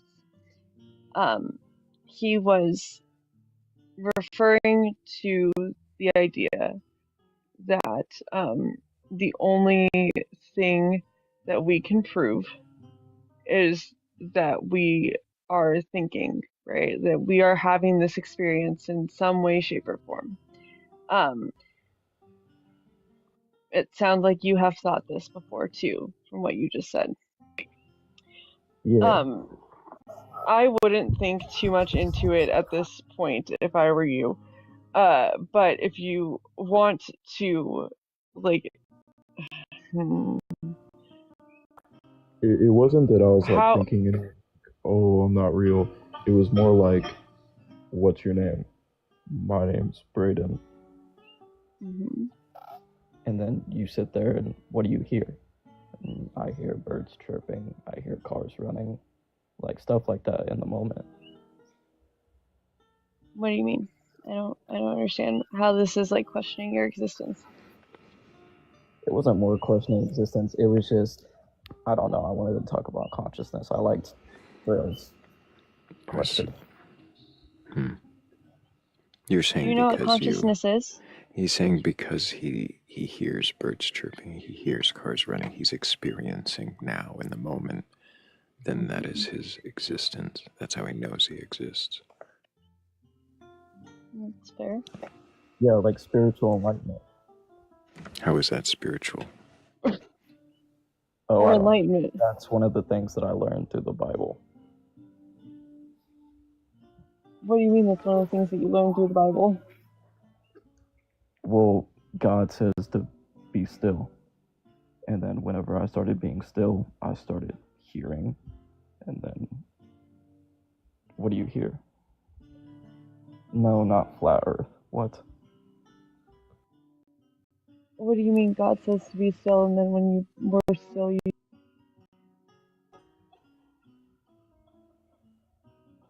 how is this enlightenment?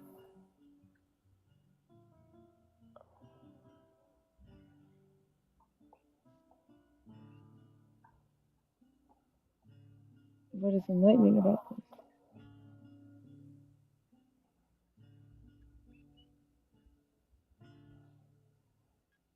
Did you hear her, Braden?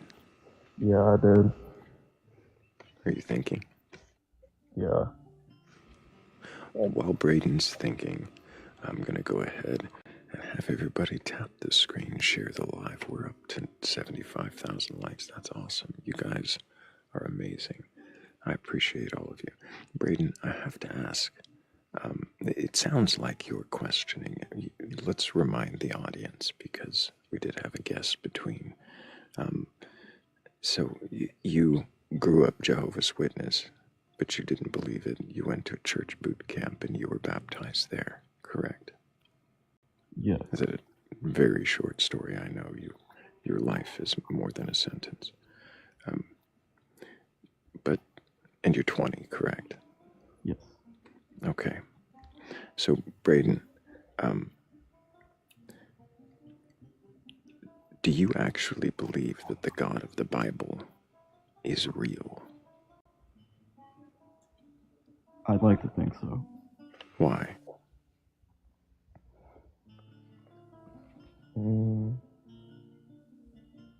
Because, I mean, after sitting here and trying to use critical thinking, because you can, right? Because you can believe that there's a God. You believe that there's a God, that it is real, because you can believe that there's a God. So if I can believe that there is a celestial skeletal bat goddess that unfurls her wings in accordance to the lambda CDM model of physics, otherwise known as the Big Bang, in which our universe is just one membrane between her bony appendages as she unfurls her wings, if I can just believe that, then that's real too. If that's the wavelength you're on. Wavelength.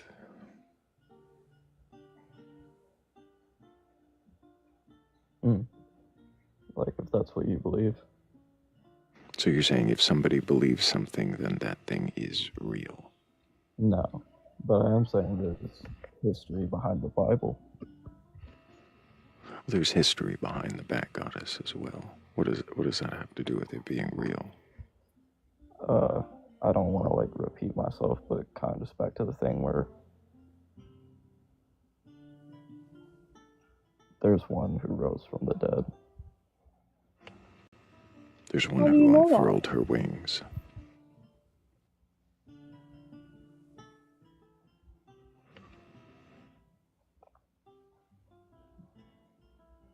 Like, how do you know that anybody rose from the dead? What evidence have we ever seen that anybody rose from the dead?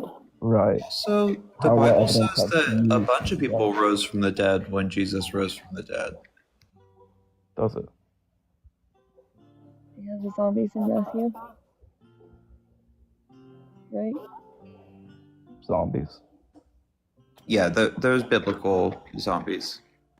I don't think that counts. What do you mean you don't think it counts? So is Jesus. Jesus isn't a zombie. How is he not? He could be healed and spoke words. Well, there's more than just Jesus that raised and walked the streets. It's at the end of Matthew, I think it is 28. So Matthew 28:2. Oh, no, that's not the right one. Hang on, let me keep going. Wrong earthquake. No, there was more than I've been one traumatized.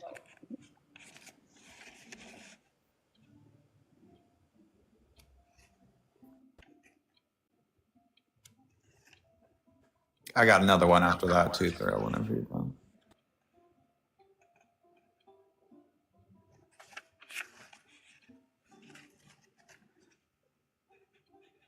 Oh, go ahead and do yours, because I'm... Billionaire, are you saying that my conversation was productive? Lazarus was brought back to life. Like, it's one of the most famous stories in the Bible. Who's that? Unalive person that Jesus brought back to life. So Jesus rose somebody else from the dead?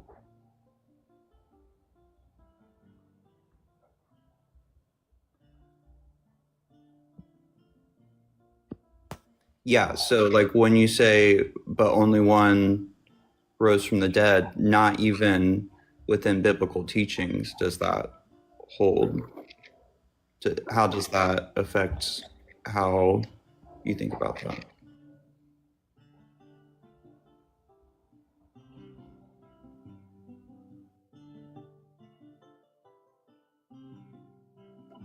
I'm sorry, can you say it again?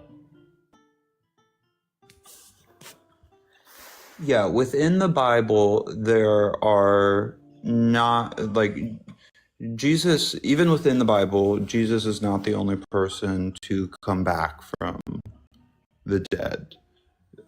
How does that change how you think about that as a totem of power for like being the Messiah?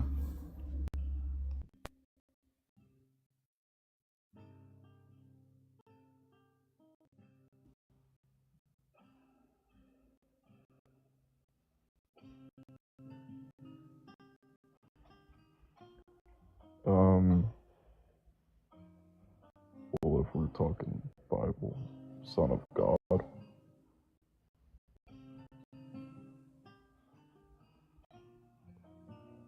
I feel like this really is. Right, and we know it, and we're teaching you. So here's the other question here. Don't you? I'm gonna go back to what I said earlier. Don't you think that maybe the people at this Jesus boot camp would have talked about the Bible and taught you these things, like while you? It was only for 3 days. Like the Harry Potter series has more words in it than the Bible. So does it seem a little suspicious that all of these people are claiming that they've never read it, or that it seems like some unsurmountable task to read the source text? Right, because in the Bible it doesn't say that the path is easy. It says it's straight and narrow. It's not that hard to read. And also, these people aren't getting anything out of bringing the Christianity. They're just... I found the verse I was looking for. Yeah, it was right before the one I was looking for, or looking at. It was Genesis 27, 50. And Jesus shouted again, the sanctuary of the temple was torn in two from top to bottom. The earth shook, the rocks split apart, the tombs opened. The bodies of many godly men and women who had died were raised from the dead. They left the cemetery after Jesus' resurrection, went to the holy city of Jerusalem, and appeared to many people.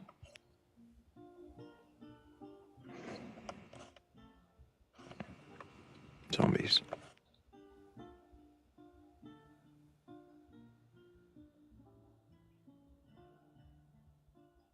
And I think you said, like, what are these people getting out of, like, getting random kids to join their church? You know, like, what benefit is there? Money. It's money. That's what the benefit is. I'm not paying them anything, and it wasn't a church. It was a boot camp. You're not paying them Right. anything yet. I'm not gonna pay them anything ever. This is the long game.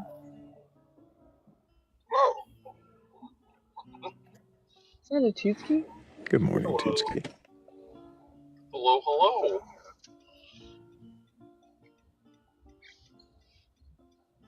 So, talking about Been why listening long? I have. We're talking about why there's boot camps and stuff. Well, he went to a boot camp, yeah, and was was baptized there. Am I Is this able boot to camp answer church that? You told me affiliated? to say that in the comments. Yeah, go for it, Braden. It made me feel real special. Not at all. Talked about the Bible. Oh, well, But you're answering the comments. I thought you were answering Tootsie. Why are you responding to comments, Braden? man, she just told me not to respond to it all. I'll end up here and then comment something for me to answer. Yeah, don't worry about the comments. All right. There's nothing but hurt feelings in the comments. I think Tootsie had a question. Yeah, was this boot camp church affiliated in any way? Yeah. Okay. Well, there's a reason why they make you feel special. And it's the same reason why cults make you feel special at Right. first. Right? It's going No, to I be. totally understand the cult thing and stuff. Like, I was saying that I was a Jehovah's Witness since I was 14 years old. And one of their big things was, like, if you don't follow the rules, your family will stop talking to you. And that was genuinely, like, a thing you had to look out for, because if you got divorced, your family was not allowed to speak to you anymore, or they would also get fellowship from the religion. Was this Jehovah's Witness? It was. He was Jehovah's Witness, but now he's Protestant Christian. Is that correct, Braden? Or is there some particular denomination that this boot camp was? What do you mean? It was just Christian? Yes, just Christian. Yes.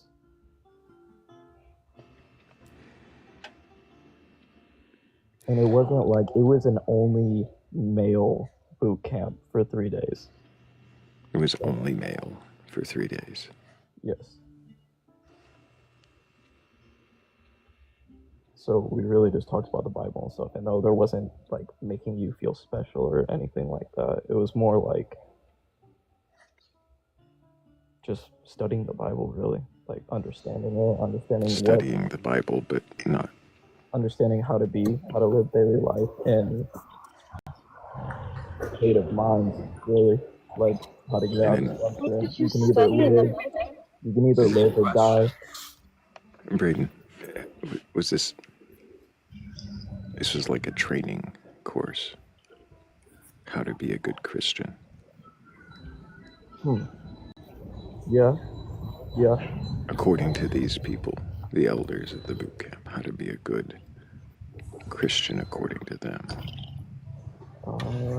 Nah, it was more like how to be a man. How to be a man? Yeah, like this whole How do you know that they knew how to be men? I didn't, but I was still listening. And you went through their course, and you put the water on your head, and you accepted Jesus, but you didn't really study the Bible, or did you?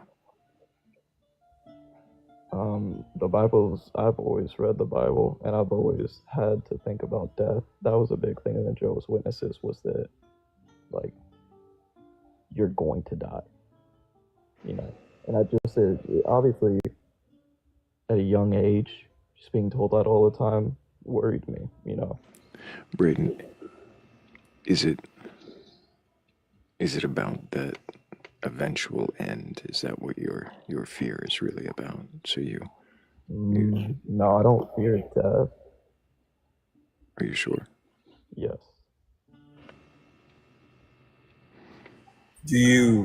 What made him come after? That's kind of the beauty of it, is not knowing. And so you like not knowing? Sorry? So you like not knowing? An echo, Braden. It's not that I like not knowing, but it's more like I'm not going to know. Like, I can't know. How am I supposed to? Pretty sure if like you're saved, you're supposed to know. What? Not at all. If you're saved, you're being saved for sin. You're not being... Right, but if you're sanctified, how about now? Is that better? Not really, but If it's you're, hard to tell with Braden's echo. Both echoing. But go ahead, Tootsie. yeah, if you're sanctified, you should know that you're going to, like, it's. Do you think that Paul didn't know where he would go if heaven was real, or I don't know, who else? Peter or any of the apostles? Pretty sure they had a good idea where they were going.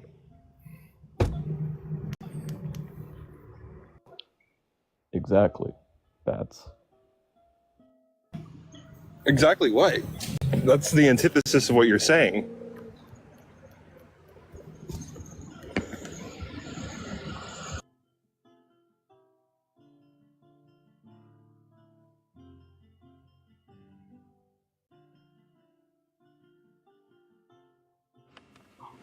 Braden, it seems as if you put a lot of faith into what these men have taught you as far as being a man or being Christian. How do you know they're in any authority to give you any knowledge on this? they're not at me some, but they didn't teach me how to be a man or anything like that.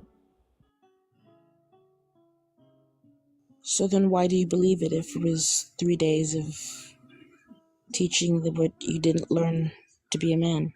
I didn't learn how to be a Christian in 3 days. I had been studying on my own and believed in Christianity before I even went to the boot camp. Ask what is it that you put? So I think we've honed in on your experience at the boot camp. What was it that was particularly like compelling about this experience to you? Compelling? Yeah. I don't know what you mean. Like it seems like it holds some kind of weight or gravity to you, like it was important. So like what is it about that, the experience of the boot camp, that like enforced your faith? Or I'd say it did nothing for my faith at all. It was more just like being able to talk to people, being able to hear other people's experiences, and it wasn't even finding comfort in like similar experiences that people were having, but more like just being able to speak to people. okay, but the boot camp, sorry, because I think I came in maybe just a little late. The boot camp isn't even relevant to your faith at all. No, not at all. Okay. It was just where I got baptized. So then what is it that Christianity is true? Yeah, basically, I think what I've gotten is that because I want to believe that it's true. Because you want to believe that it's true, does that make it more true because you want to? Sure. So if I wanted to believe that you're a frog, that would make it more true that you're a frog? So if another person sees you as a type of way, that doesn't make you that. Yep. Right? God's subjective. Yeah, well, I mean, like an opinion doesn't correspond to truth necessarily, right? And opinions can be truth tracking, but so I don't why is it that you understand think, what the why is it Go that ahead, you think that why is it you think that because you believe in, why wouldn't that hold true for other phenomena?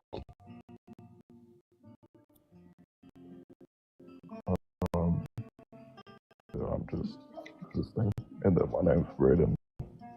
So because of consciousness and the fact that you're just damn sure. I don't understand what you mean by that. Yeah.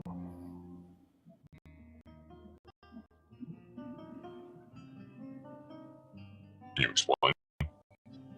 Braden, I hear birds chirping and cars running. So I'm existing. He's trying to, I think, therefore I am, but I experience, therefore I am. Oh. Okay, but like, why would that indicate that, like, your belief in Christianity, even, like, that's fine. I don't even find that contentious. But, like, why would you say that means Christianity is more likely to be true? Yeah, that's it doesn't at all. That's like the beauty of it, is that I don't know, and I won't until it's my Cut out for a split second.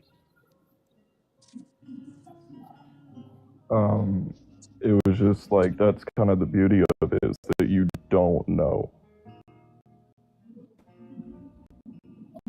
I understand that you don't have certainty. I understand that you don't have certainty, right? That's not really what I'm trying to ask you here. Why is it the case that you think, like, your existence or your consciousness or your experience may... Oh, and then I would just start falling back on the Bible. I would just start. Okay, so it's not your experience, it's not your consciousness, it's none of that that makes you believe that Christianity is true. It's the Bible that makes you believe that Christianity is true. You want to know my experiences? Not particularly. It's not. It wouldn't really change. Like whatever your experiences are, we can believe that those experiences happened, and then like Jesus being responsible, right? You could say, "Oh, I heard a whisper and told me so and so, and it made my life, I don't know, 10 times better afterwards." I'm just giving you an example. I could easily go back and say, yeah, but these are not because some deity from outside of the universe, outside of time, came in and fixed your life. It's because individuals hopped in and um, somehow made your life better, you know, or events happened that coincided that made your life better. There will always be like a natural explanation to things that happen. When you give like an explanation of like, I don't know, God intervening.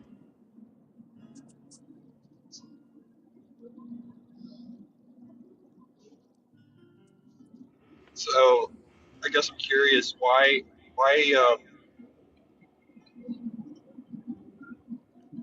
hold to Christianity so tightly? I'm not. What do you mean I'm not holding it tightly? It just means, why do you believe Christianity? Because I believe it, and the Bible teaches, and most of the things that I thought, before ever touching a Bible, I started to read and started to understand. Is this actually something that you can question, whether it's right or wrong, the belief that you hold? Yeah, no, I understand what y'all are saying with that. Like sometimes, because that was one of the things in the boot camp, is that when to know in your mind when like it's God and when it's TikTok language.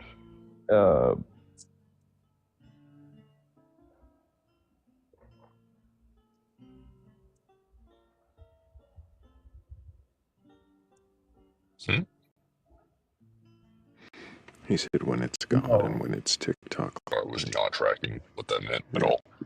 Don't know. Whenever it's God or it's the devil. Oh. But that's not what I'm asking you. I'm asking you, can you question whether your belief in Christianity is true or not? Is that something you're even willing to think could be wrong?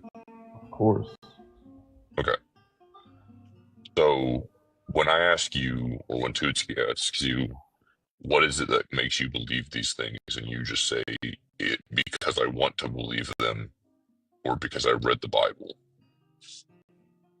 are those things you're willing to challenge? Yes. Okay, so then make it more likely to be true to you.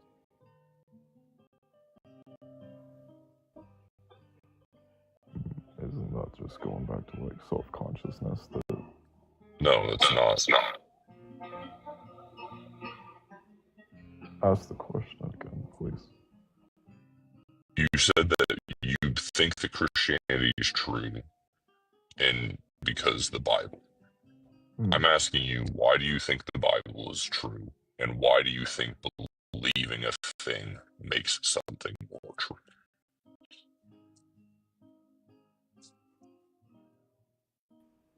Oh, yeah, that's believing, and it doesn't make it true.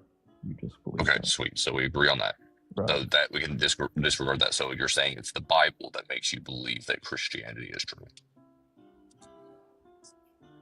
No, I'm saying I do and don't believe in Christianity. Like, I want to believe that it's true, but I won't know. I don't know. But I can definitely take its lessons and its commandments. Hey guys. I think there's like a really important point of this that we're kind of just like breezing over, and it's probably because you guys weren't up here, or maybe like we're coming up here just as he said this. But Chutski, can you mute please? And I think this is really going to help. The reason I'm saying something is because I think this is going to help. The other thing he said that they learned at boot camp is how to be a man.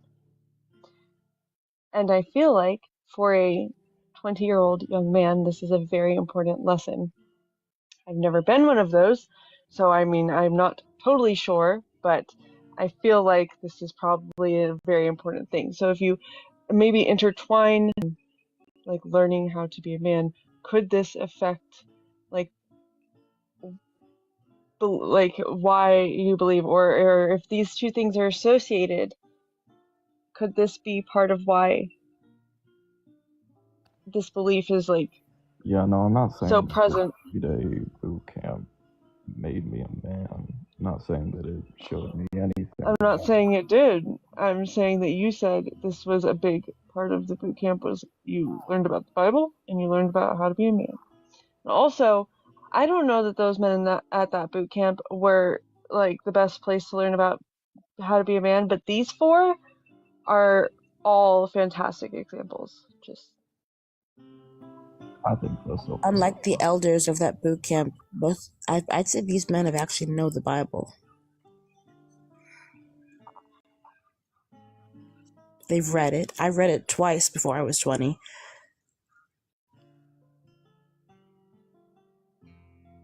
Does it matter to you, Braden, if the Bible is true or not?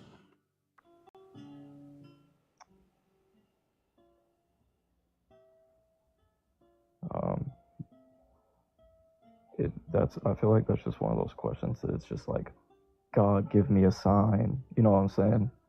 And then like no. And then you don't get a sign, and then you're like, okay.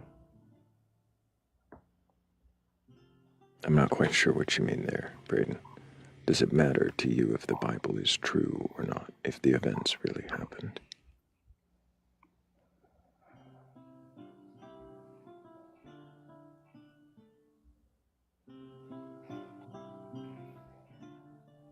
Yeah, that's a good question. At the end of the day, they are just stories, something you can listen to and learn from, or at least just think about it. That's kind of just how I go through it. Have you ever considered like an atheistic point of view? Oh, definitely. So when I was 14 years old, I was a Jehovah's Witness, and the only reason I was able to get out of that, I would call it a cult, is because my parents divorced and got disfellowshipped, and I was no longer able to talk to any of my family. Or it wasn't that I wasn't allowed to talk, but they wouldn't talk to me because of their beliefs in being Jehovah's Witnesses. So, what is it about atheism that you're hesitant to leave?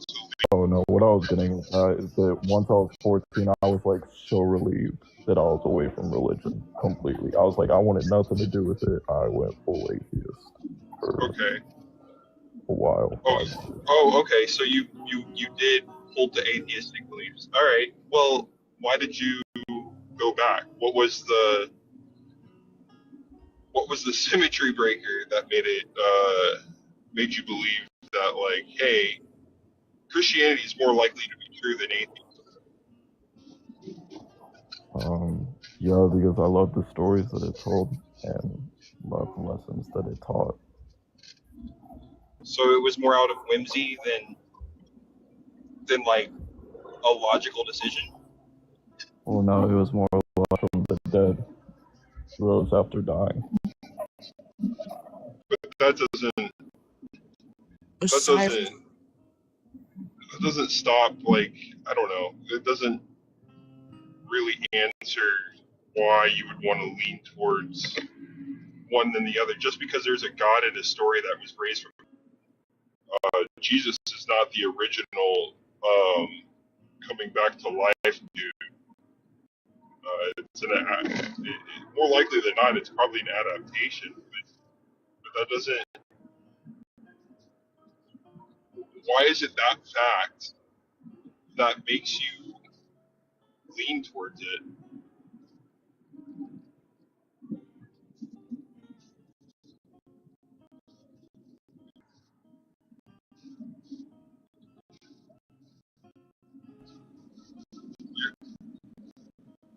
I think one of the first things to being wise is fearing God. Kind of like what this guy said. I'm sorry, I'm having trouble hearing you. He said the first thing to being wise is fearing God. He's just repeating the script from boot camp. He's been doing it since he got here. I'm not repeating a script from boot camp. I'm reading something I read. Don't The first step to you've being read. wise is to fear God. Oh, he's quoting Proverbs. The fear of the Lord is the beginning of wisdom. Why worship a God that you have to fear? Because I'm just a creation. Right, but me. For an all-loving creation, why does he design it such a way that in order for you to be saved, you have to fear him? Is fear love? No. Okay. Are you supposed to love that God? Yeah. Hypothetical, right? Well, I am just a creation, and he is God. Why do you But say? you're also. Oh, go ahead, just. But you're also the son of God, so you're still supposed to fear him in order to love him. Like, you see how that's circular? Yes, very. Does that make sense to you? Yeah, it makes sense. Explain to me how it makes sense. Well, I hear this argument a lot already. It's like, fear isn't love, and you're not supposed to, No, it's antithetical. Right. You agreed it was Why love a antithetical. God that can send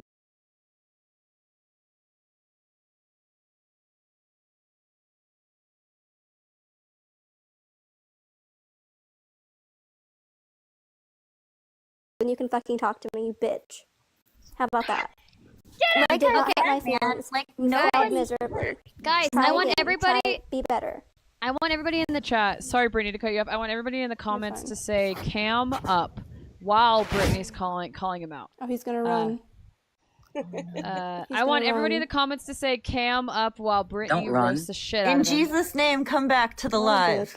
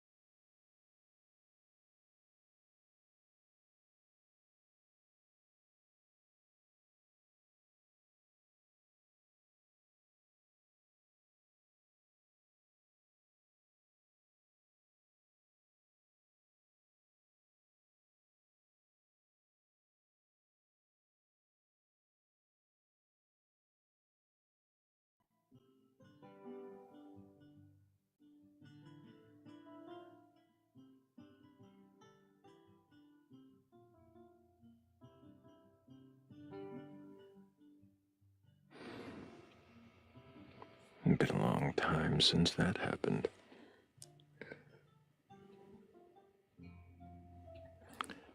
A little piece of me almost took that as a reason to go to bed. But I'm not done yet.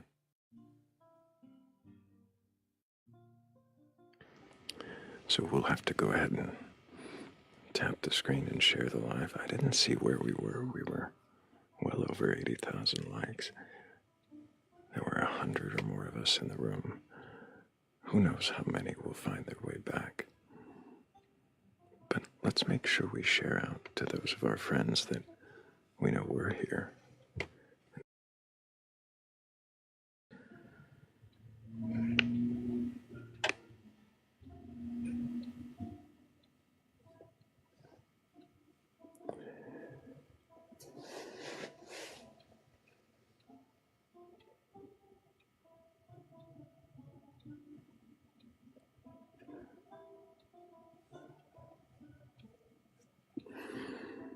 Oh, that was unfortunate. Let me get the YouTube back up and we'll get going again.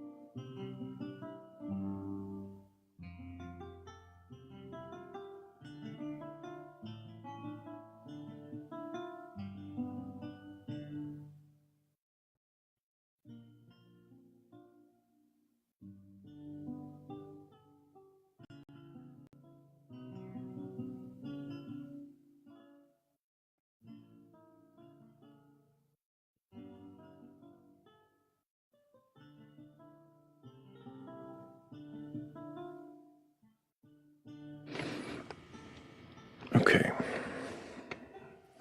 I don't know what it was, Major. It just said network error. So we're back, though. We got a jackdaw back.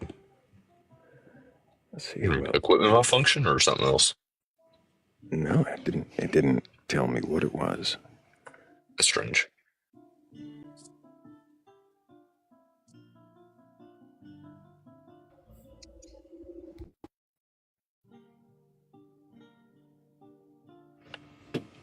Well, I wasn't pleased with it either, Majora.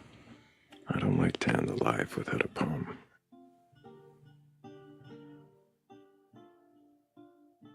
And it's a little early to end it yet.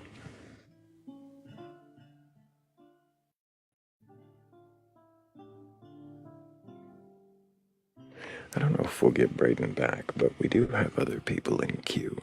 And if you do have a belief in a god or gods, a higher power, or anything like that, you're open to questioning your beliefs, well, go ahead and request on it.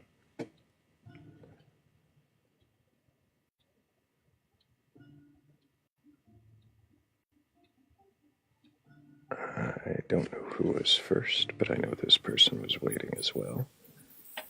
Yes, honest voice. Well, thank you, Jen Lisa. Can I get your age for TikTok TOS? Sure, 29. Do you have a belief in a god or gods, a higher power, or anything like that? Jesus is the way, the truth, and the life, the Alpha, the Omega.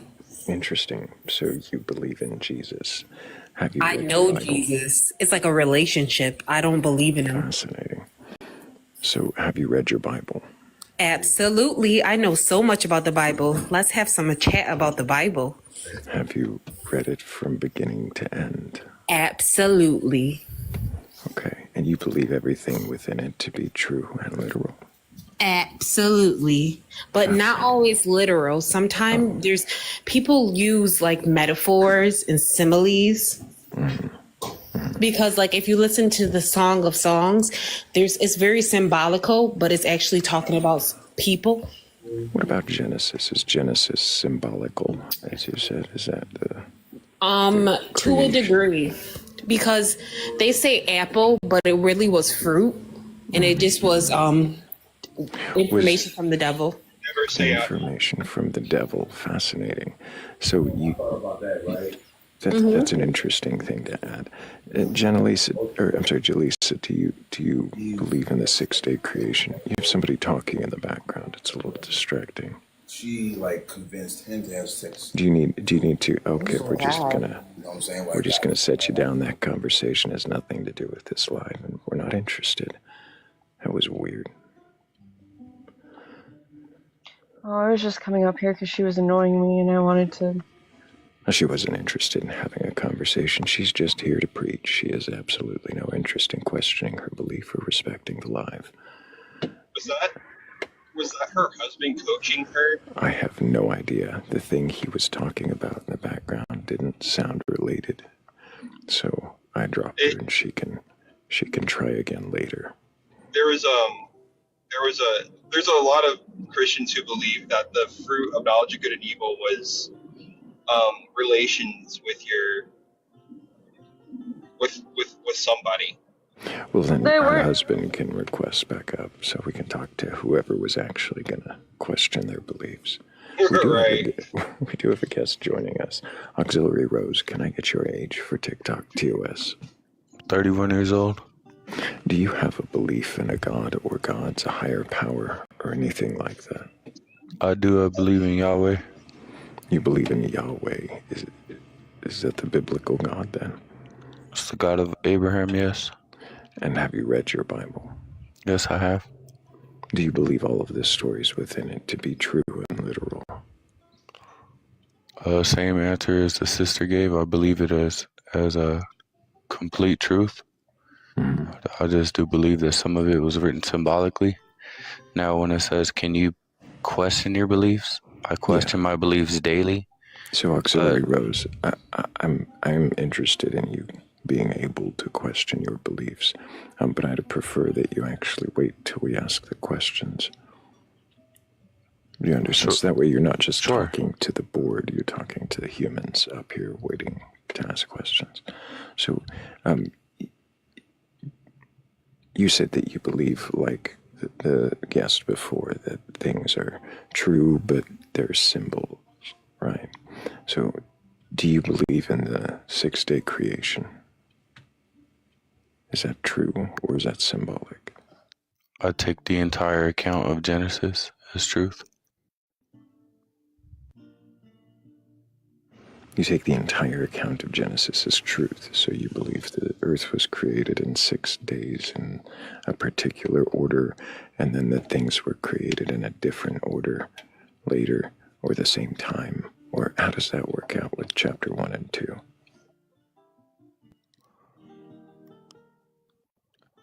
Because context is key. When you're reading it through the lens of a non-believer, you don't understand. Are you saying in order to believe it, you have to believe it? Or is it to understand it, you have to believe it? I don't think any revelation from the Bible or my faith can be given to a non-believer. Auxiliary, are you actually up here to question your beliefs or just to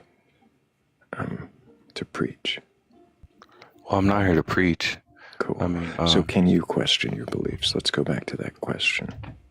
Yeah, I question them daily. What does that mean to you, to question your beliefs? What I believe is truth and what I don't. And do you question your belief in the Bible? No, I take that as complete truth. Why? Why don't you question your belief in the Bible? Can you show me somewhere where I should question it and take it as falsehood? Yeah, I was just talking about one. I didn't say you should take it as falsehood. I just talked about a spot that you could question the different orders given in creation, Genesis 1 and Genesis 2. Are you familiar with theology or no? Am I familiar with theology? Mm-hmm. In what way? Do you know what theology is? Auxiliary, I don't see how me answering questions is going to get you to question the Bible or your belief in it. Can you question? Well, the order before given in I Genesis waste 1 your and 2? before I waste your time, I just want to ask people away from their faith and get you to persuade them to come to what you may or may not believe in. No, absolutely What the not. fuck is that, dude? Why would anybody like want to persuade somebody into a belief system that doesn't exist? Oh wait, Well, atheists do it all the time. No, we don't. But look, the point of this live is to question your beliefs. We have people up here who have differing belief systems. The point isn't for us to convert you. The point is for you to challenge your own belief. Are you able to challenge your own belief?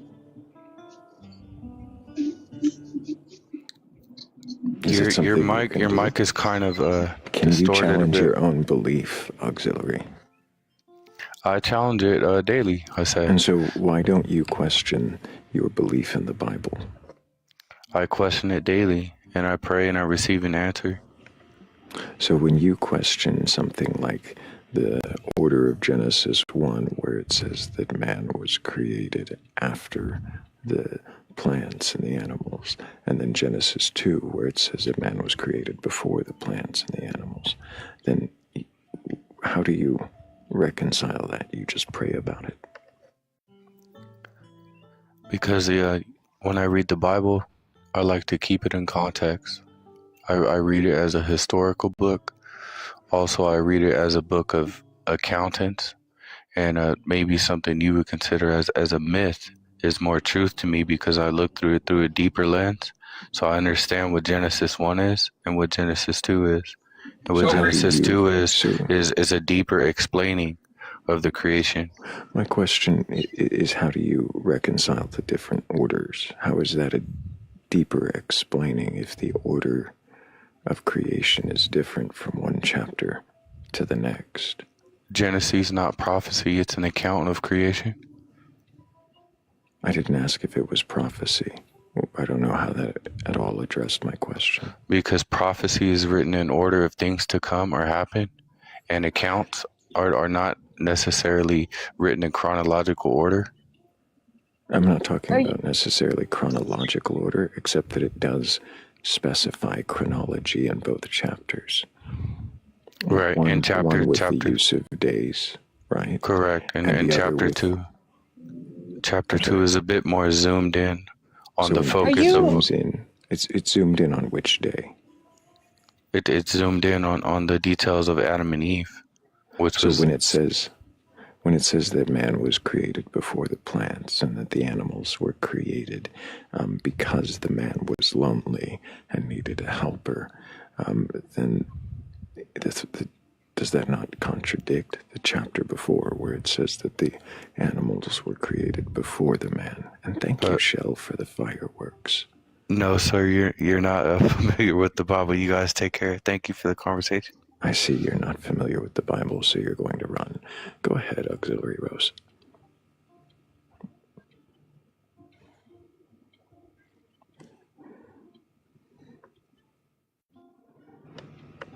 That was unfortunate. Disappointment again. Why they always lying?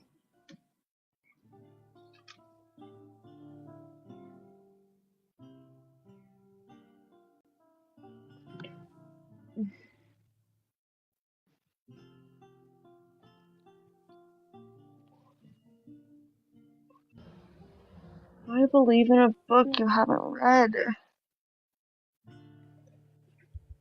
To be fair, it's deep in the book. It's way in there. Yeah, The beginning. Wait a minute. I'm sorry. Way in there in chapter 1 and 2. Literally the first 3 pages of the book. Hello, Caden. Can I get your age for TikTok TOS?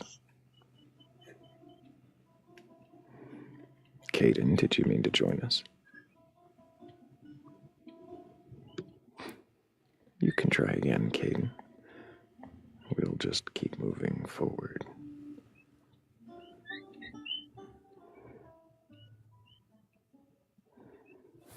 Hello, Zeta. Can I get your age for TikTok TOS? Me? Yeah. I'm 40. Do you have a belief in a god or gods, a higher power, or anything like that? I was once here as a guest. I question one thing. I question many things in Bible. But for sure, here's one question. Adam and Eve had one thing not to do.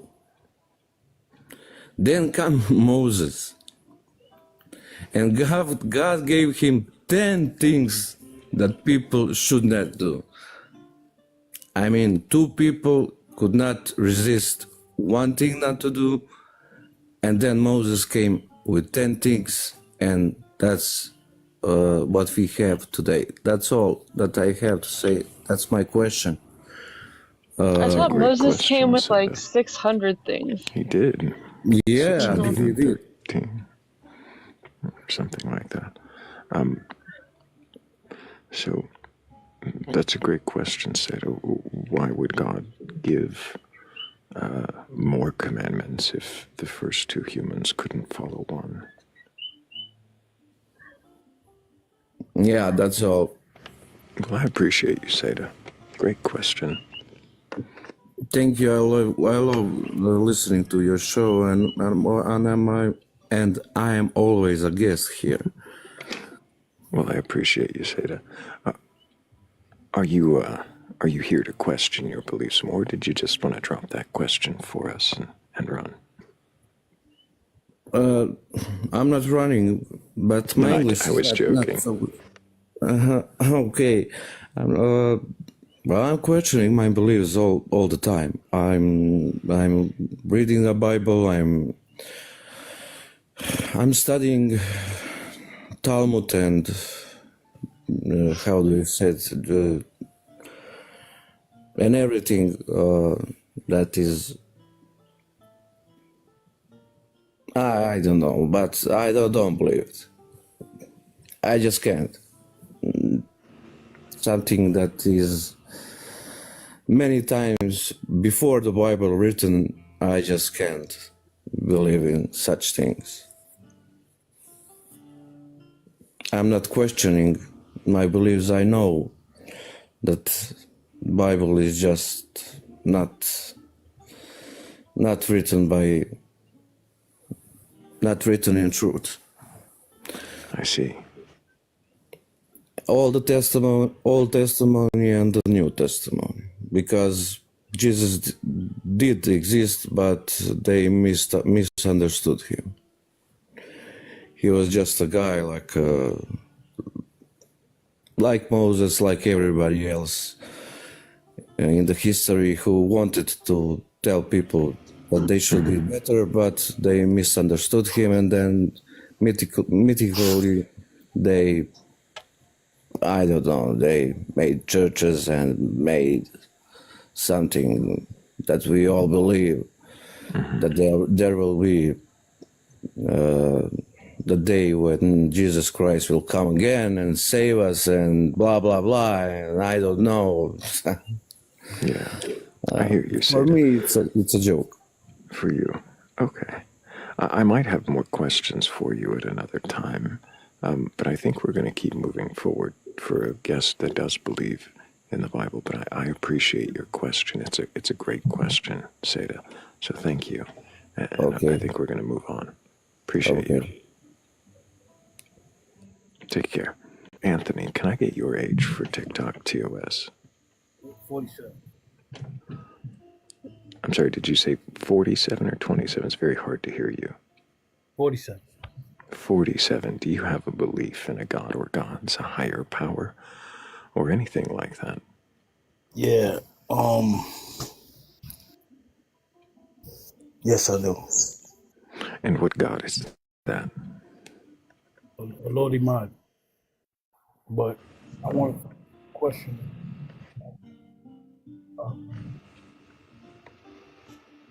You're very hard to hear. I think you said a name and then you said something else. Olodimal. Alodimal. Olodimal. And do you believe this God exists? In a different plane, yeah. In a different plane, what does that mean?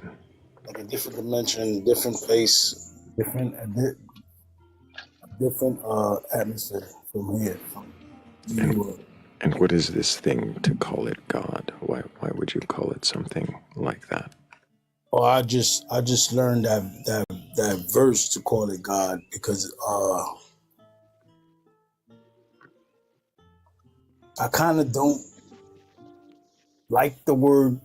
I can't say don't like the word, but I'm questioning that word God because I believe God. I'm starting to believe that I'm starting to switch up a little bit and believe that God is You got muffled, so it's hard to hear you again, Anthony. We can't hear you. organization as such. More than one person is a God. More than one person is a God. Organizations are God.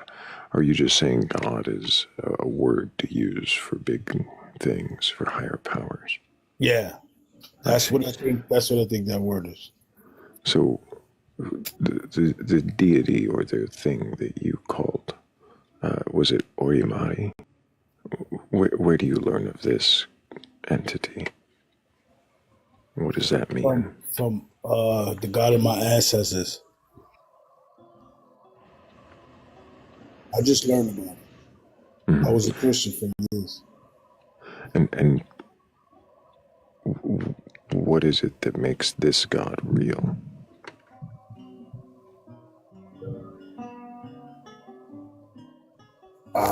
To me personally, or what is it that makes the God real?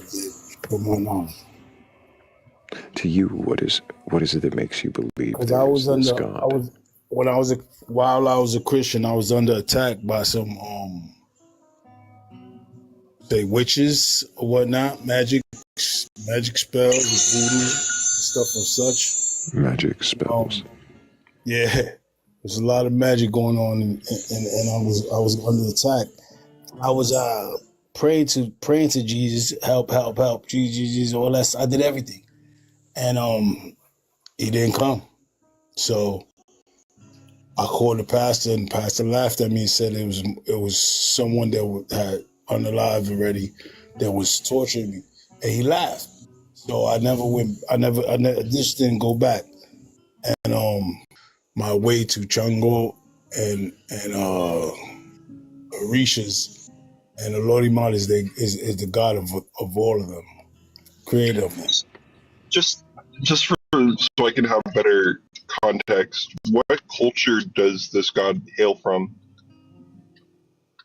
Ishishi, it's like it's for it's not the same thing, but it's like a Santeria, but it's not the same thing. Is it of Latin descent or African descent? African. African, okay. And Latin took under it. Is it a culmination, kind of like Santeria? Yeah. Okay. Now, and there's questionable things too, because a lot of people play games with the knowledge they have. They'll I just think that saying like We can't hear you, Anthony. I don't know why we can't hear you at all, but we can't hear you. I said there's a lot of people that play games with the. Yeah, it's like your microphone's in your pocket. You hear me now? Yep. Okay. There's a lot of people that has lack of a better word, magic, and they mess with other people that don't. So this is something that's questionable in my well. What is it you're calling magic? And how do you know that other people possess it? Lighting candles, praying to entities, and possessed. How do you know that this is actually affecting you? Because I was under warfare with it. It was attacking me. You say you were under warfare, they were attacking. Did you see them lighting candles for you? No, I seen. Did you? I seen the You saw a spirit. What is a spirit? I seen people. There was. You saw people. There's physically not there. How do you know they were physically not there? Because I walked right past them, right through them. You walked through people that weren't there, and you assumed then that witches somewhere were casting spells against you. No, I know one of them. Anthony, we can't hear you again. I think between the audio issues and the difficulty communicating, I'm not sure how productive this conversation is going to be. So I think we're going to move forward to the next. So let's move forward. I think this guest has been waiting a while. Hello, TikTok Titan. Can I get your age for TikTok TOS? Yeah, give me just a minute. Oh, I guess we will patiently wait while I mute you for a moment and tell everybody to tap the screen and share the live. Appreciate all of you for finding your way back after the restart. If there's anybody you see missing that you think should be here, well, make sure you share the live to them. And don't forget you can repost and maybe even add it to your story for the people who follow you to see it on their FYP.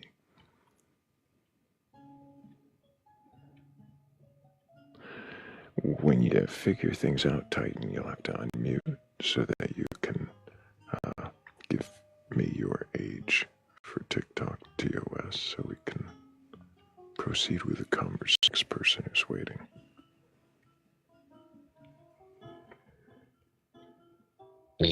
Good old dead air. Everyone just loves dead air. We do. We love it. So we'll just move forward. Titan, you can request backup when you're actually in a position to have a conversation. I thought it was interesting that he typed patiently waiting in the chat and then wasn't ready to talk when it came up. So we'll just move forward.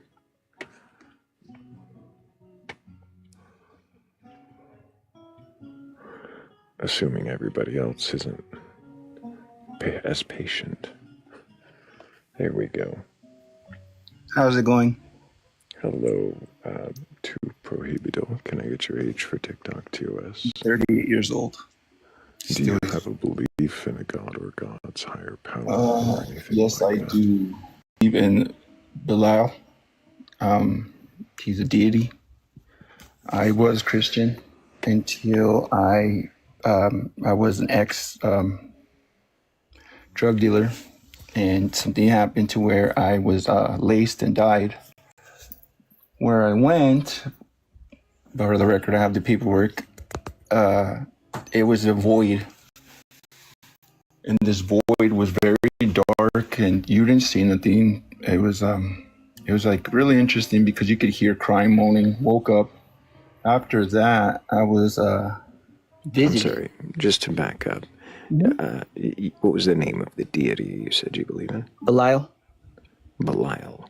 Yes. So you believe in Belial because you were unalived for a period of time. Yes. I was out for, I think it was a total of 20 minutes. Yes. That was the crazy part, because the human brain only stays alive for 7. So Fascinating. So you're saying that for 20 minutes they were trying to resuscitate you, and Yes, you determined some. I'm sorry, I'm not done asking. Okay. You determined somehow that the human brain only stays alive for 7. Yes, that's correct. How did you determine that? because when I woke up, the doctors were explaining to me that the human, after you are passed, that the human brain only stays the memories that last for 7 minutes. So I actually did the research and looked at myself, and I was like, well, it's interesting. So to get on to what I believe. Hang on, too. Jack's got a question. Go ahead. You said that they were actively resuscitating you? Yes. So they were doing chest compressions and were Yeah. presumably Yeah, and they were attempting doing to Narcan hitting you with too. adrenaline. Yeah, they were doing. They were Narcanning you, then you Yeah. weren't in. No. You weren't in cardiac arrest if they were Narcanning. Yeah, because when they Narcan me for a while, they said that they couldn't bring me back, so they did pronounced me. I would think it was at 3:17 or 15. I have the paperwork, and I was kind of crazy because I asked them. I go, well, I thought, so is this a miracle or something? And Sorry, they pronounced you at a certain time, and Yes. when did they resuscitate you? Now, this is a crazy part. I woke up. Okay, when did you wake up? I didn't look at the time because I was down on I would just say in Ohio, down in the area where they have the bodies. The interesting part was when I was down there. I'm sorry, so you were pronounced and then you were sent to the morgue and you woke up in the morgue.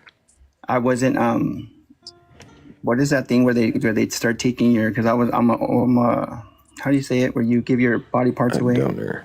Yes. That's the morgue. Yeah. So they brought me back up, and there was I was actually on the news for this. People were trying to. Is there an article I can look up for it? Yeah, go ahead. It is man wakes up in Cleveland after being dead for pronounced. It says 15 to 20 minutes. Yeah, it was in 2022. I can send you guys a link, but anyways, so the only reason I believe in that is because of the simple fact that when all this went down, afterwards I started seeing stuff that wasn't right.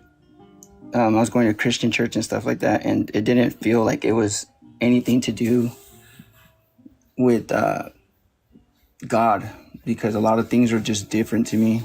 So I started reading the Bible, and I started realizing like a lot of things about the Bible were different than what they're teaching us. So just to back up, though, I get you're trying to go more into the what. You were saying, though, that the why is that this experience happened. Or you can just leave mid-question. Okay, I don't know what that's about. Well, his story wasn't real. I Googled it. It wasn't a man rose in Cleveland. The man's name was his last name was Cleveland. It happened in Buffalo, New York, and he actually been sent to the morgue. I see. So he lied about somebody else's story. He lied about someone else's story. That's crazy, bro.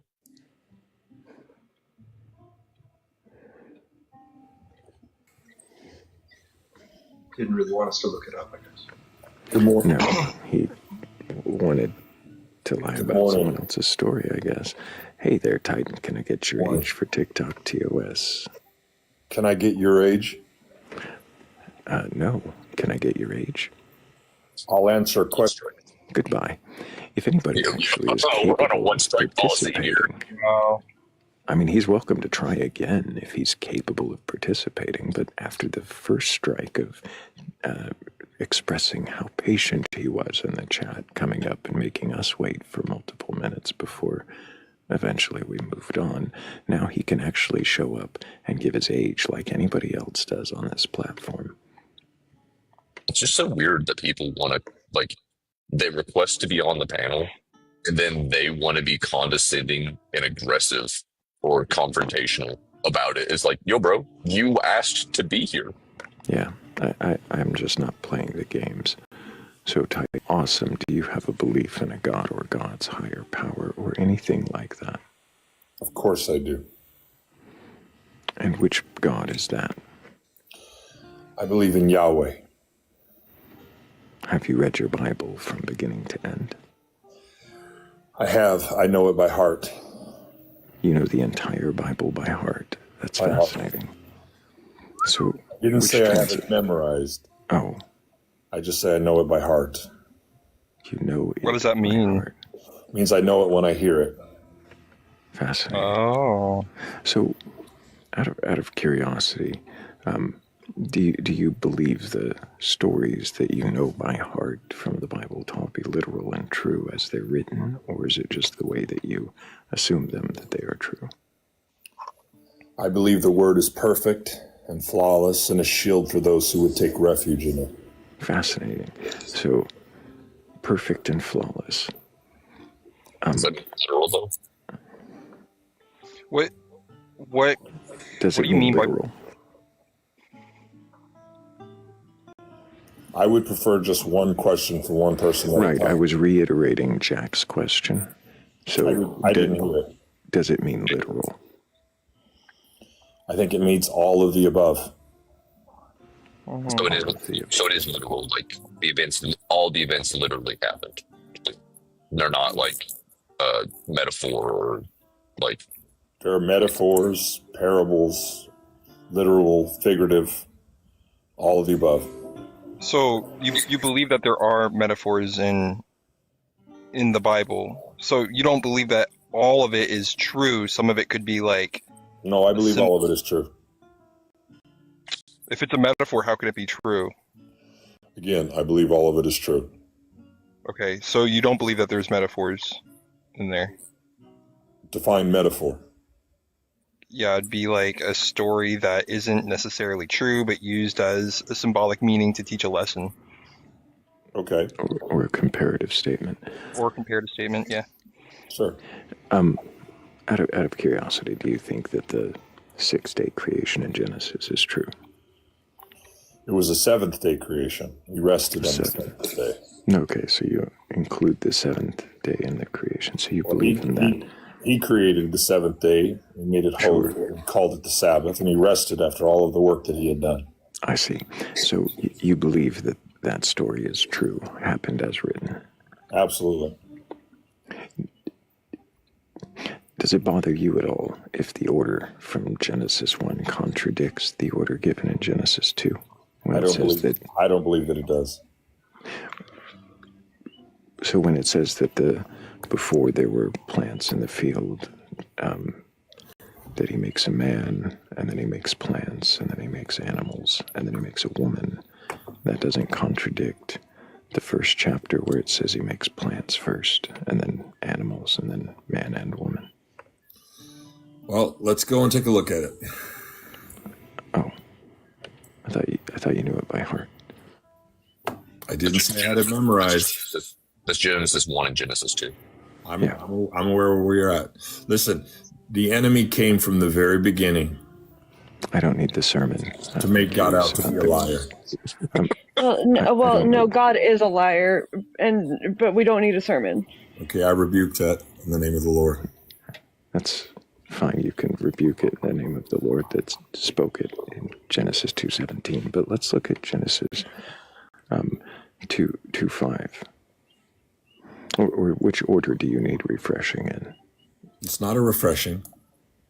Okay, so the order given in Genesis 1, where it says there were plants and then animals and then man and woman. Let's go Genesis 1:20. Let's start there. If you would like. And God said, let the water teem with living creatures, and let birds fly above the earth across the vault of the sky. Sure.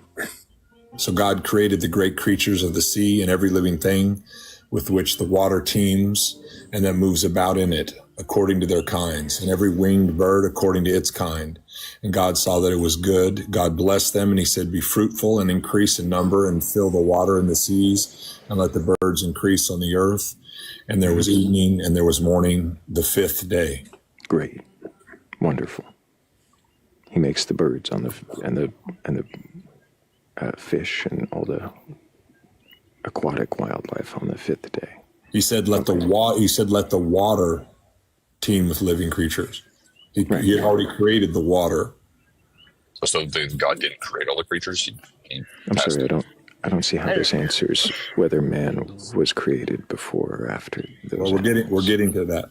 We're getting to that. Let's go to the sixth day. God said, "Let the land produce living creatures according to their kinds." Let the land produce living creatures. Right. The land is in the process of creating, according to their kinds, livestock, the creatures that move along the ground, and the wild animals, each according to its kind. And it was so. Amen. I'm not here for you to just read the whole book God at made us. It's only so two stop chapters, for just a moment. book. Let's have a conversation and actually understand what you've read so far. You're saying that so far he's made water animals, sky animals, and land animals. Yes. Okay. So he did this before or after Adam. Can you answer that question?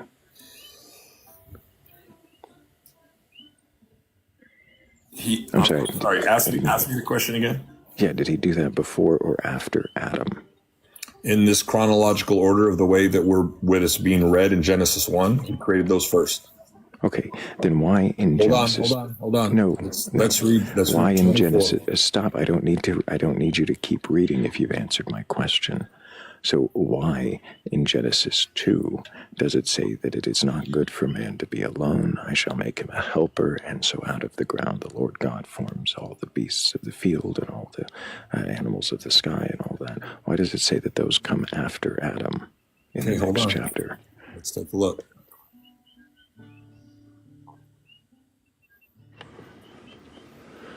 Let's start he with, looks up the pages chapter 2, verse 4.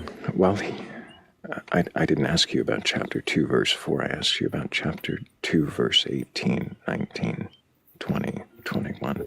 Why don't you go read those? I'm reading them right now. Just while you're reading that to that point, this is just like the first of a myriad of contradictions in the text. I don't believe that it is. You don't believe in any contradictions in the text at all? No, sir. How can you not believe that this is a contradiction when you don't know what it says? I'm reading it as we speak. Just give me a second. Be patient.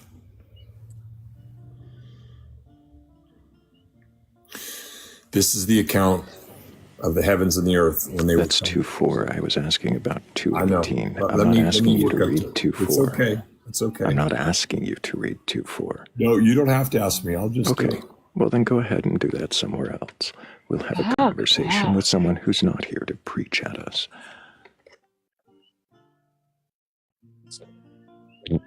It's either the order is the way it's depicted in Genesis 1 or it's the way that it's depicted in Genesis 2. Those two things cannot be the same. Or they're not the same. They're contradictory. I can imagine different ways people that might excuse the orders or find some way to marry them together. I've heard a myriad of different reasons, but in no way do you have to read the entire chapter at me after I've told you not to. That sort of lack of consideration for the consent of others is disturbing, and I'm not interested in platforming it. When you're done grappling with that one, why don't you go tell me? Also, how do you know the Bible by heart? And all of us knew the order, Genesis 1 and 2, without opening the book. He says, "You'll let me back up. I'd appreciate it." No, I will not. And the idea that you will say it like that tells me that I'm not even really concerned if you're in the room or not. He thinks he can command you.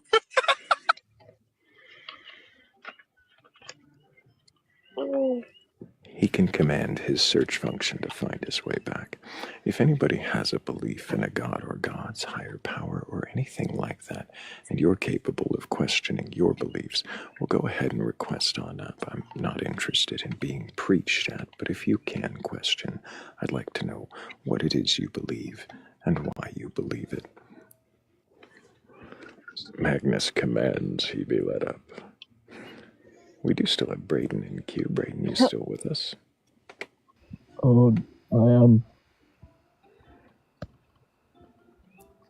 You've heard two different responses now to the same question. Just a quick reminder, of course, for the audience, your age for TikTok TOS. I'm 20. All right, and you believe in Jesus and the Gospels and all of the Bible, even though you haven't read it? Yes. What is your consideration of a contradiction like the one you've heard?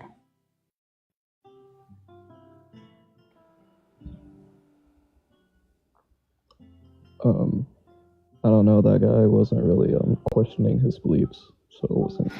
Right. I'm more concerned about you questioning yours since you came back for a third time.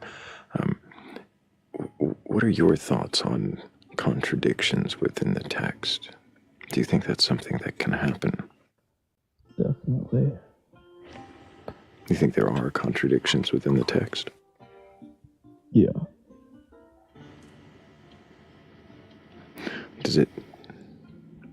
Does that take away from the truth of the text if there are contradictions and falsehoods? It doesn't, no. How is that? Bible's still the Bible. The Bible's still the Bible, so it doesn't matter if something's actually true in it or not. You just say it's true because it's the Bible. Well, I'm not reading some random thing someone made up. Definitely reading whichever one goes back to the farthest. But what if you are reading some random thing somebody made up? That's really scary. So I make sure that I'm not. Of But course. how do you know that? Yeah, of course. How do you know? You know? Right, that's what I'm saying. Like, how do you know you're not reading some random thing somebody made up?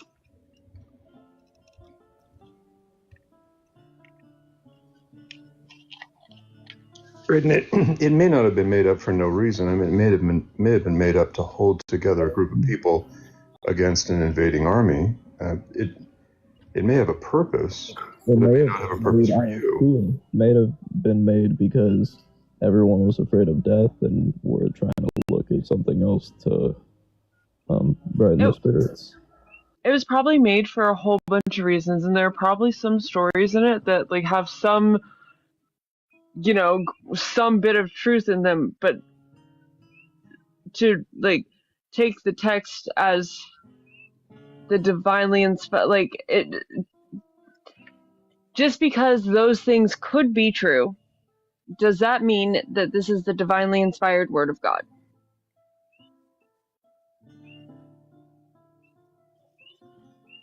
It's a pretty good question. Mm-hmm. It does say that the Bible is God's word. Right, but could you have made that up and written that in a book?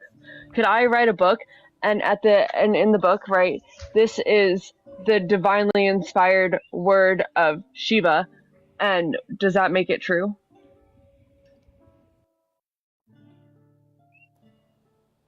Kat is in a position to write the book of Pele. You know, I mean, she's I could. Right down the street from him. Her. Yes, sorry. Look, I had a 4.6 earthquake tonight that like rocked my whole. It was scary. I'm trying to make her mad.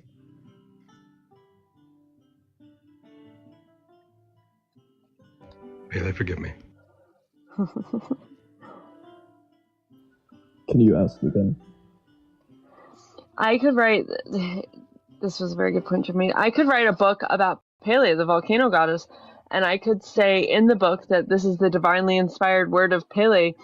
Does that mean that Pele? Well, no, I'm not Pele. And are any of the people that wrote the book God? No. Okay.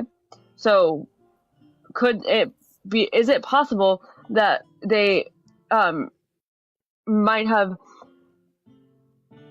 portrayed this book to be the divinely inspired word of God as to, I don't know, give themselves more credibility so that more people would believe it? Yeah, exactly. An even more Right. compelling reason would be that the Philistines were flooding the Levant, and the people that became the Israelites needed to hold their culture together, so they invented an origin that tied together various tribes, and then they were able to repel the Philistines. I mean, that's one possibility. Yeah, my biggest thing with Christianity is whenever I'm saying I don't believe it, it's like, what if there is no God? What if nothing's true and people made it up out of fear of death, fear of just nothing after this life? You know what I'm saying? Right. So why would you why do you believe it?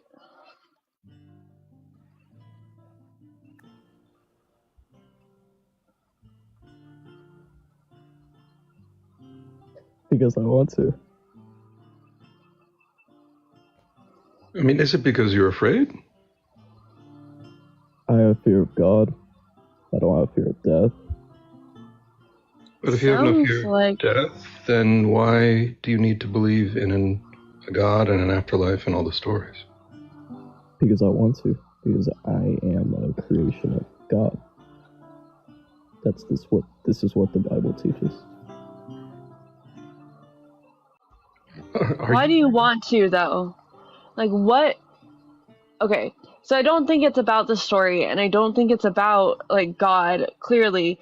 I think it's about something else. So what is it about? What do you mean? I mean, you have just acknowledged that there might not be a God and that these stories probably aren't all true. And we know they were written by man, and the likelihood of this being the divinely inspired word of God's pretty slim. So it isn't about the doctrine or the stories or the God. What is it?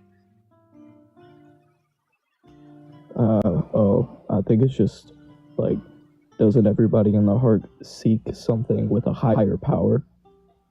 No. Wait. And why do you So, think you have to? I don't think you have to, but Well, you sounds like you do.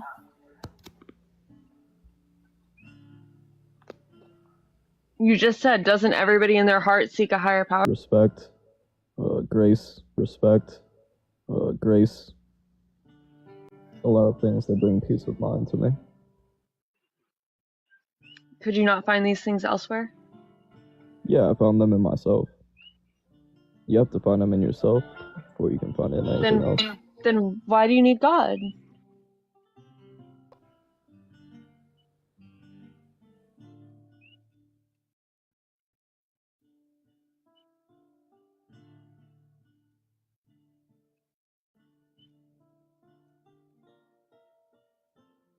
What good is it doing you? I feel it's teaching me a lot, showing me how to just go in the right direction. I'm not saying that God has never.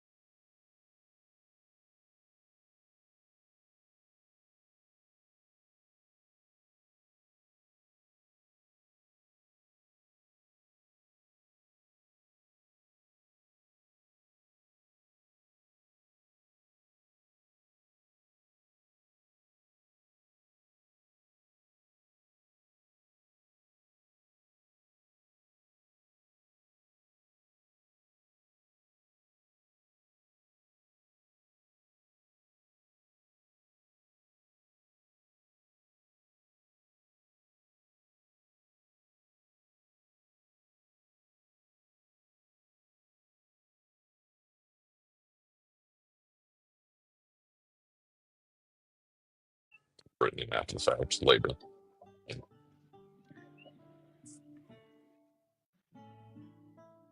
I'm gonna Right. stand by. I understand the like. I get really whenever like Christianity with pride and ego, like the sense of being better because your God's real or whatever it is. Like I hate that. You know what I mean? Like that's not at all how I think, and I don't think that's how anyone who's a Christian should think at all. But somehow that still is a something that gets brought up. So you're talking about the superiority complex that you find distasteful, and that's fine. But do you actually think that's your religion that taught you that a superiority complex about these things is bad, or do you think it's an intuition or something that's learned from the environment around you? Yeah, I'd say it's definitely learned. Right. So then you didn't get that from the Bible either. You didn't get that from Christianity. No. So then your What? willingness to let go of pride or ego isn't because of the Bible either. Right. It was more So it because didn't teach you that either. Right. So I ask again, what do you genuinely think that you've received from this that you haven't been able to figure out on your own? Absolutely nothing. But I think that's what the Bible teaches is that you're a creation of God. So your story are his treasures, right? Like you're going to God. So whenever you're at your end, do you understand what I'm saying? Yeah, but why do you care if you're like if he's not giving you anything and you're figuring this all out on your own? Why do you care if you're going to God or if your stories are his treasure? Like, why does it matter? Fuck that guy. He ain't doing shit for you.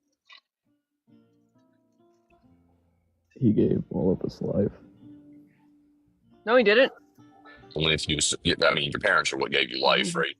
They got Randy one night and decided to go after it, and that's how you came about. This is true. So again, what did God do for you? Nothing. Okay. So And then why? do you actually need this religion for anything? It's not that I need God, but I want God, you know? Okay, that's different. Why though? You want God to exist.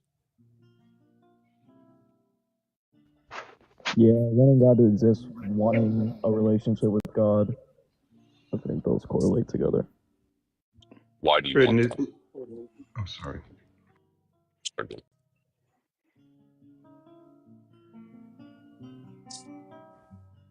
Tim, I've been loud mouthing the entire time. Go ahead, ask your question. Oh, thanks. Braden, doesn't it matter kind of what kind of God this is? I mean, if you read through the Bible, it would be worthwhile to determine if this is a loving God or if it's a vengeful God, a wrathful God, or a God that seems indifferent. So if you're pursuing this relationship with a deity, it's important to know the nature of the deity.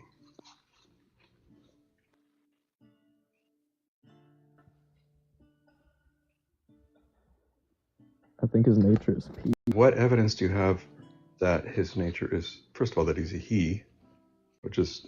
I don't think he's a he, boy, black, Mexican, human, God. So you assume, is peace. The nature is peace. But it's important to find out if that's true.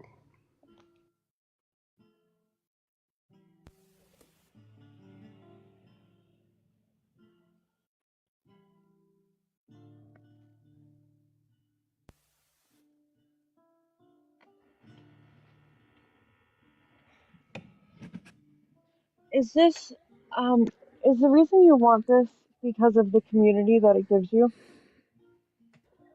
I'm very, what's the word? I very much enjoy my privacy. I don't get like community from this.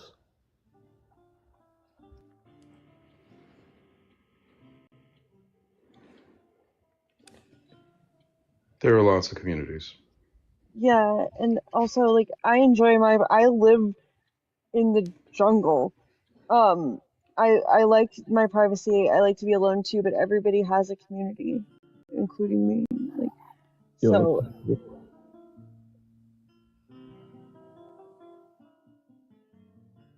like, are you friends with these people that you engage in this with? Like, what is it? Engage what? Like church, worship, Bible study, whatever it is that you do to engage with this God. No, I don't really talk to him because it's more of like Christianity is more like a relationship with you and God, right? And it's just what you believe in. So it's not. Even it says in the Bible to not talk about the Bible. It's for you to interpret it. But like everything, that doesn't. I'm not saying that I don't listen to everything. Like definitely not. That's just. I definitely take into account everything that I hear. It's not like if I don't like something, I'm not going to listen to it. Which is why we like you. I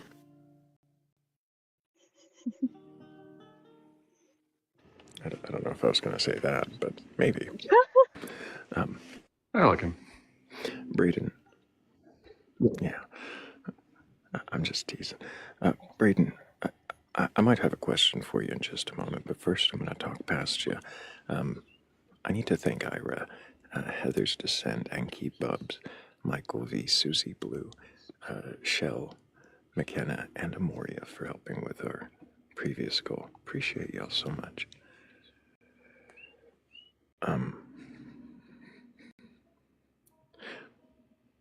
Braden, yes. If you had every reason to believe that the Bible was false, that everything in it was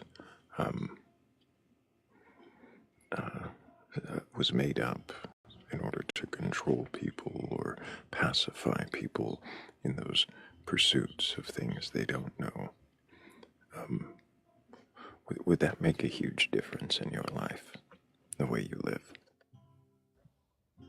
So when you're saying get proven that none of it's true, like by people, just like today someone came up to me and somehow showed me some evidence that none of it's real.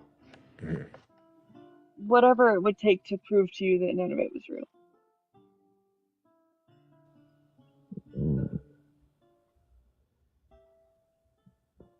Probably just be like, damn. Yeah, how would it change your life, if at all? I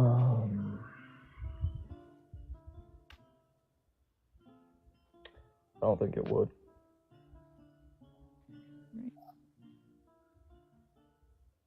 Like I said, I learned from the Bible, and I'd like to think there is a God, but I don't know. And all I really have is myself, you know? That's all there is in your mind. Brayden, does the God have to exist for it to be meaningful? Of course. Of course it has to exist for it to be meaningful?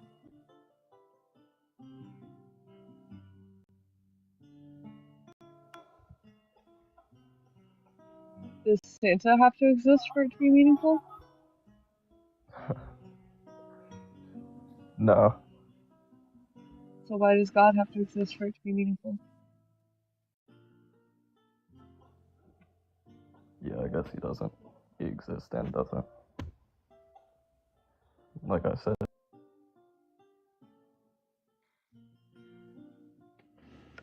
So if you don't know, then why would you assume to know? Why would you assume that? I'm not assuming to know anything. Right. He just wants it.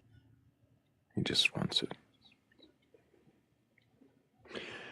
I don't know that I have any more questions for you, Braden. I appreciate you coming up and being honest and answering the questions that you did.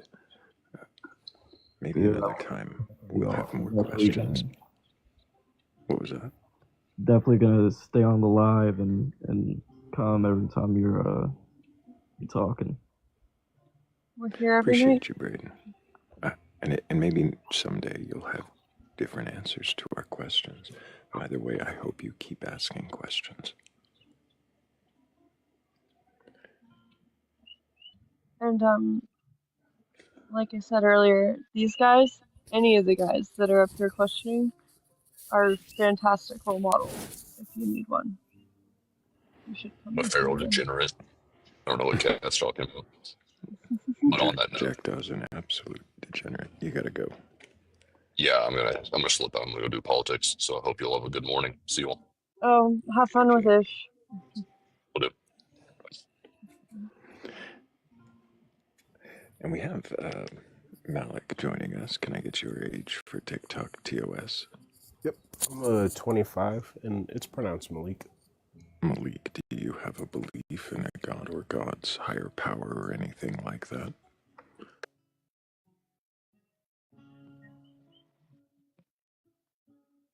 We can't hear you when you're off app, Malik. So you'll have to come back to let me know. I'm so sorry. I think I accidentally turned off my phone. Do you have a belief in a god or God's higher power? Anything like that? Yeah, I believe in the God of the Bible, the Christian God, and I believe in the Holy Trinity. Interesting. Have you read your Bible from beginning to end? I'm not finished with it yet, but I have read most of the New Testament besides the whole book of Acts and like the half of the last half of the book of John.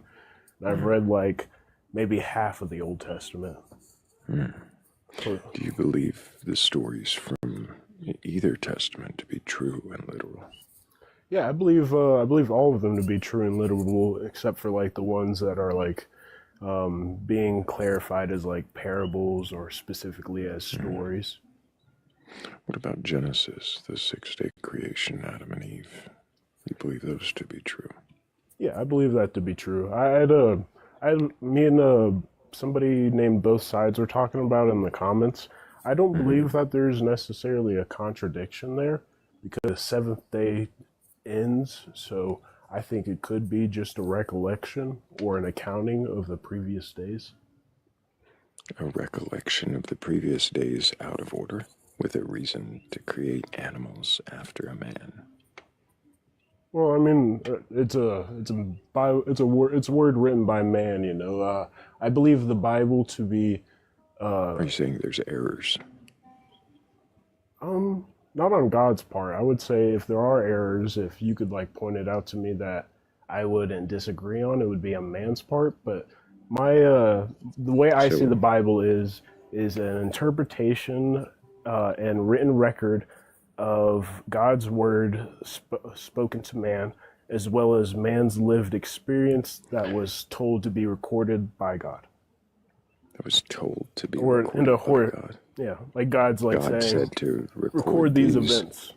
Even if they're out of order, or even if they're mistaken, even if they're contradictory. Well, it's not to say that it's out of order. It could just be that when the Bible was put together, that the manuscripts weren't properly put in order. Because we have some like Dead Sea Scrolls, like I think it's 4HG. I'm not talking about the order of books. I'm still talking about the order of creation in Genesis 1 and 2. Yeah, well, the order of Scripture. That's where it like would come in. Where I'm saying it like it matters. That's where errors can be. Yeah, if the scripture hasn't been properly put in order. Creation in Genesis 1 and 2, that could just be an error of man. Is it somebody wrote the book wrong? Not as somebody wrote the book wrong, just as like once we got all the manuscripts and put together the full Bible, I think it was like in the 1600s. Or no, 1400s. My bad. I'm sorry. I'm super far off. You're still super far off. Am I? I'm just now getting into like the history of the Bible. I know that we had the scriptures all the way up until what was it? The rest of the scriptures were written in like 40 or 50 AD when Paul was supposedly executed, right? I don't know any of these numbers. I think it was Paul who was the last to add to the scriptures of the Bible. Oh goodness. Paul or John. I'm still learning about the history, so please be patient with me. Please be patient. It sounds like you're not just quite learning, but mislearning. Does it?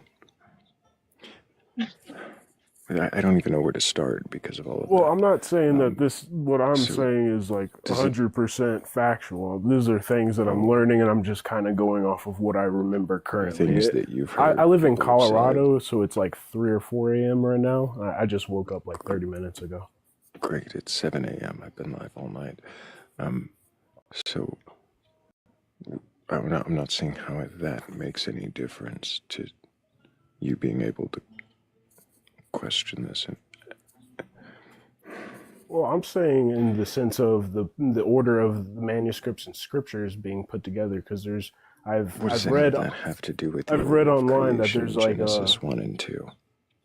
because of the order of creation. If you're saying it's out of order based off of how the next, I guess it brings up when Eve was created in 2:18 through 21, and you're talking about how You said Eve wasn't created until after that. Do you even know what I was talking about when I said the contradiction in the order of creation? Yeah, I believe so. Here, let me say it just to make sure. I thought that you were talking about the order of creation as in when beast was created and then man was created and the 5th day, the 6th day, and then in chapter 2, verse 18 through 21, I thought you were talking about how it then like says man and then beast, right? You've almost got it. Yes, that is part of the contradiction. That is a part of it.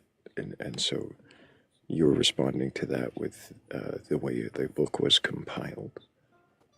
How does that answer the question about whether man came before beasts?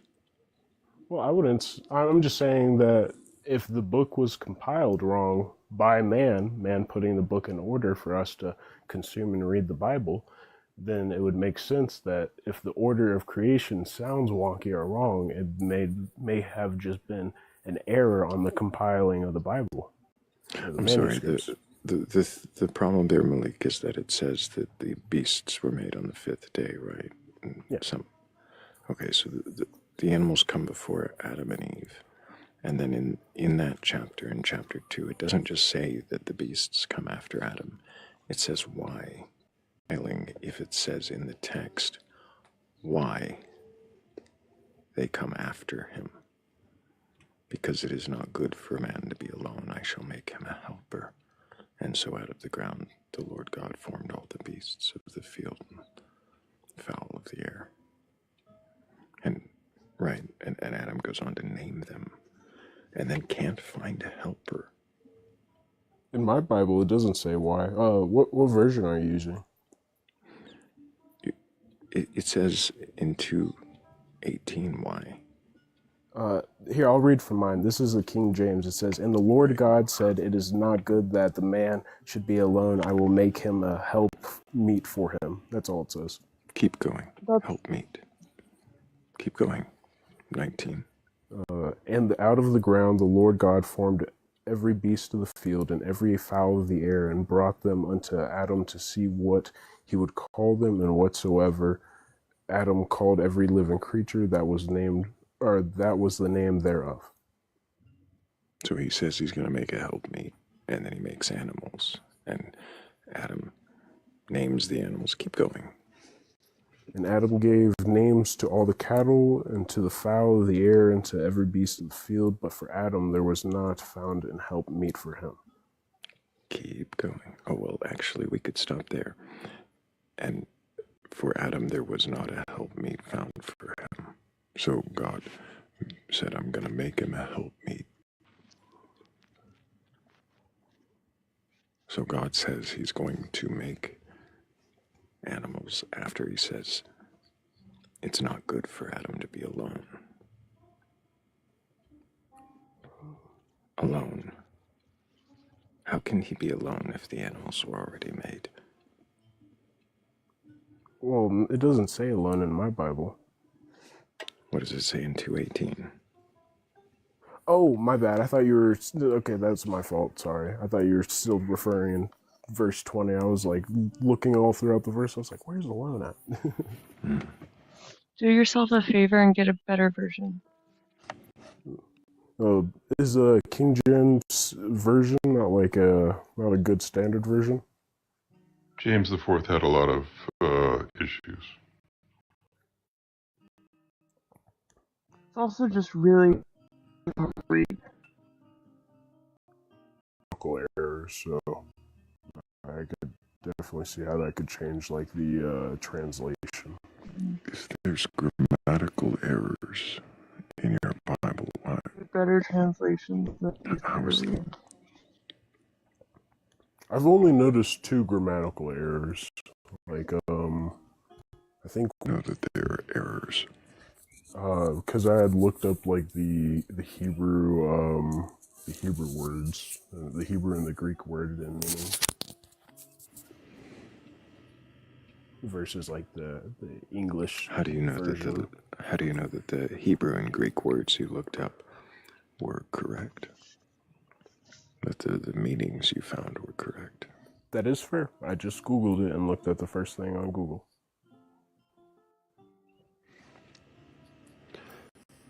Malik, how would you know if your Bible were true or not? If it can be full of errors? I know that it's true in the rest of what I've read based off of other versions of Bibles that I've read where it makes sense and it matches. So if one version makes sense and matches in this verse, then that one's true. But if it later doesn't make sense, you'll go to another version where it might make sense, and then that version is true, but only Not for necessarily. the Hebrew and the Greek. Yep. That's what I meant to say earlier. I just couldn't think of the word for a second.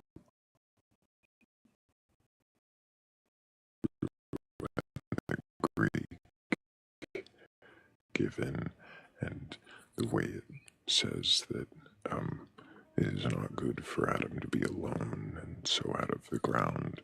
Like if all of that is the way we described it in the Hebrew, how would you then reconcile that? Or what question might you ask? I guess the question I would ask at that point is like, what exactly was going on when this was recorded? Because how would beast be made after man if beast was made before man? Because like you said, with that going based off of what you've said, if it's completely as you guys have put it out, then that would be technically a contradiction. And I don't believe that when God is speaking and he's telling man things, that he has contradictions. But I believe that when man is recording things, whether he's seen it or he's been told it or it's been orally passed down, I think there could be contradictions that come up. So there could be contradictions when God says, I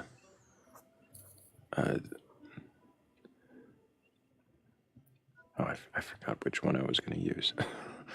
I think the one Rabbi points out is that it says at one point, do not be afraid for your Lord God. Shit, it would help if I had the verse in front of me. There's like several verses like that, like, do not be afraid for the Lord your God is with you. Well, no, not because the Lord your God is with you, but because the Lord your God gives you fear. Let me find it. Well, when we talk about fearing God, that's not to say be literally afraid of God, be fearful for your life of God, be scared of God, respect of the Lord.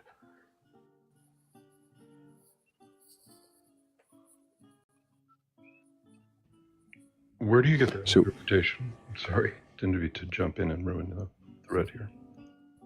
No, you're good. I'm sorry. Could you repeat that? Where do you get that interpretation of fear of the Lord? I hadn't looked this up to confirm it myself, but I've heard from several biblical scholars, Wesley Cliff, or Wesley Fudge. What's his name? I want to say Cliff. I don't think his last name's Cliff, though. It's Wes something. He's like a pretty popular Christian scholar. He often equates fear to reverence. Growing up in different churches throughout my life, it was always fear was always equated to reverence or respect of the Lord. Talking to different pastors from different denominations, I've always heard fear referred to as or equivalated as reverence. And everywhere that I've read in the Bible where it speaks of having a fear of God, the context doesn't sound like they're scared of God. Like, sure, like there's times in the Bible where when God shows his power and his wrath, like it creates fear. Just like, you know, a parent disciplining their child, a child would be fearful of the discipline, depending on whatever situation. Anyways, but it always, the context always equates having a fear of the Lord or having a fear of God to respecting God, being respectful towards God, praising God, worshiping God. Like it always follows with context. But when Thrayle gives you the citation, it might be worth looking at the Hebrew words and looking at the translations of both of the words for fear, rather than relying on somebody who may have an agenda. Yeah, that's extremely fair. I'm getting a computer here in 2 days, so I won't have to use my old iPhone XR. That's a 10 Max, if you guys remember. So it'll make research a whole lot easier, and I'm planning on like taking some courses here soon in Latin and Hebrew.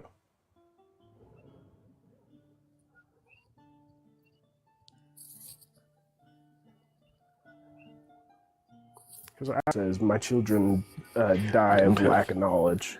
I don't have the exact citation. There are verses where it says that he will give them a heart, that they may fear me forever. And it does in other verses say that they shouldn't fear. If the rabbi was here, he'd know which verse I was talking about. There's a verse that is translated in a way that expresses that you shouldn't be afraid because God gives fear. And if that's not true, then I maybe have it mixed up. But if that's the message given, that it is to not be afraid, but then later says to be fearful, and the words were the same. Then at that point, it would just depend on the context. I would have to know the context. I see. So I think context definitely makes everything, you know? Yeah, I think Jim was going to interject something there a moment ago. Oh, my apologies. Yeah, I think Rav is working with the Torah, so I think he's working from the Hebrew. So and sometimes Kat can mysteriously summon him. It would be wonderful if he was here to give. I know we've gotten off topic here, and that we were talking about Genesis. It might make sense to get back to that. Oh, no, I can't. He's busy. I remember him saying something last night. Yeah, that's all right.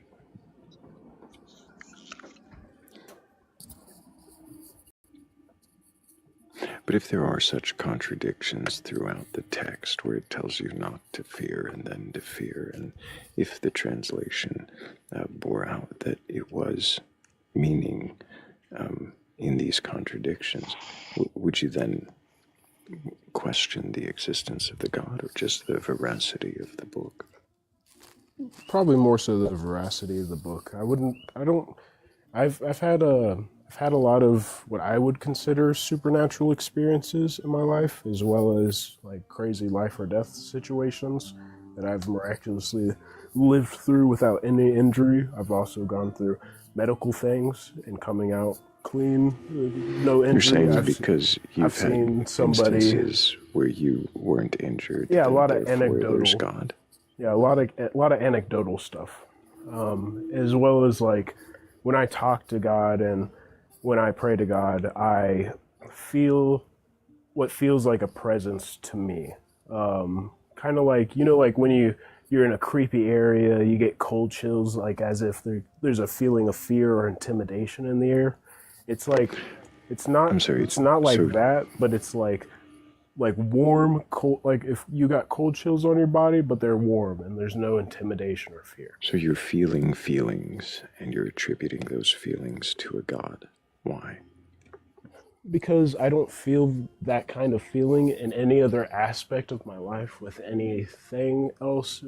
I used to be agnostic and I was pagan for a while. I had tried, what was it, Egyptian paganism. I was Greek and Roman pagan for a while. I was How have you Norse verified? pagan. I'm sorry, I don't need a list. How have you verified that the feeling that you're feeling is not just a feeling? Because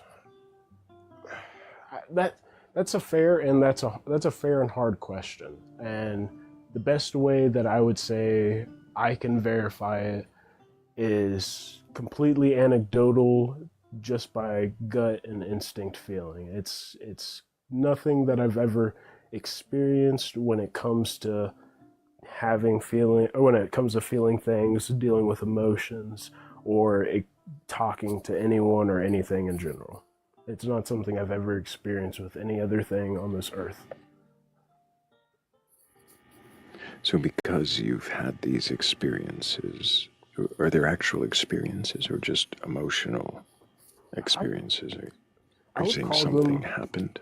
I would call them actual experiences, especially like what I consider to be my testimony. I could share it with you guys if you want me to. I'm not. If I'm not, I'm not going interested to in your push it. testimony. Yeah. I'm interested in why you believe, and so far what you've described are feelings. Well, my testimony kind of does have to do with what I believe. I can make it really short if you want.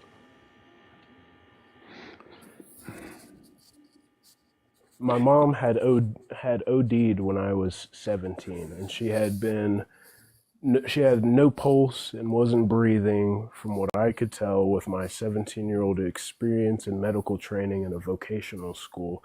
She had been unalive for about 15 minutes before EMTs came, and then I had prayed to God for about 15, 20 minutes during that whole time waiting on EMTs to come, and she came back. EMTs said she was unalive on arrival. I'm sorry, so you're saying that you were 17, your mother, was it 17 or how old? 17. 15? Yeah. 17. I was a senior in high school.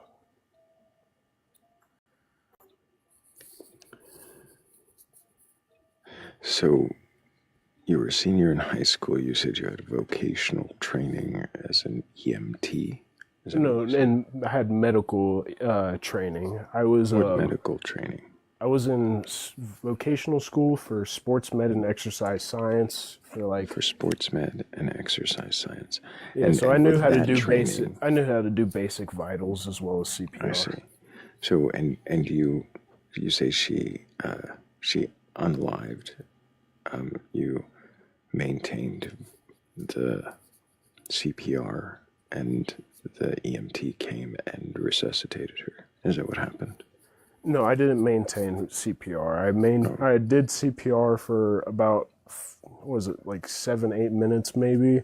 My teacher at the time in the high school had told us anything more than like 5 to 10 minutes, you could break the person's like chest or like the ribs, and that could cause more damage. Yeah, I don't know if that's true. I haven't done any medical training since then. You haven't done any medical training since then. Well, I guess like apart from broken ribs are a common thing in CPR. Yeah, not with that. I've done like a little bit of medical training when I was in the Army. I was in infantry, so we had to know a little bit of like combat medical stuff. But I didn't really have to do so much with CPR. I see. So you did it for 8 minutes, and then how long was the total amount of time that she was unalived? my guess would have been for about 15 minutes. 15 minutes. She had been locked in a bathroom, and we had to break the door in to get her out. And I'm assuming the faucet had been running. She wasn't answering any like response calls out to her for about 30 minutes. So we don't have any for sure, I guess, time frame on like sure. how long. But when you found her vitals weren't there, and you did CPR for a bit, and then the EMT arrived, and did they resuscitate her right away, or how long was it? They were on her for like maybe 5 minutes. They hit her with like I don't remember the order that they did it in, but they did. They so had you like did 8 minutes of Narcan. CPR, and I don't need the details. Yeah. I'm more about the time frame. So the total time was that she was unalived for possibly 15 minutes, you say? Yeah, maybe longer, but bare minimum 15. Okay, and in what way does this verify a God? It sounds like your slight little bit of medical knowledge and the EMT training saved her. What did God do? I do remember learning sometime, like a few years after that, I forgot who it was. I think it was one of my nurse friends. I had learned that after your brain is unalive for 6 minutes, it overheats and you go brain dead. You can't come back from that. Fascinating. So me praying to God and asking her to come back, and then the time periods the EMT was working on it, and then she comes back, she's perfectly fine. You think that because your prayer somehow interceded against brain death? Yeah, I would say so. And it's not like, a crazy thing for there to be miracles in the medical field. I see. Do you not think it possible that she was not unalived, but was nearly, and had a weak pulse, and perhaps you helped continue the blood flow needed before paramedics arrived? Yeah, I've thought about that. And I think that so if could that's be very the case, plausible. then wouldn't the But I time also frame, don't think the EMTs would have told me unalive on arrival, or would have said that when they got there after checking her vitals, if that hadn't been the case. You don't think it's possible that you could have maintained for those 8 minutes her vitals just enough? You don't think it's possible that? Oh, okay, my bad. I'm sorry. I should have let you finish. That was my fault. Maybe that's a possibility. It's a strong possibility, but I also don't know. And like the EMTs said, so she if was you don't unalive know, on arrival. If you don't know, and there was that time period between you stopping according to your time frame, arrived, and then they begin, right? If they begin giving her CPR after that, then how do you verify that any of that time frame, any of that 15 minutes, is actually her being unalived, other than the moment they said? How do you know that it wasn't just moments that her heart was stopped? I would say at the bare minimum, it was more than a couple of minutes, because they were working on her for at least like 5 minutes before she came back. Mm-hmm. Not 6 or more. Maybe not 6. I'm not gonna like go as far as to say Is it possible, Malik? Is it possible that this is not a miracle per se, but a feat of training and timing?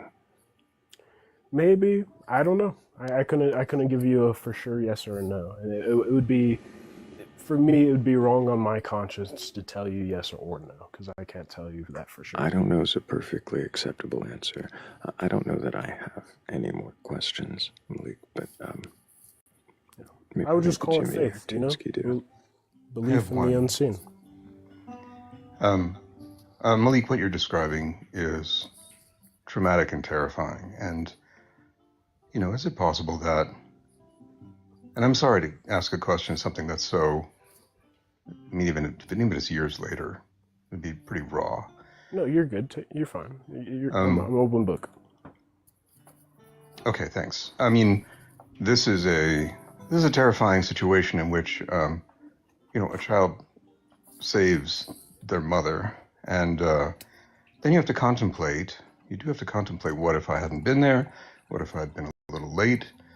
And you have to contemplate kind of the seeming randomness of terrible situations happening in life.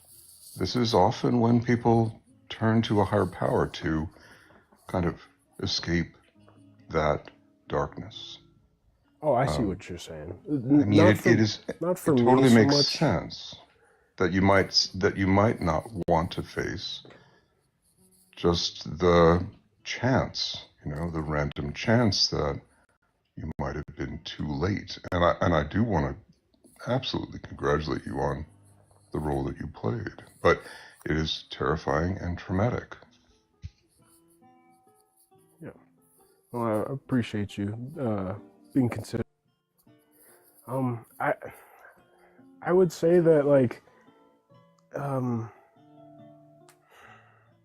yeah, it was tough and it was scary, but I wouldn't say that it made me turn to God. In fact, a couple months after that had happened, she had asked me to move with her and her boyfriend to Georgia. I told her no. She ends up moving down there, goes through the same thing again. This time she passes away. During that time period, which you would think would be like the time you would be turning towards God. And for me, not out of disbelief, but out of anger towards God for not saving my mom a second time, I had turned away from him. And that's when I had started like my time being agnostic. And I wasn't really agnostic, but being a pagan. I was just angry at God and wanted to turn to something else. I totally get your anger, and I think I think anybody would feel so much anger. I think that your addition of adding God to all of this may not be necessary. And I think maybe your anger would be something worth working on, because that's just awful, man. I'm sorry. Oh yeah, I agree. I mean, I definitely agree. Like the anger was worth working on. I didn't do any counseling up until like maybe 2 years ago for it, but I had worked, from 17 to 25. I pretty much have been working on letting go of trauma, pain, and anger. And now with God in my life and reading my Bible, I feel like I've become a more mature, more empathetic, and more accepting person. Well, I hope you know it certainly wasn't your fault. That's not a question. Thank you. I appreciate that. There was a time period where that was in mind, but not anymore. Malik, what has brought you back to God? I had a really bad car crash 2 years ago. I had a Scion Toyota. No, it was a Scion FRS. It was like a little two-door sports coupe. I got T-boned. My car was completely totaled. My rear axle was shattered. Like all my tie rods were out of place. It's a 4-cylinder, and 3 of the cylinders stopped firing. My entire driver's side door was dented in. The car had hit me on impact. Airbags didn't deploy until after the crash. And I came out with not even so much as a mild or light concussion. And I felt this like feeling and like this like warmth or like fire in my heart. And like the first thing that came to my mind was like, you're safe. It wasn't like me saying I'm safe. It was like I didn't even think it. I did. And this was like a couple days or a day or two after the crash had happened, where I was thinking about the crash, and then I started like having a conversation, and then all of a sudden in my head, just this little thought blipped up, "You're safe." And then I just like felt, that fire again all of a sudden. And I was like, what is this? What is this like weird sense of like happiness or like almost like pride kind of filling up in me? And I like over the next couple weeks, I just like, started thinking about God, and I just felt more drawn back to it every time I thought about God. To clarify, you're saying that you survived a car accident, you somehow didn't get injured, and you began over the next several days or weeks to think about God. Yeah, and then not only like that, I went into at I'm sorry, but another. in what way does you not getting injured in the accident verify or cause you to believe in a God? I forgot which verse it is. I want to say it's in one of the Psalm 100s. I know it's in the book of Psalms, but it says, "The Lord protects his righteous ones; not one of their bones is broken." I've never Were had you a bone righteous broken. at the time? No, but I was saved by Jesus. What makes you righteous? The grace of the gift of salvation that Jesus has imparted through me by me accepting what he has done on the cross for us and The the grace salvation that of he the offers gift of us. salvation makes you righteous. So somebody else No, who feels, I'm not done. it's not my I'm righteousness. not done. Somebody else who might feel that they have a gift of righteousness, they get into an accident and are injured in that accident. Is that God just proving them wrong, that they don't have the righteousness that they thought? Not necessarily. Sometimes, I think bad things are allowed to happen for us to turn towards God. So then when good things happen, why do you decide that that is God? Because that was both a bad and a good thing. I lost my mode of transportation. I was unemployed for a while. And, all throughout that time, like, I didn't have to worry about anything. Was it just a single car accident? Did you hit a pole or a building? What did you? No, I had gotten T-boned by another car. I think it was like anybody else injured in that accident? No, I think the other driver had like a small scratch on his hand, but he was fine. I see. Were either of you inebriated at the time? No. And so the both of you came out of it just barely injured, or he barely injured and you not at all, and that makes it somehow a verification to you of your righteousness, that God would protect you in this time, while other No, I think you're people, misunderstanding me. but while other people who believe in a God might not be protected.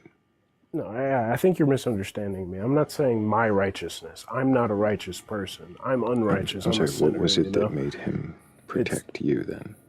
Because I had already accepted Jesus Christ into my heart as a young child. I believe I've always been saved. I've never stopped believing in God. I just turned away from him. I don't think just because I let God into the door of my heart and I stepped out, I don't think that would give him reason or make him step out as well. I don't know what he thinks though. I'm not God. But it's not my righteousness. That I just want to make sure that's clear. It's the righteousness of Jesus. Basically, I'm a window pane. Right, Malik, Jesus is stop light. for a moment. Righteousness. We don't need the sermon. Jim had a question. Well, I'm not trying to preach to you. Stop for a moment. Jim had a question. Use some self-control. Malik, do you know who Ralph Nader is? No, I've not heard of him. I'll look him up after this.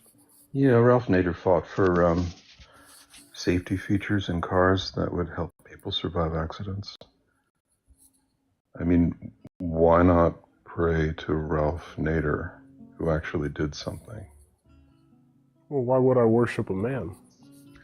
Well, he actually helped you survive that car crash by making sure that auto manufacturers made cars safer. So why attribute it to God when you could attribute it to somebody who made cars not kill people when they were in accidents? Sorry, I used the wrong word. Unalive people when they were in accidents. Well, I'm thankful that he did that. I could be thankful to him, but I think all the goodness of the world is attributed of God, because God is good and God has brought. What about the evil of the world? Did God do that too? No, I think so. In Isaiah 45, of... when it says that I, the Lord God, did these things, and I created evil, that then He's lying. I don't remember that in Isaiah 45. Let me pull it up real quick. 45:7.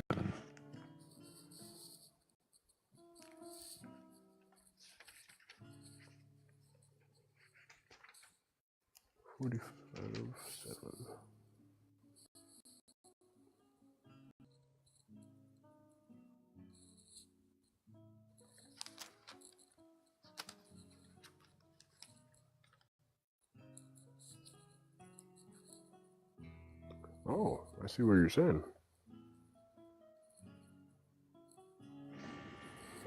So if God created evil, then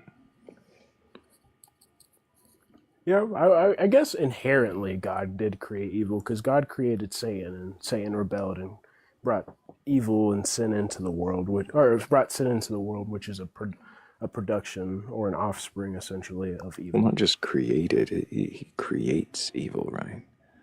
I form the light, I create darkness, I make peace, I create evil.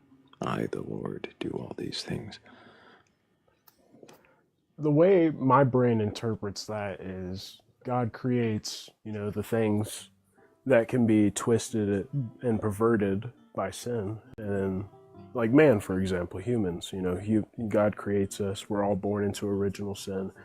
We're all sinners, and sin is evil. So God created us, therefore he created evil. God created Satan. Satan came into the world, rebelled against God, created pride, brought sin into the world, which brought evil in as a result of that.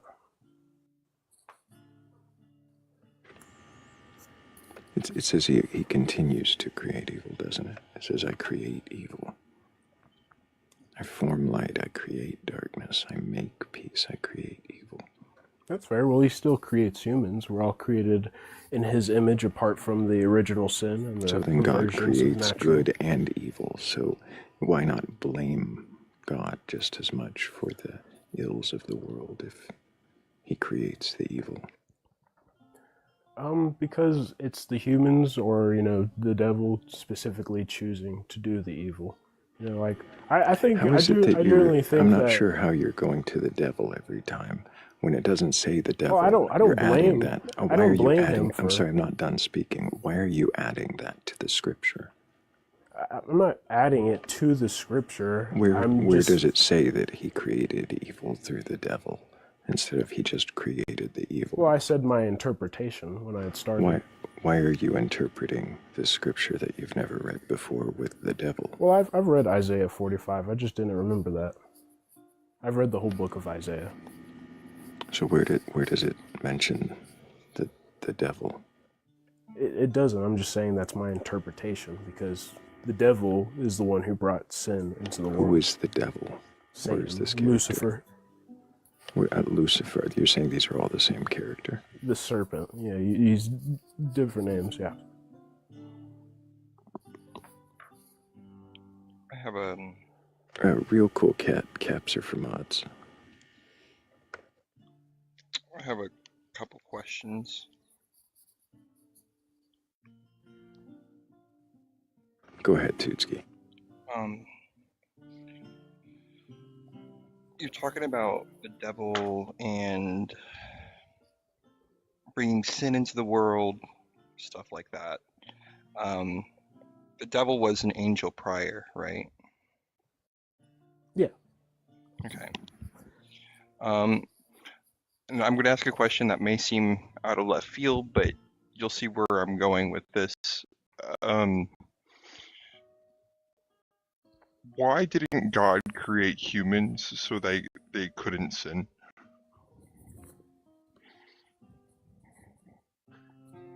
Because of free will. Because of free will, yeah. Can angels sin? Yeah. Oh, they can? So they're not perfect? Well, they're perfect. They're just making a perfect choice to do the wrong thing. What does that mean? A perfect choice to do? He thought out the pros and the cons, I guess, and they made the perfect decision to follow through with, rebelling against God. The perfect decision to follow through to rebel against God. So if they were perfect to follow through to rebel against God, does that mean it was the right decision to rebel against God? No. Then how could it be perfect? Because they're perfect beings, so they have a perfect way of thinking. Like, just because they're wrong doesn't mean, or just because they're perfect doesn't mean they can't be wrong, I don't think.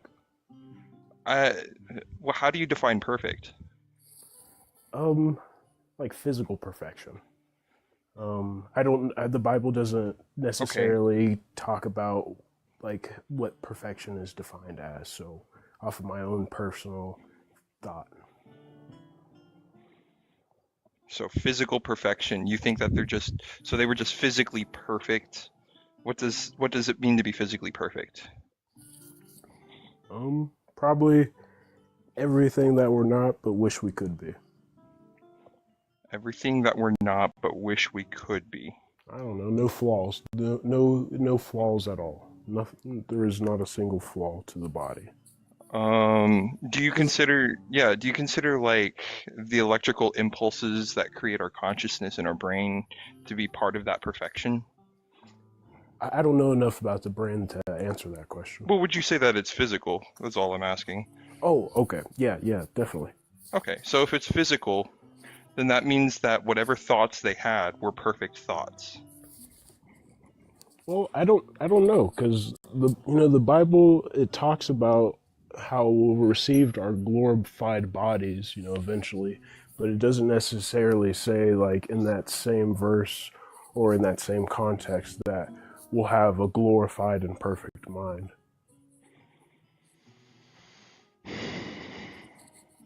So it's not really like an answer I could really say. The normal line of thinking that I'm usually expecting from a Christian, coming from a Christian background, is that, oh, God didn't want to make us robots. God didn't want to make us like the angels. And what gets me confused is how an angel that God created angels. Well, I haven't read anywhere in the Bible that says we're not created in the same way, and I haven't heard of anything that says that we're not, or any specifics on how we're different. So I think personally, I think it would be disingenuous of me and dishonest of me to tell you that something is happening or there's similarities between us when it's not scripturally founded. Why did God create free will? I don't know. I don't know a specific reason for what the Bible would say. If it's listed in the Old Testament or the New Testament and I've read it before, then it's not on my mind currently. And if I haven't read it, then I just don't know. That's fair. I'll take an I don't know any day. Why do you think God would allow free will if he knew that free will will lead towards many children suffering and dying? I believe that it would be because God wants us to come to him so we may be adopted through, the adoption of salvation, as the Bible says, where we are adopted sons and daughters of salvation, or through salvation. And I think that it would be because he wants us to turn to him and truly love him and not be forced to love him. And I know that I get like there's like the bad that comes with that and the suffering and the unalives of children, which is extremely horrendous. It's gross to hear about. It doesn't seem very perfect. I also living in an imperfect world with evil people. But those evil people are here because God decided to give us free will. Yeah, but if God made us worship him and he called it love, and we didn't have free will, could you really call it love? I honestly, I'll be honest with you, I don't think Christians who love God now can truly call it love, especially knowing that they know if they don't love him, if they don't choose him, that there is a ulterior, or that there's an ultimate or worshiping him forever. Well, the Bible doesn't necessarily say that you have to love God to go to heaven. It does, have to actually. accept. What are the two greatest commandments Jesus gave us? Oh yeah, you're right. My bad. The love your God with all your heart, body, and mind, and what was it? The do unto your neighbor as you would do unto you. I think, right? Something like that. Yeah. Something like that. Yeah. Yeah, you're right. You're right. My bad. That slipped my mind. You're absolutely right. I don't know about for how it is for other people. I can't answer for other people. For me personally, I can say that I truly do love God, and when I think about my relationship with God, when I think about how I love God, the thought of heaven or hell never comes into play. When I think about what He can give me, never comes into mind. I always think about like, what can I give to God? What can I do for God? How can I be a better servant, a better son? How can I what can I do to be better for you? Why do you want to serve this God? Because of the mercy and forgiveness that I'm able to receive. What mercy? For the terrible things I've done. I see. So is this about wanting to assuage your own guilt for your own past actions rather than actually believing that God is there? Do you need to feel forgiven? No, I don't need to feel forgiven. It's the fact that I know Hebrews John chapter 1 verse 9. I'm sorry, why are you relying on the book to know anything about him? We've already determined that there are possible errors or flaws within it, correct? So why would you rely on the book to tell you? Well, that's where I had said I can see how there could be possible flaws with man, or like the scriptures that's not specifically God speaking in the recorded word of God. I trust the recorded word of God 100%. The recorded word of God? Which recorded word are you talking about? Any part of the Bible that is saying this is what God is telling us. How do you know that they're recording faithfully what God said? I don't know that they're recording it, Then but I have belief in the unseen. And why do you believe that this is God speaking? Because I believe that when God says He's a God of truth and and righteousness, that is true. So I trust the God His of word. truth and righteousness that created evil. Yep. You believe every part that says that God is speaking. Does this include the parts where it says Jesus is speaking? Yes. How do you know that these are recorded faithfully? I don't, but I have faith. Why do you... I feel like we're stuck in a loop. So you really have absolutely nothing more than faith to go on to believe that these words are actually the words of God. Malik, you left the app. We can't hear you now. Sorry about that. My phone said low power mode. Yeah, I would just call it blind, like faith. You could call it blind faith if you want, anecdotal reasoning, and you have anecdotal reasoning where you for not specifically the word the of anecdotal God. reasoning because you with a little bit of medical knowledge, you said, and the work of some EMTs managed to save the life of your mother, and because you survived a car accident, you say that's anecdotal reason to believe that the words of the Lord inside of the book are true. Yep, as well as supernatural, as well as what I believe to be supernatural events that have happened in my life where I've used the word of God and it has protected me in my It has protected you from what? What seems to be like demons or evil entities. Yeah, I do. I'm sorry, does it matter to you if these things are true or not? Yeah, of course I do. They do. They matter. Yeah. I'm asking if it matters if they're true. How would you find out if the assumptions you're making are true or not?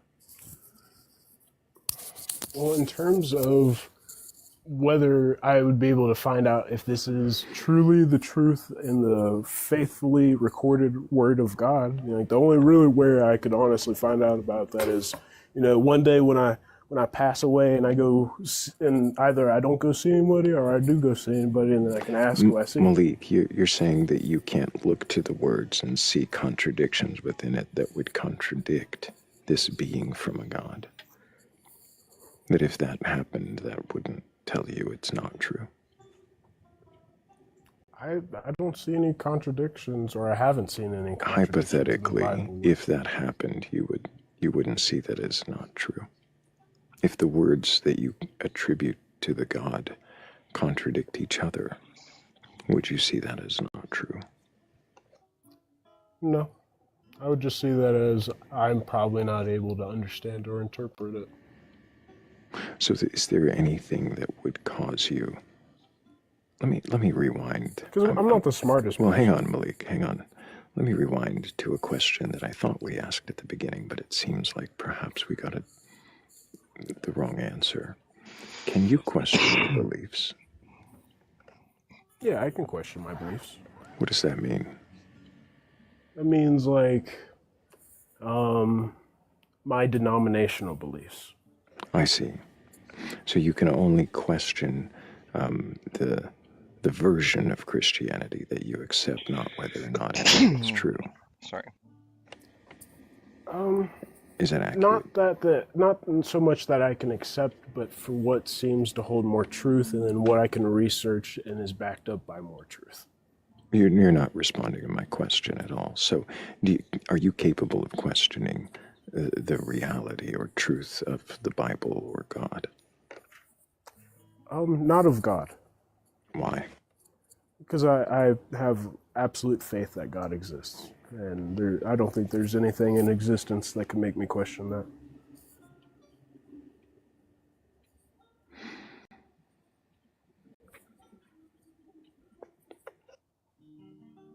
What are you doing here?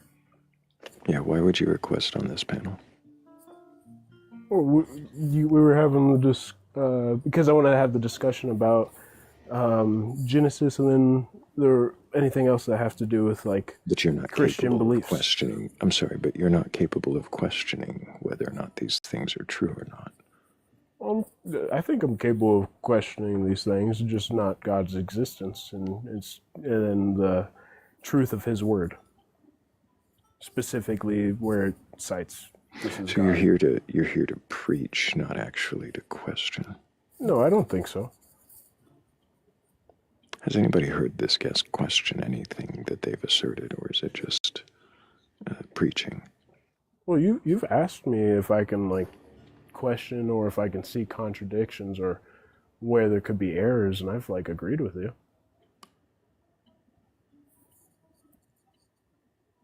You've agreed with what?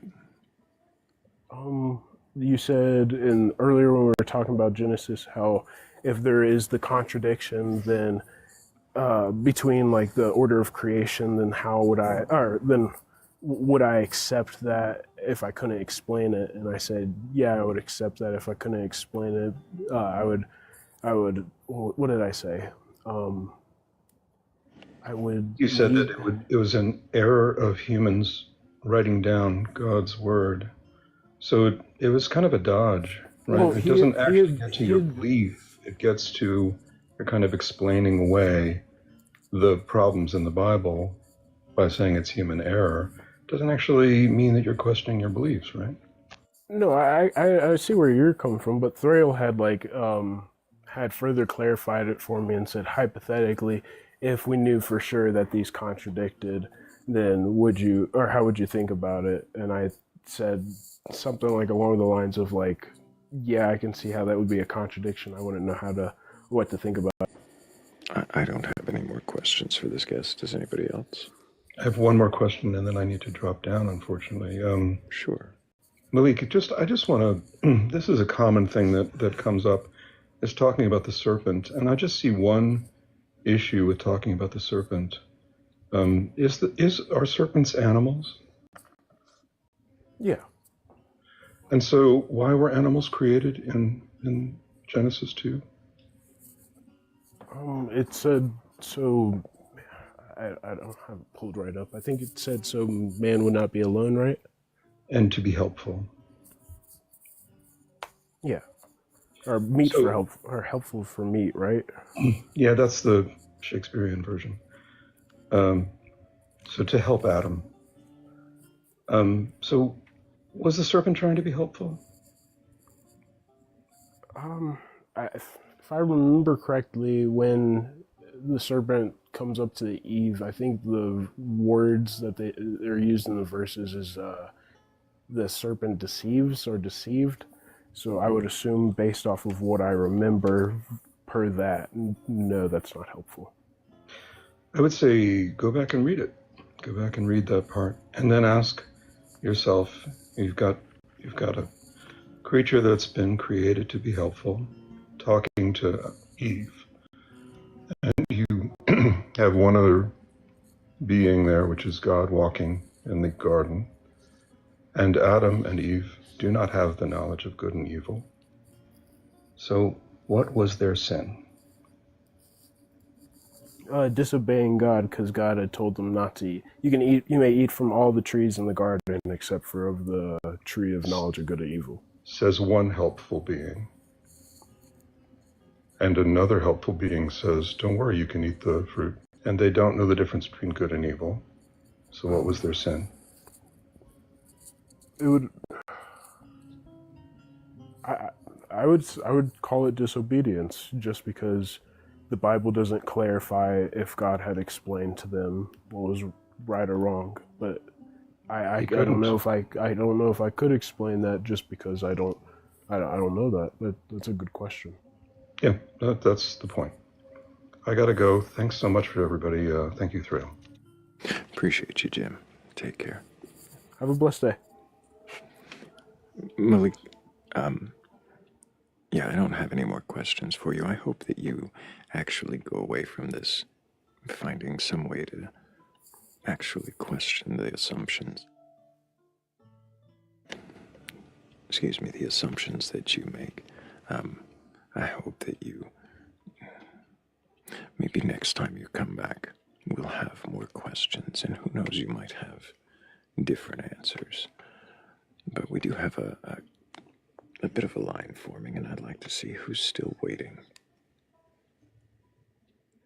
We had somebody very vocal, very adamant that they get to come up, otherwise we were clearly pre-recorded or fake, and they don't seem to still be in the queue, so I don't know. Neither of their fake accounts are in queue, but we can try somebody else.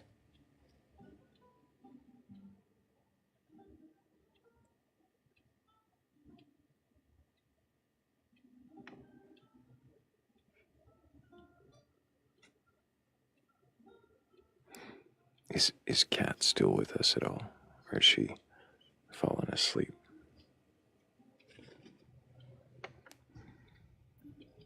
I think she gone. I think the volcano claimed her. I was gonna say that. Get out of my head. Pele claims another one.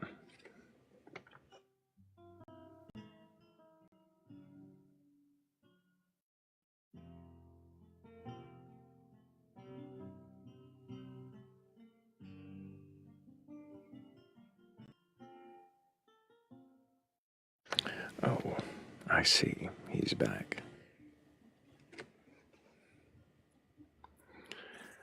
Hello, real cool cat. Can I get your age for TikTok, TOS? I'm over 18. How much over 18? By about 22 years. Do you have a belief in a god or gods, higher power, or anything like that? I only believe in AI slop. I don't know what that has to do with the question. If you believe in a god or gods, higher power, or anything like that. Do you not believe that AI could be God? I have no idea what you're talking about. Are you saying AI is God? Not right now. Okay, so when I ask if you have a belief in a god or anything like it, and you say you don't believe in AI slop, how does that respond to my question? Or are you AI? I'm AI. Okay, well then, we'll just move on to somebody else who's actually There you go. real That's all you had to enough do. question All you had their to do. beliefs. Answer my question. Goodbye. All I had to do. I didn't have to do anything.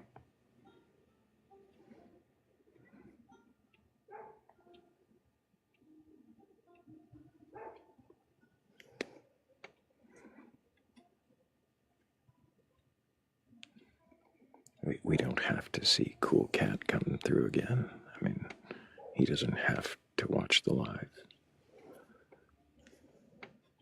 I don't remember anybody being told they had to do anything here.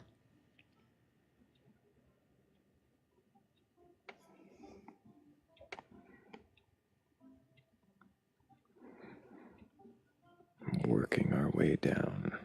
If there is anybody who has a belief in a god or God's higher power or anything like that, and you're open to having your beliefs questioned, we'll go ahead and request on up. I'm not looking for a debate or an argument. I'm not here to burgle your God. I just want to know if you can question your beliefs. Well then, what are those beliefs?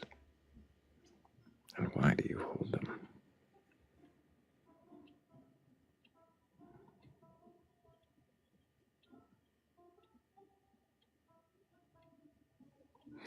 Kevin Miller, neither. Why would you make such an assumption? They're atheists, like possessive there. Who's atheists? Who are the... Yeah. Are you owning some atheists? Kevin, I don't think you're asking the question you think you're asking. I think you meant they are.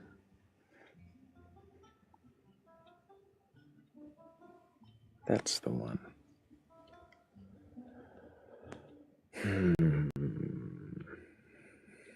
Yeah.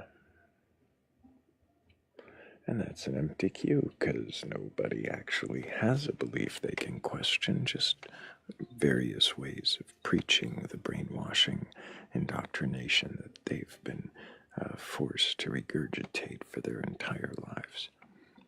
Nobody's actually capable of real introspection and questioning whether or not the beliefs that they hold to have any good reason at all.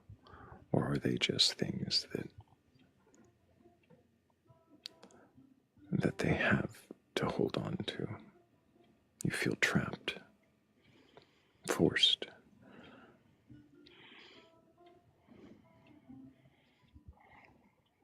Are the hosts plural? Are there more than one? I'm not a host. I don't think the Batcolyte is technically an atheist or a theist, though an acolyte to the celestial skeletal bat goddess might technically be a theist. I'm not sure. I think the Batcolyte is more of an aspect of mystery for us to gather under her wing and question whether or not any of it has any meaning at all. Does the Bat Goddess even know we exist? Or are we just kind of like cells? How would we know what it knows or doesn't? Right. Has it communicated to us, or is it just a theory? I mean, we can imagine that some of the things we see might be considered a kind of communication. We can imagine that something, like this is an aspect of the celestial skeletal bat goddess for us to actually see. Some arrangement of her matter in a form that we might recognize only from our vantage point, which would, of course, could, of course, be communication, right? This is better than Jesus on toast. It's a bat in the freaking sky, made out of gas clouds.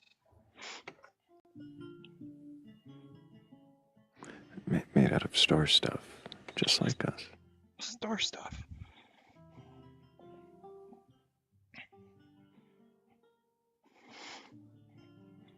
I don't see. I think this was one of the first backgrounds I ever ran. Oh, I was so excited to show that picture.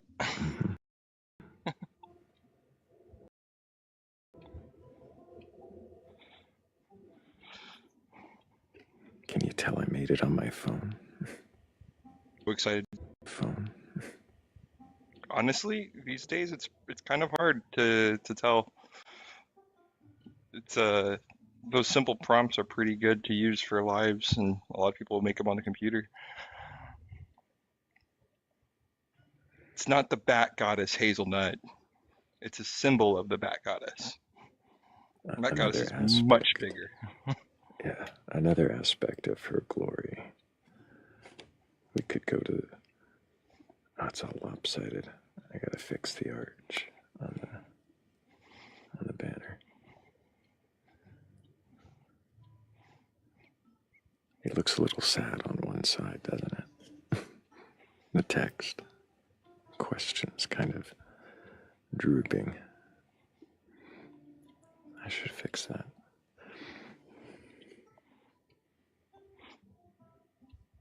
I don't think I get enough credit for the Bat Bowl. The Bat Bowl. I need to find that old. Yeah, that was a good background. Maybe I should ask it again. Maybe I should ask it again. About what is scripture. Right? Like if you say that the Bat Bowl was divinely inspired by the bat goddess, I mean, the Bible has no competition. Or the Bible has competition, I mean. It would, right? Right. A more coherent creation story. Something also unfalsifiable. And we can give it all the omnis and the Trinitarian concepts that we like. You gotta love that lamb. The CDM.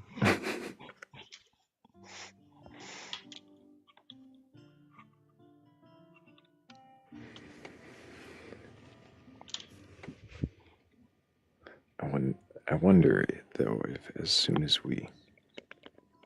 a bat bowl is completed and able to be held in your hand, will the science change just enough as any other god?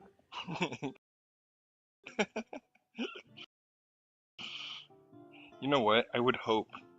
You know what? You should finish it just so, like, we push it so that we can further science.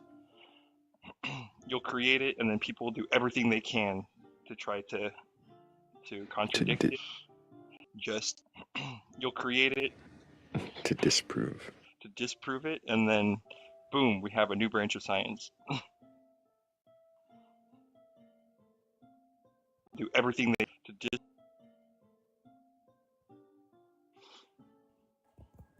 We have. Hello. Hello, can I get your age? I'm 24 years old.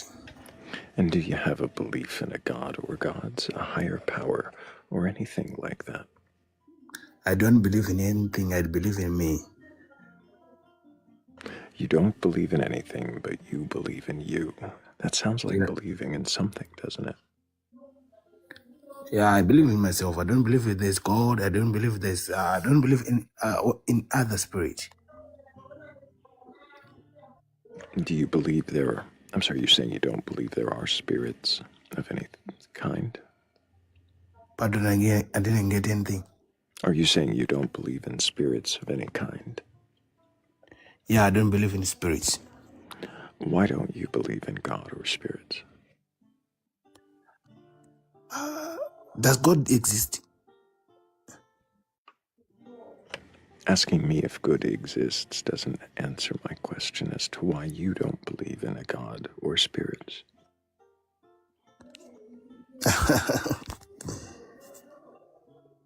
I totally, I don't know. I don't know how I can explain it, but I just don't believe.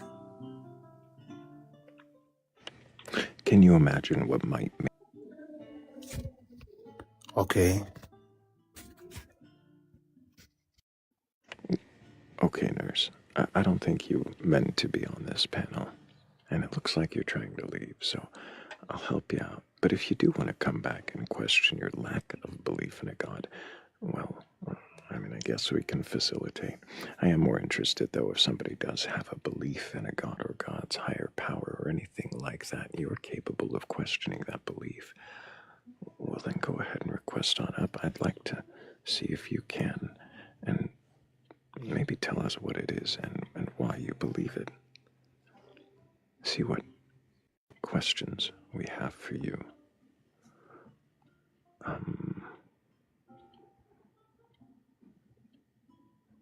Is this guest in queue? No. Another one not really there. Let's see, that's a guest we had already several times. If anybody watching's got a belief, I mean, I've got at least another hour of questioning in me. Otherwise, I'm going to have to go to the, as of yet, unproofread, unedited poem and call it a day.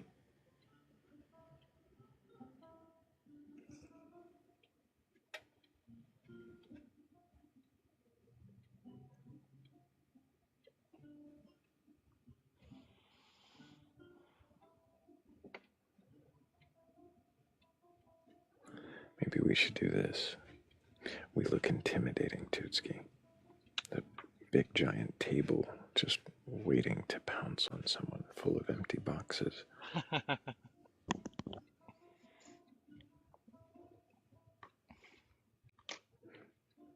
We're not intimidating, I don't think.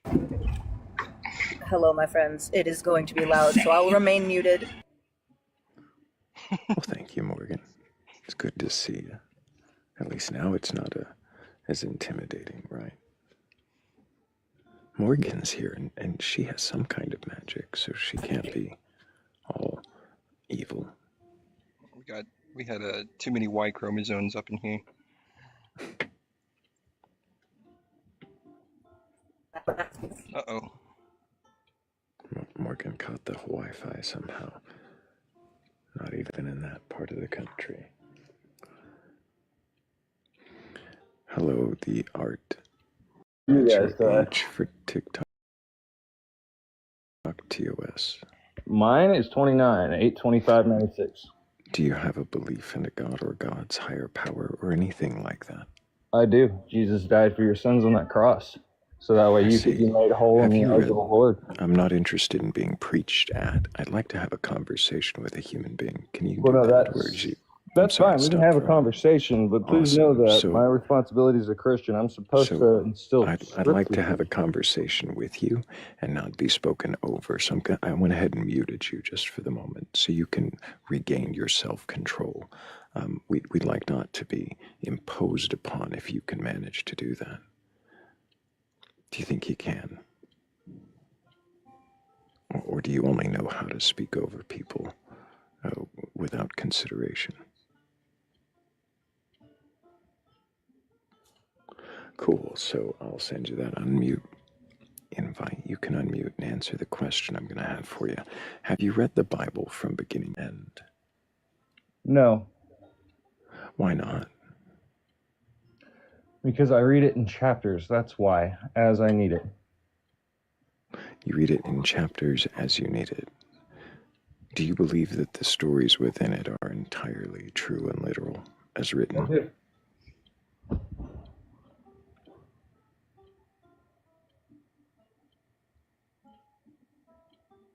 I didn't hear your answer. Oh, I do. Absolutely. Do you believe the six-day creation, Adam and Eve in a garden, those stories are true? Well, yeah, it's a 7-day creation, but yes. Sure, the seventh he rested. So why do you believe those? Why do I believe those? God created 3 things that cannot exist without each other. Time, space, and matter. You can't have matter without an existent space to put it in, and none of those can move forward at all without some form of timeline. I'm sorry. I was asking why you believe the 6 day, it was seven, you said 7 day creation and Adam and Eve in a garden. And then you said that he created time, space, matter. I'm not sure what part of the Bible you're referencing. What is it that makes you believe that those stories are true?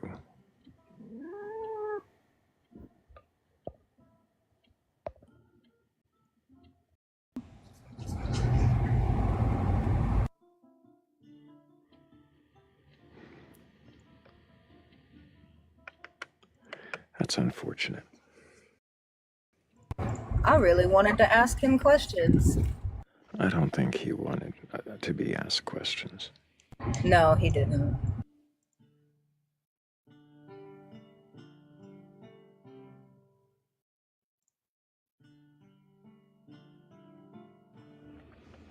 Hello, Hazelnut. How are you? I'm good. Sorry I'm not. Be asked. I'm good. Sorry I'm not a Christian, I guess. That seems to be the theme of the night. To ask them questions. Darn. It really has been. It's mostly been Christians. There haven't been that many unique guests, but, well, I mean, they were unique, but most of them were Christians.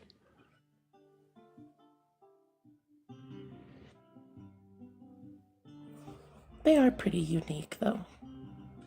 They got some wild beliefs. I enjoy questioning them. So come on up, people.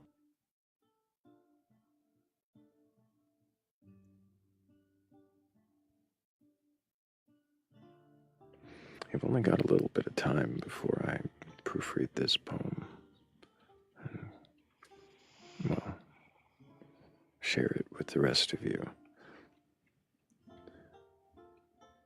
It might not.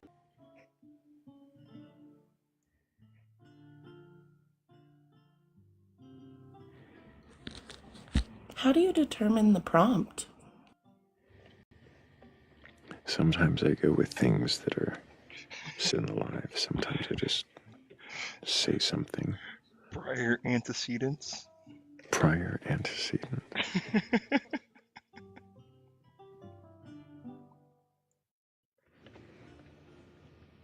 Sometimes it's just a tone I want, and it knows the style and the questions already.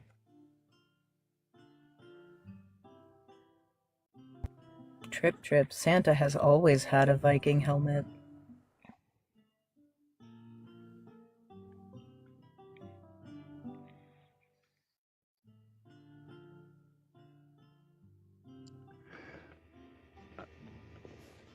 Yeah, I don't know which characters are supposed to be which here. Except obviously Jesus. And the alien. I think the one on the left, right beneath the alien, is supposed to be Moses. It could be. The list of characters I give it is pretty long. It's supposed to be kind of like a Where's Waldo. Right. It looks like they're all yelling at you. While you're just like bored, sing away.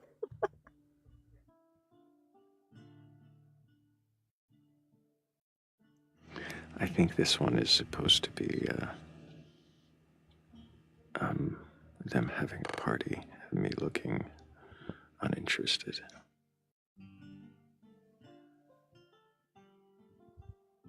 The uninterested is reading. I can see that.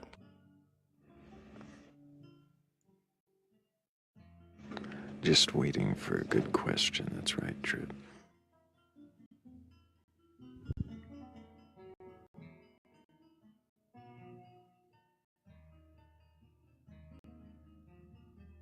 Waiting for meaningful dialogue.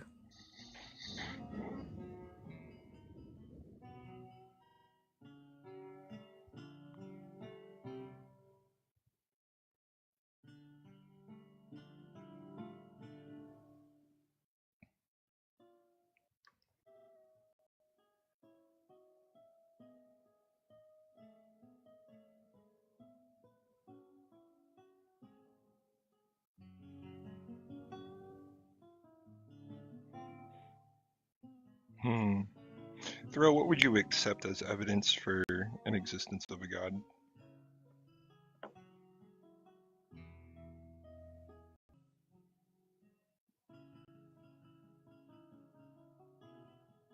Yeah, that's right. Run, Thrayle.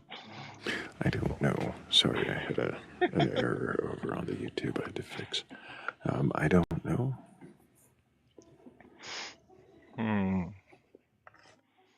So when you bring people up to see if they question their beliefs, you wouldn't. I don't know. I guess it wouldn't really matter what they think or whatever evidence they try to provide for why they justify their belief. I'm not saying that it doesn't matter.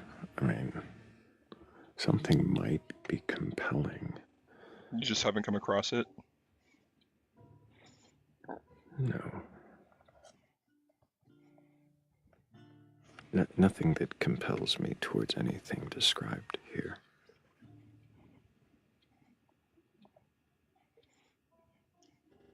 I'm not sure what it is that we think we're going to describe in these ways. Do you think society, the majority having a lack of belief?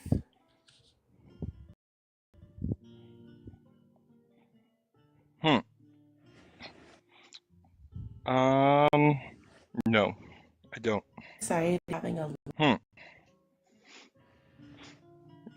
Pew research shows that you'll find more peace in society or less, I guess, I don't know what conflict, yeah, in societies that don't have a majority religion. So if, let's say, the majority of people have a certain belief system, say God doesn't exist, you're put back into square one where you'll have a minority that does exist, and there'll still be conflict between the two. Do I like the idea though? Yeah. I think if there was a society that decided, hey, this is what is objective and this is what's subjective, and they were all in agreement, forward to a place where society could be in less conflict, but it's merely theoretical. I don't think that there's any true way to know. I don't think humans are capable of that level of don't care kind of thing, you know? Yeah. Humans are too complex to be able to put in a box like that.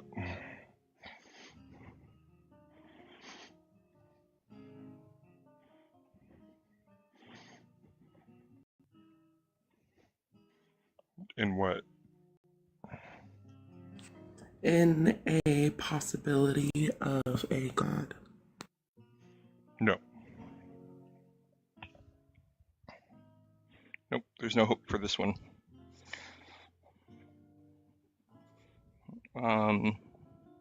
So would you say that there also is no evidence that could be presented to you to convince you otherwise? I won't say that there's no evidence. I will say the evidence that has been presented to me has not convinced me.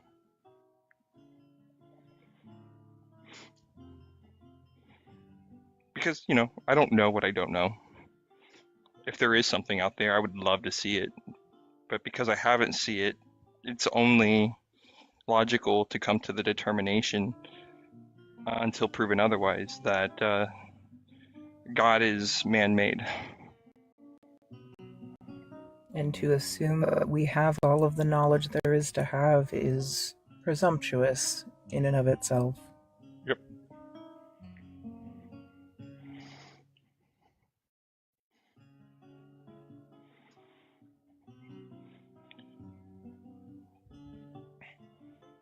I know, I'm boring, right?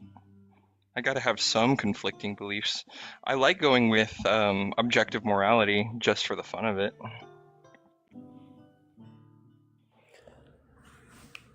Well, are morals objective, or are you a moral realist? I'm a I'm an indeterminate.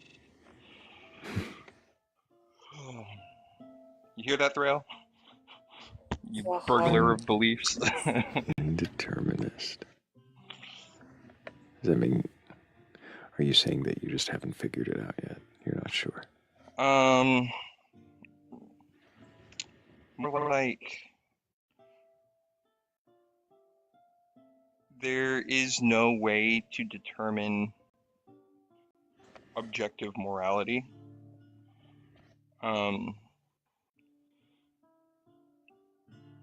Because knowledge knowledge is in a way subjective because it comes from our mind, right?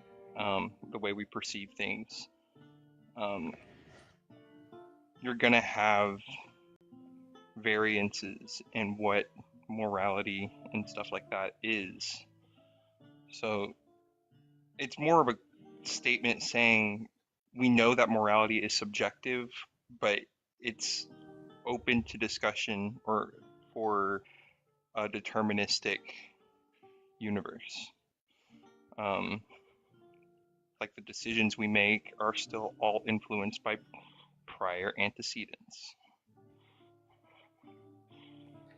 Is logic subjective? No, logic is objective.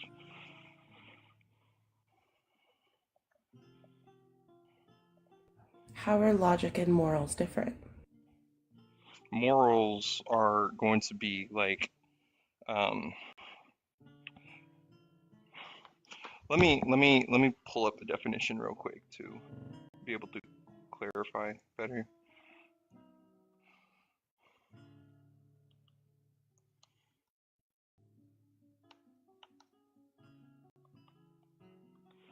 So morality is going to be like principles concerning the distinction between right and wrong or good and bad behavior. Logic would be reasoning conducted or assessed according to strict principles.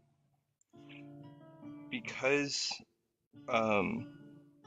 everybody has different distinctions between right and wrong. This is going to be a subjective stance. It's going to come from a mind-dependent source. While logic does not come from mind-dependent sources, we back up things like logic through, like the definition says, reasons conducted or assessed according to strict principles of validity. Meaning, your statement has to be valid, or your claim has to be valid in order for it to be logical.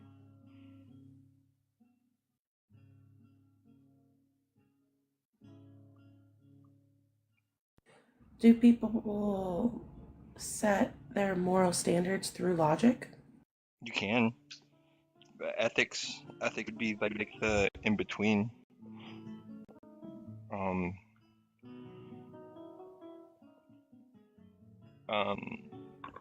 So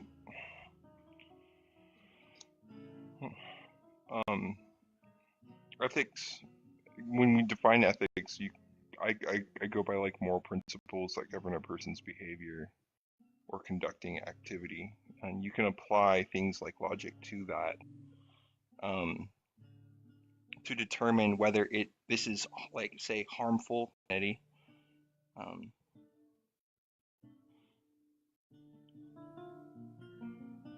Things Have like I asked you my justice question yet as well?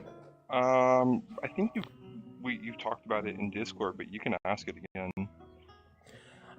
Do you believe justice is more related to blame or safety? Yeah.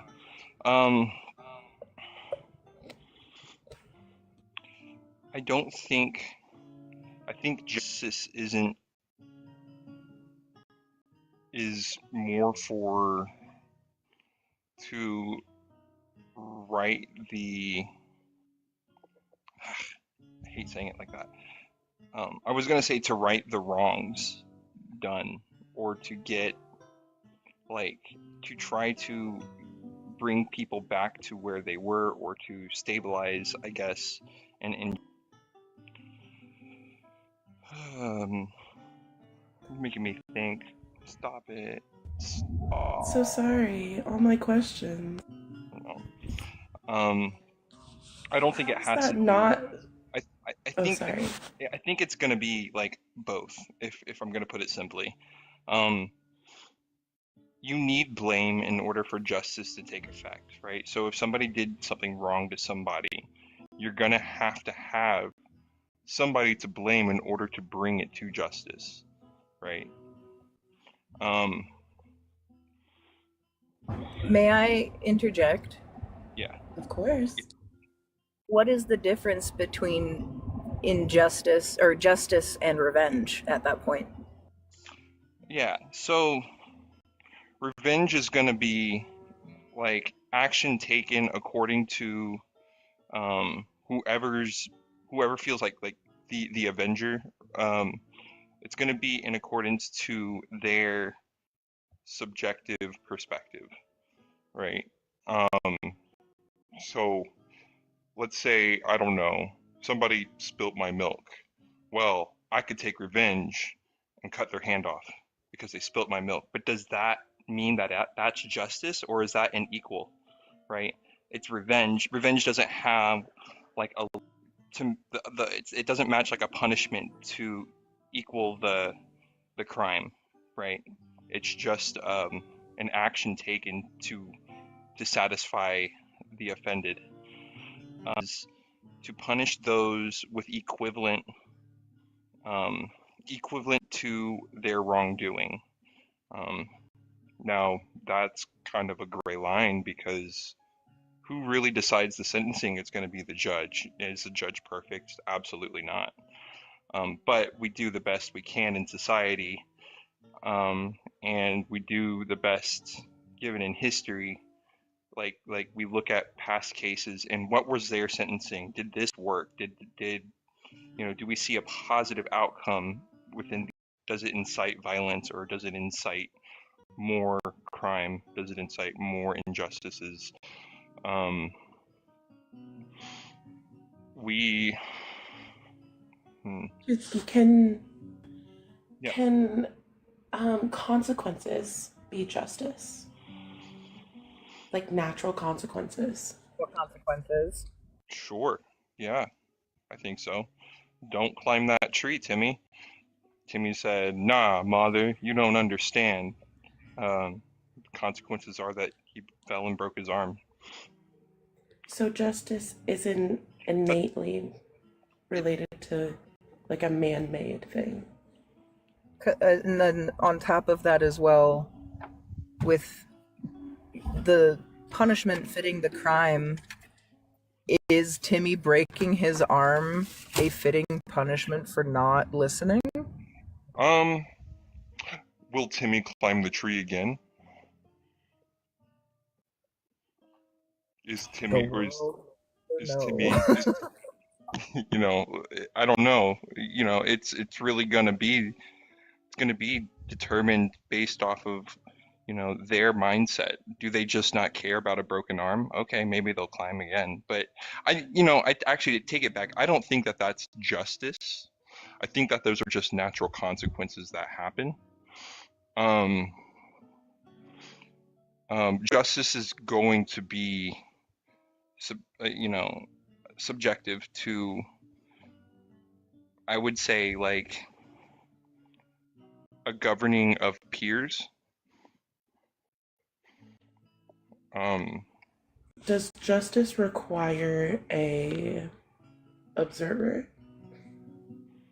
Yes. What do you mean by that? Like someone has to have the opinion that there is justice? Is that what you're saying? Because it's just natural consequence? Someone has to have the opinion that there is justice. Well, justice is a social construct. It's not like the universe does not have justice. The universe, or the world, the natural world, is not fair. at all. You did say that natural consequences can be justice. I took it back. The more I thought about it, the Okay. more I realized, yeah, like that's not true. It's the natural consequences can't be justice because you can consider it to be justice, but it's not. It might not be considered justice to the majority, and I think that, like, I don't know, justice really does need to. In order for justice to be effective, it needs to be considered by the majority. How and why and how do humans consider justice if morals are not objective?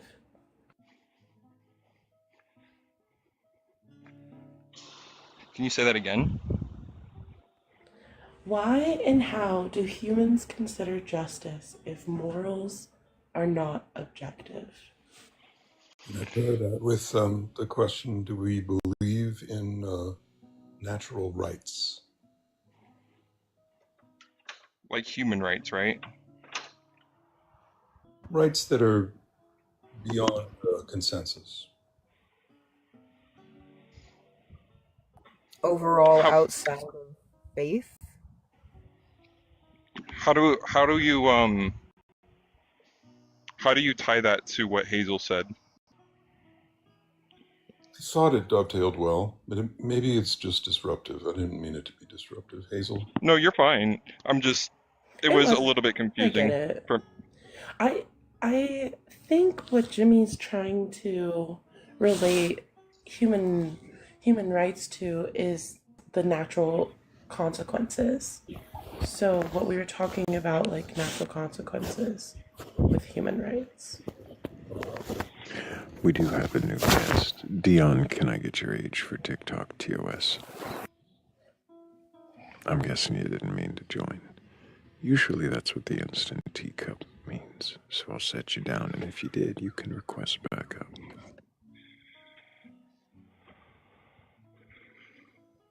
So I think what I meant by natural rights was, the right to preserving your life and well-being. We join, or that we're born into communities or civilizations that we expect something in the organization to protect what we consider our natural rights. Yeah, like rights. I forgot what the term is called.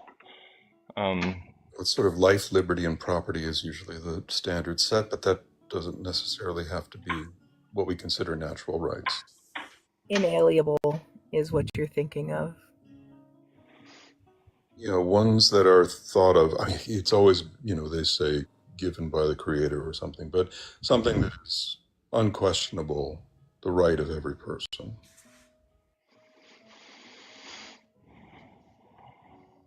I think justice aims What is to... unquestionable?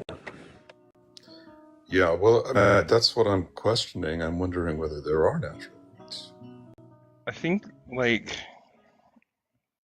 before we had, like, suing people and stuff like that, the whole eye for an eye, arm for an arm was the best we could get to something like that. Like, I think justice tries to meet the in somebody's quality of life by taking harmful action to that individual. Today we have more modern and civil ways of solving that, like sue the pants off them, right? Or sue the pants off the insurance company who failed to get them back to where they were, or sufficient enough to where they would be when that action was taken. I think the idea of justice would be to try to meet the standards of inalienable rights.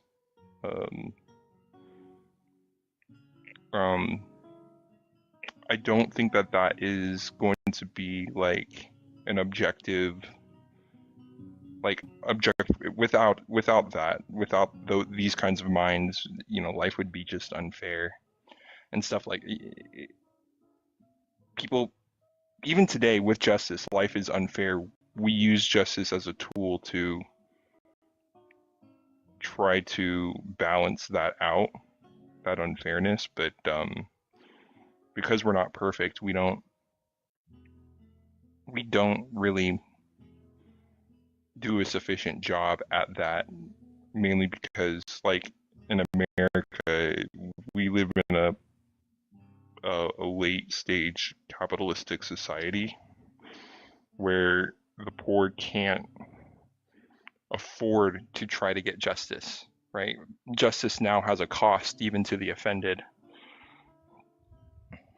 of justice and morality.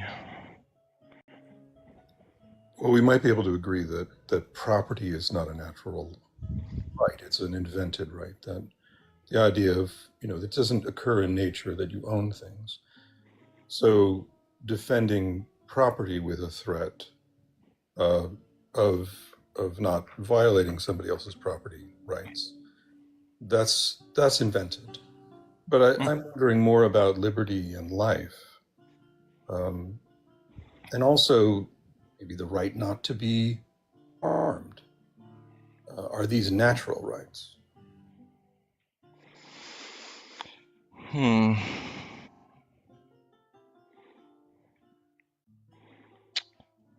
I don't know exactly what a natural right is, right? Because rights in themselves, the name rights, is something that we ascribed to ourselves as individuals. Like, a capuchin monkey's not going to think, I have a natural right to this banana. A capuchin monkey says, a banana, I better grab it before somebody else grabs it. It's only yours and once you consume it. Strangely, they have an idea of fairness, but I guess I'm wondering. I guess I'm wondering, can you base a morality just based on this idea that I should not be harmed, my life shouldn't be taken, and this is a right that applies to all people, all beings? It'll still be synced, but unfortunately, there are sick people out there that think, someone of your profile doesn't deserve rights because either you're an American or whatever characteristic, right? You deserve to be punished and put to death because maybe for some people you are a violation against God. It's not going to be ever really like natural or objective for morality. In a world that I think you're indeterminate. What does that mean? Does that mean you believe in hard determinism? What am I understanding there? It leaves it open for determinism to be objective, yes. Okay. So in determinism, how are morals not objective if everything is going to happen how it's supposed to happen based on antecedents? In a deterministic world, how are morals not objective? If punishment Yeah, because then if everything's gonna happen, Mm-hmm. if there's always a cause that results in an effect, how are morals not a cause that will always have the same effect? How are morals not a cause that will always have the same effect? Well, I mean, we go back to just the term objective or objective, which is mind dependent or mind independent, right? Can you give me an example of a mind independent moral?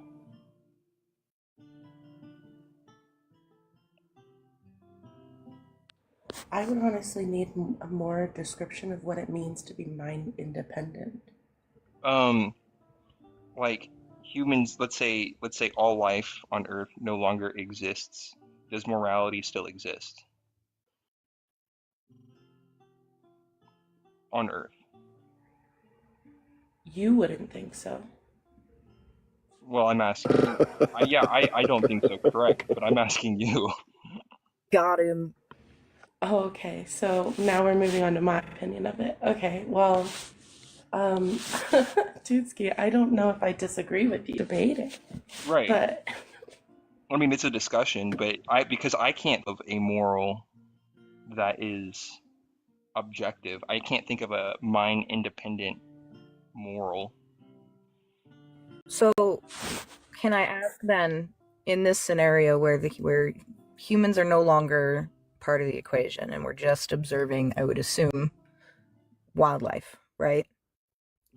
Humans have studied social structures within wildlife groups. Yeah, that's why I said all life. Because yeah, like social structures within different animal kingdoms or within, different species like killer whales or timber wolves or whatever, yeah, pack social animals. But if you look at, like, let's say non-social animals, like the pangolin, right? These are they don't have like a social group. They're very isolated. They don't have sets of morals. They're opportunistic. They do what they have to in order to survive, regardless of the consequences of, say, another party. do you think they still weigh out like the risk? Something, I think they weigh out the risk. Yeah, I or think that also personal preference. yeah, they're not going to go. What would cause them least harm? England's going to voluntarily go to. England's going to voluntarily go to, an area where this penguin's going to think that. Oh, give me a second. Animals also tend to, if they are not going to survive, they tend to separate themselves as well, if that makes sense. I think this is where Jimmy's question comes in of the natural law. What was it? What was the term? I can't remember. Oh, is there inalienable. Inalienable or natural right? Natural right. Yeah, to self-govern.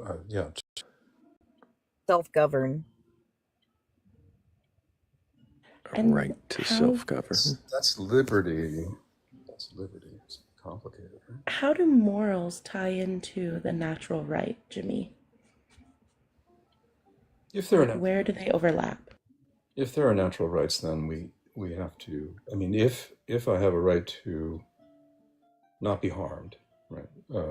Then any set of morals should include that for at least all people, if not all beings. How did you determine you had a right to not be harmed? Yeah, personal preference. That's. I'd rather not be harmed. You'd rather not be harmed. Yeah, it'd be nice if I wasn't harmed. I would say that given any social contract, that would be maybe the first on the list. I could be wrong. Does that make your moral idea subjective? The fact that you could be wrong? And it definitely doesn't apply if there's no agency in the world. But I think there's something a little bit more to it than simply a preference. In that, given, it could see any group of agents anywhere, the protection of the individual agents would form the basis of a morality. So, and especially if we believe in kind of the pre-existence of logic,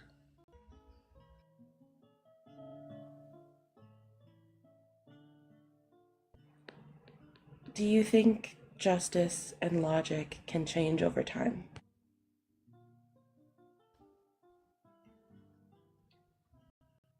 I definitely do. I think that logic is tied to language, personally. I think that language precedes logic. So I disagree with Tutski. I don't think that logic exists outside of our consciousness. I think that we build logic based on the rules of grammar. That's interesting. I never considered that.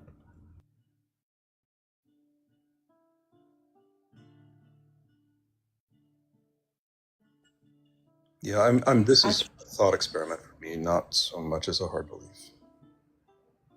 So, Jimmy, then what? I'm going to ask you my justice question because I don't think I have yet at all. But what do you believe or justice is more tied to, blame or safety? Or both, I guess. Tutski added both. If I were to state a personal belief, it would be that the concept of justice is like a poor substitute for the pursuit of genuine happiness, which in my belief system requires compassion, which then motivates one.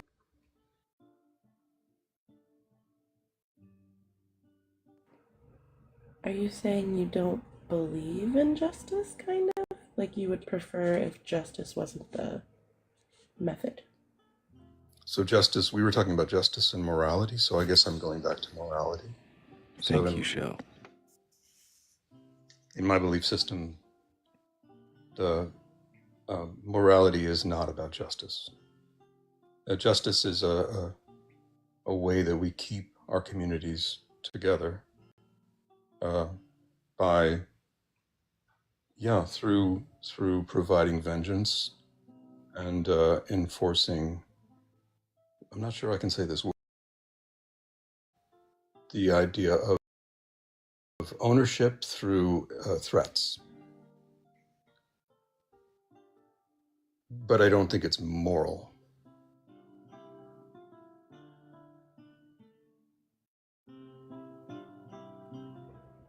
Do you think morals A are unagreed upon indentured servitude?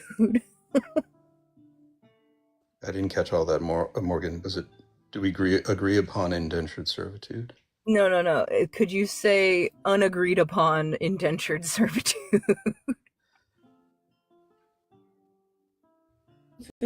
Could you say? Yeah, maybe in a. Okay, yeah, I'm trying to get my head around that. You got. Could you say for the app? We were saying yes, right. There's an enforcement. There are consequences, and they satisfy vengeance on the part of the injured party, and are supposed to serve as a disincentive for other people considering doing the same thing. Is there a difference between vengeance and revenge? Gosh, I guess I use them as the same.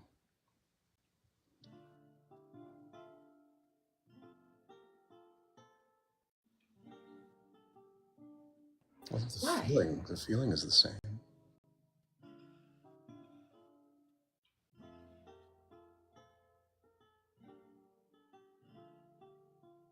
Do you think it is moral, objectively moral, to be vengeant, to have vengeance?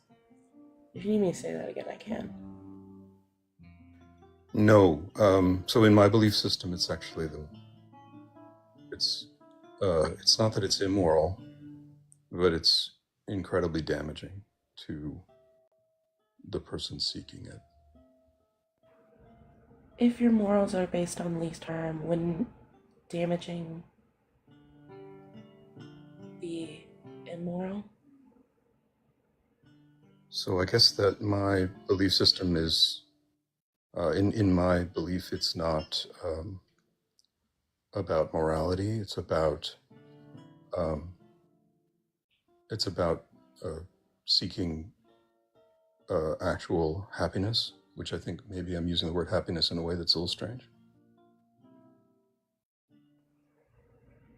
What can you describe what seeking happiness means? So the way we usually seek happiness is to avoid things that are uncomfortable and to seek things that are comfortable. And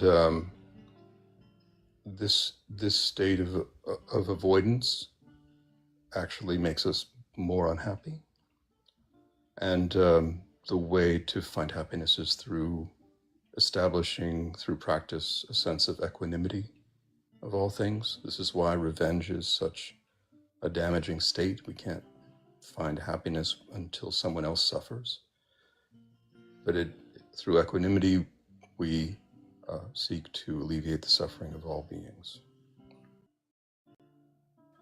And I just used we, I mean I. Sorry about that.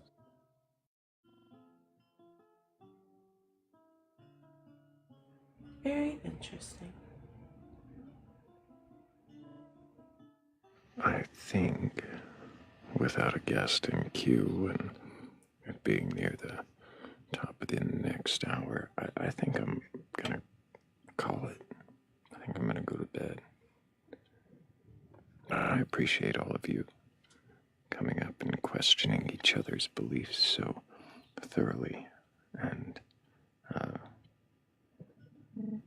curiously. Even Tootski's fake belief. It's not fake. Troublemaker. He thinks morals are subjective. That's not fake. It's real. I know I meant the other. Two things can be real.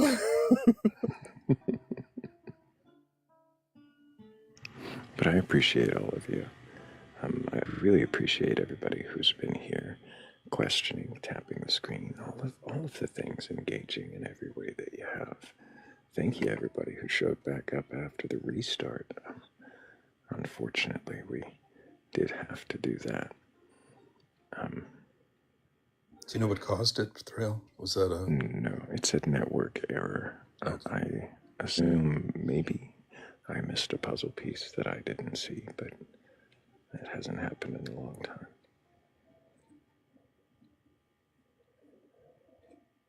But either way, we had a good live. Everything was mostly a lot of questions. And who knows, maybe we'll see some of those guests come back and question a little more. But thank you, Jimmy, for being here.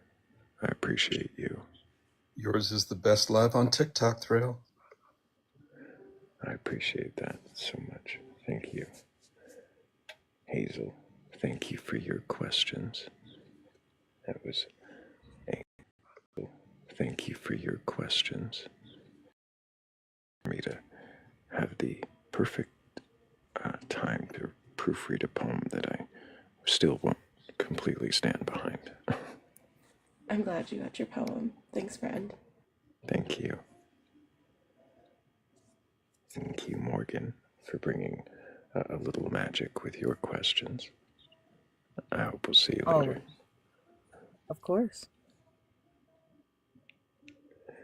And Tootski, thank you for presenting contradictory views for us to question, even the ones that you don't hold. I think he might be busy. Appreciate you, Tootski. And thank you to the mods for helping keep this a respectful place where we can have these conversations without people tearing each other apart in the comments. Thank you to everybody for just helping to provide that space with all of us.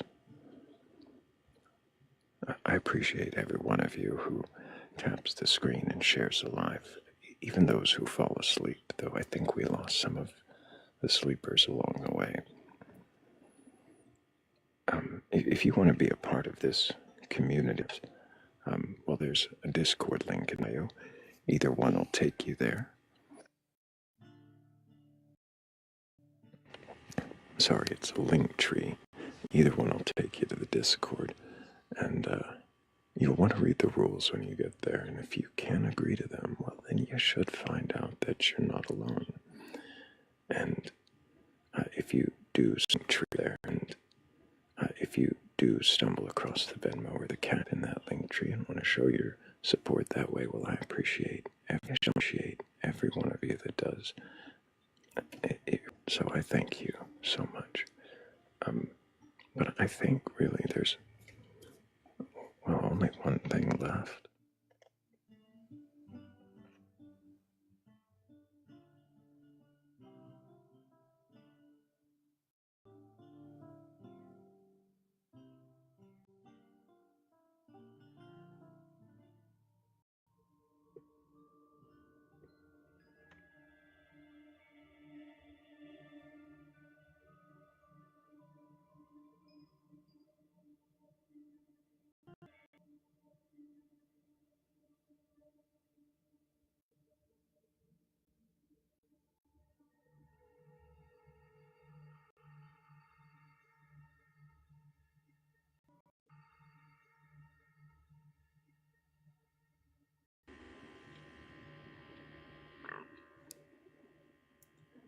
They hand you a script before you can speak, a creed for your cradle, a cage for your mind. They tell you the strong are the ones who are meek, and doubt is a danger you never should find. They give you the stories that swallow your voice, paint fear as a virtue, obedience as grace. They swear there is safety in having no choice. No questions allowed, just stay in your place. They bind you in lines drawn long before you, etched deep in the bones of forgotten demands, and call it tradition, eternal and true, as though truth were a chain you must keep in your hands. But listen, in the chorus they tell you to trust. A tremor beneath every rule you recite. A whisper you recite. A whisper that slips through the armor of must. Feels so right. There's power in pausing the hymn you were taught, in hearing the hum of a thought of your own, in tearing the certainty someone else bought, and finding the seed of a question you've grown. For minds aren't meant to be molded by fear or shaped into mirrors of some other's claim. There's fire in seeing the cage disappear. There's freedom in calling the chain by its name. So dare to unlearn what was carved into you, the doctrines that tighten each time you agree, and step through the cracks where the doubt filters through, the place where the thinking begins to be free.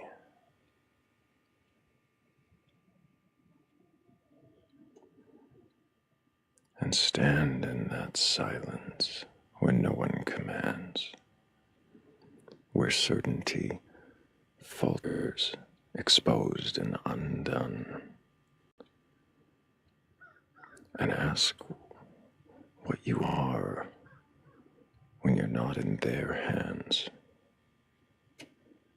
and who you'll become when the questions have begun.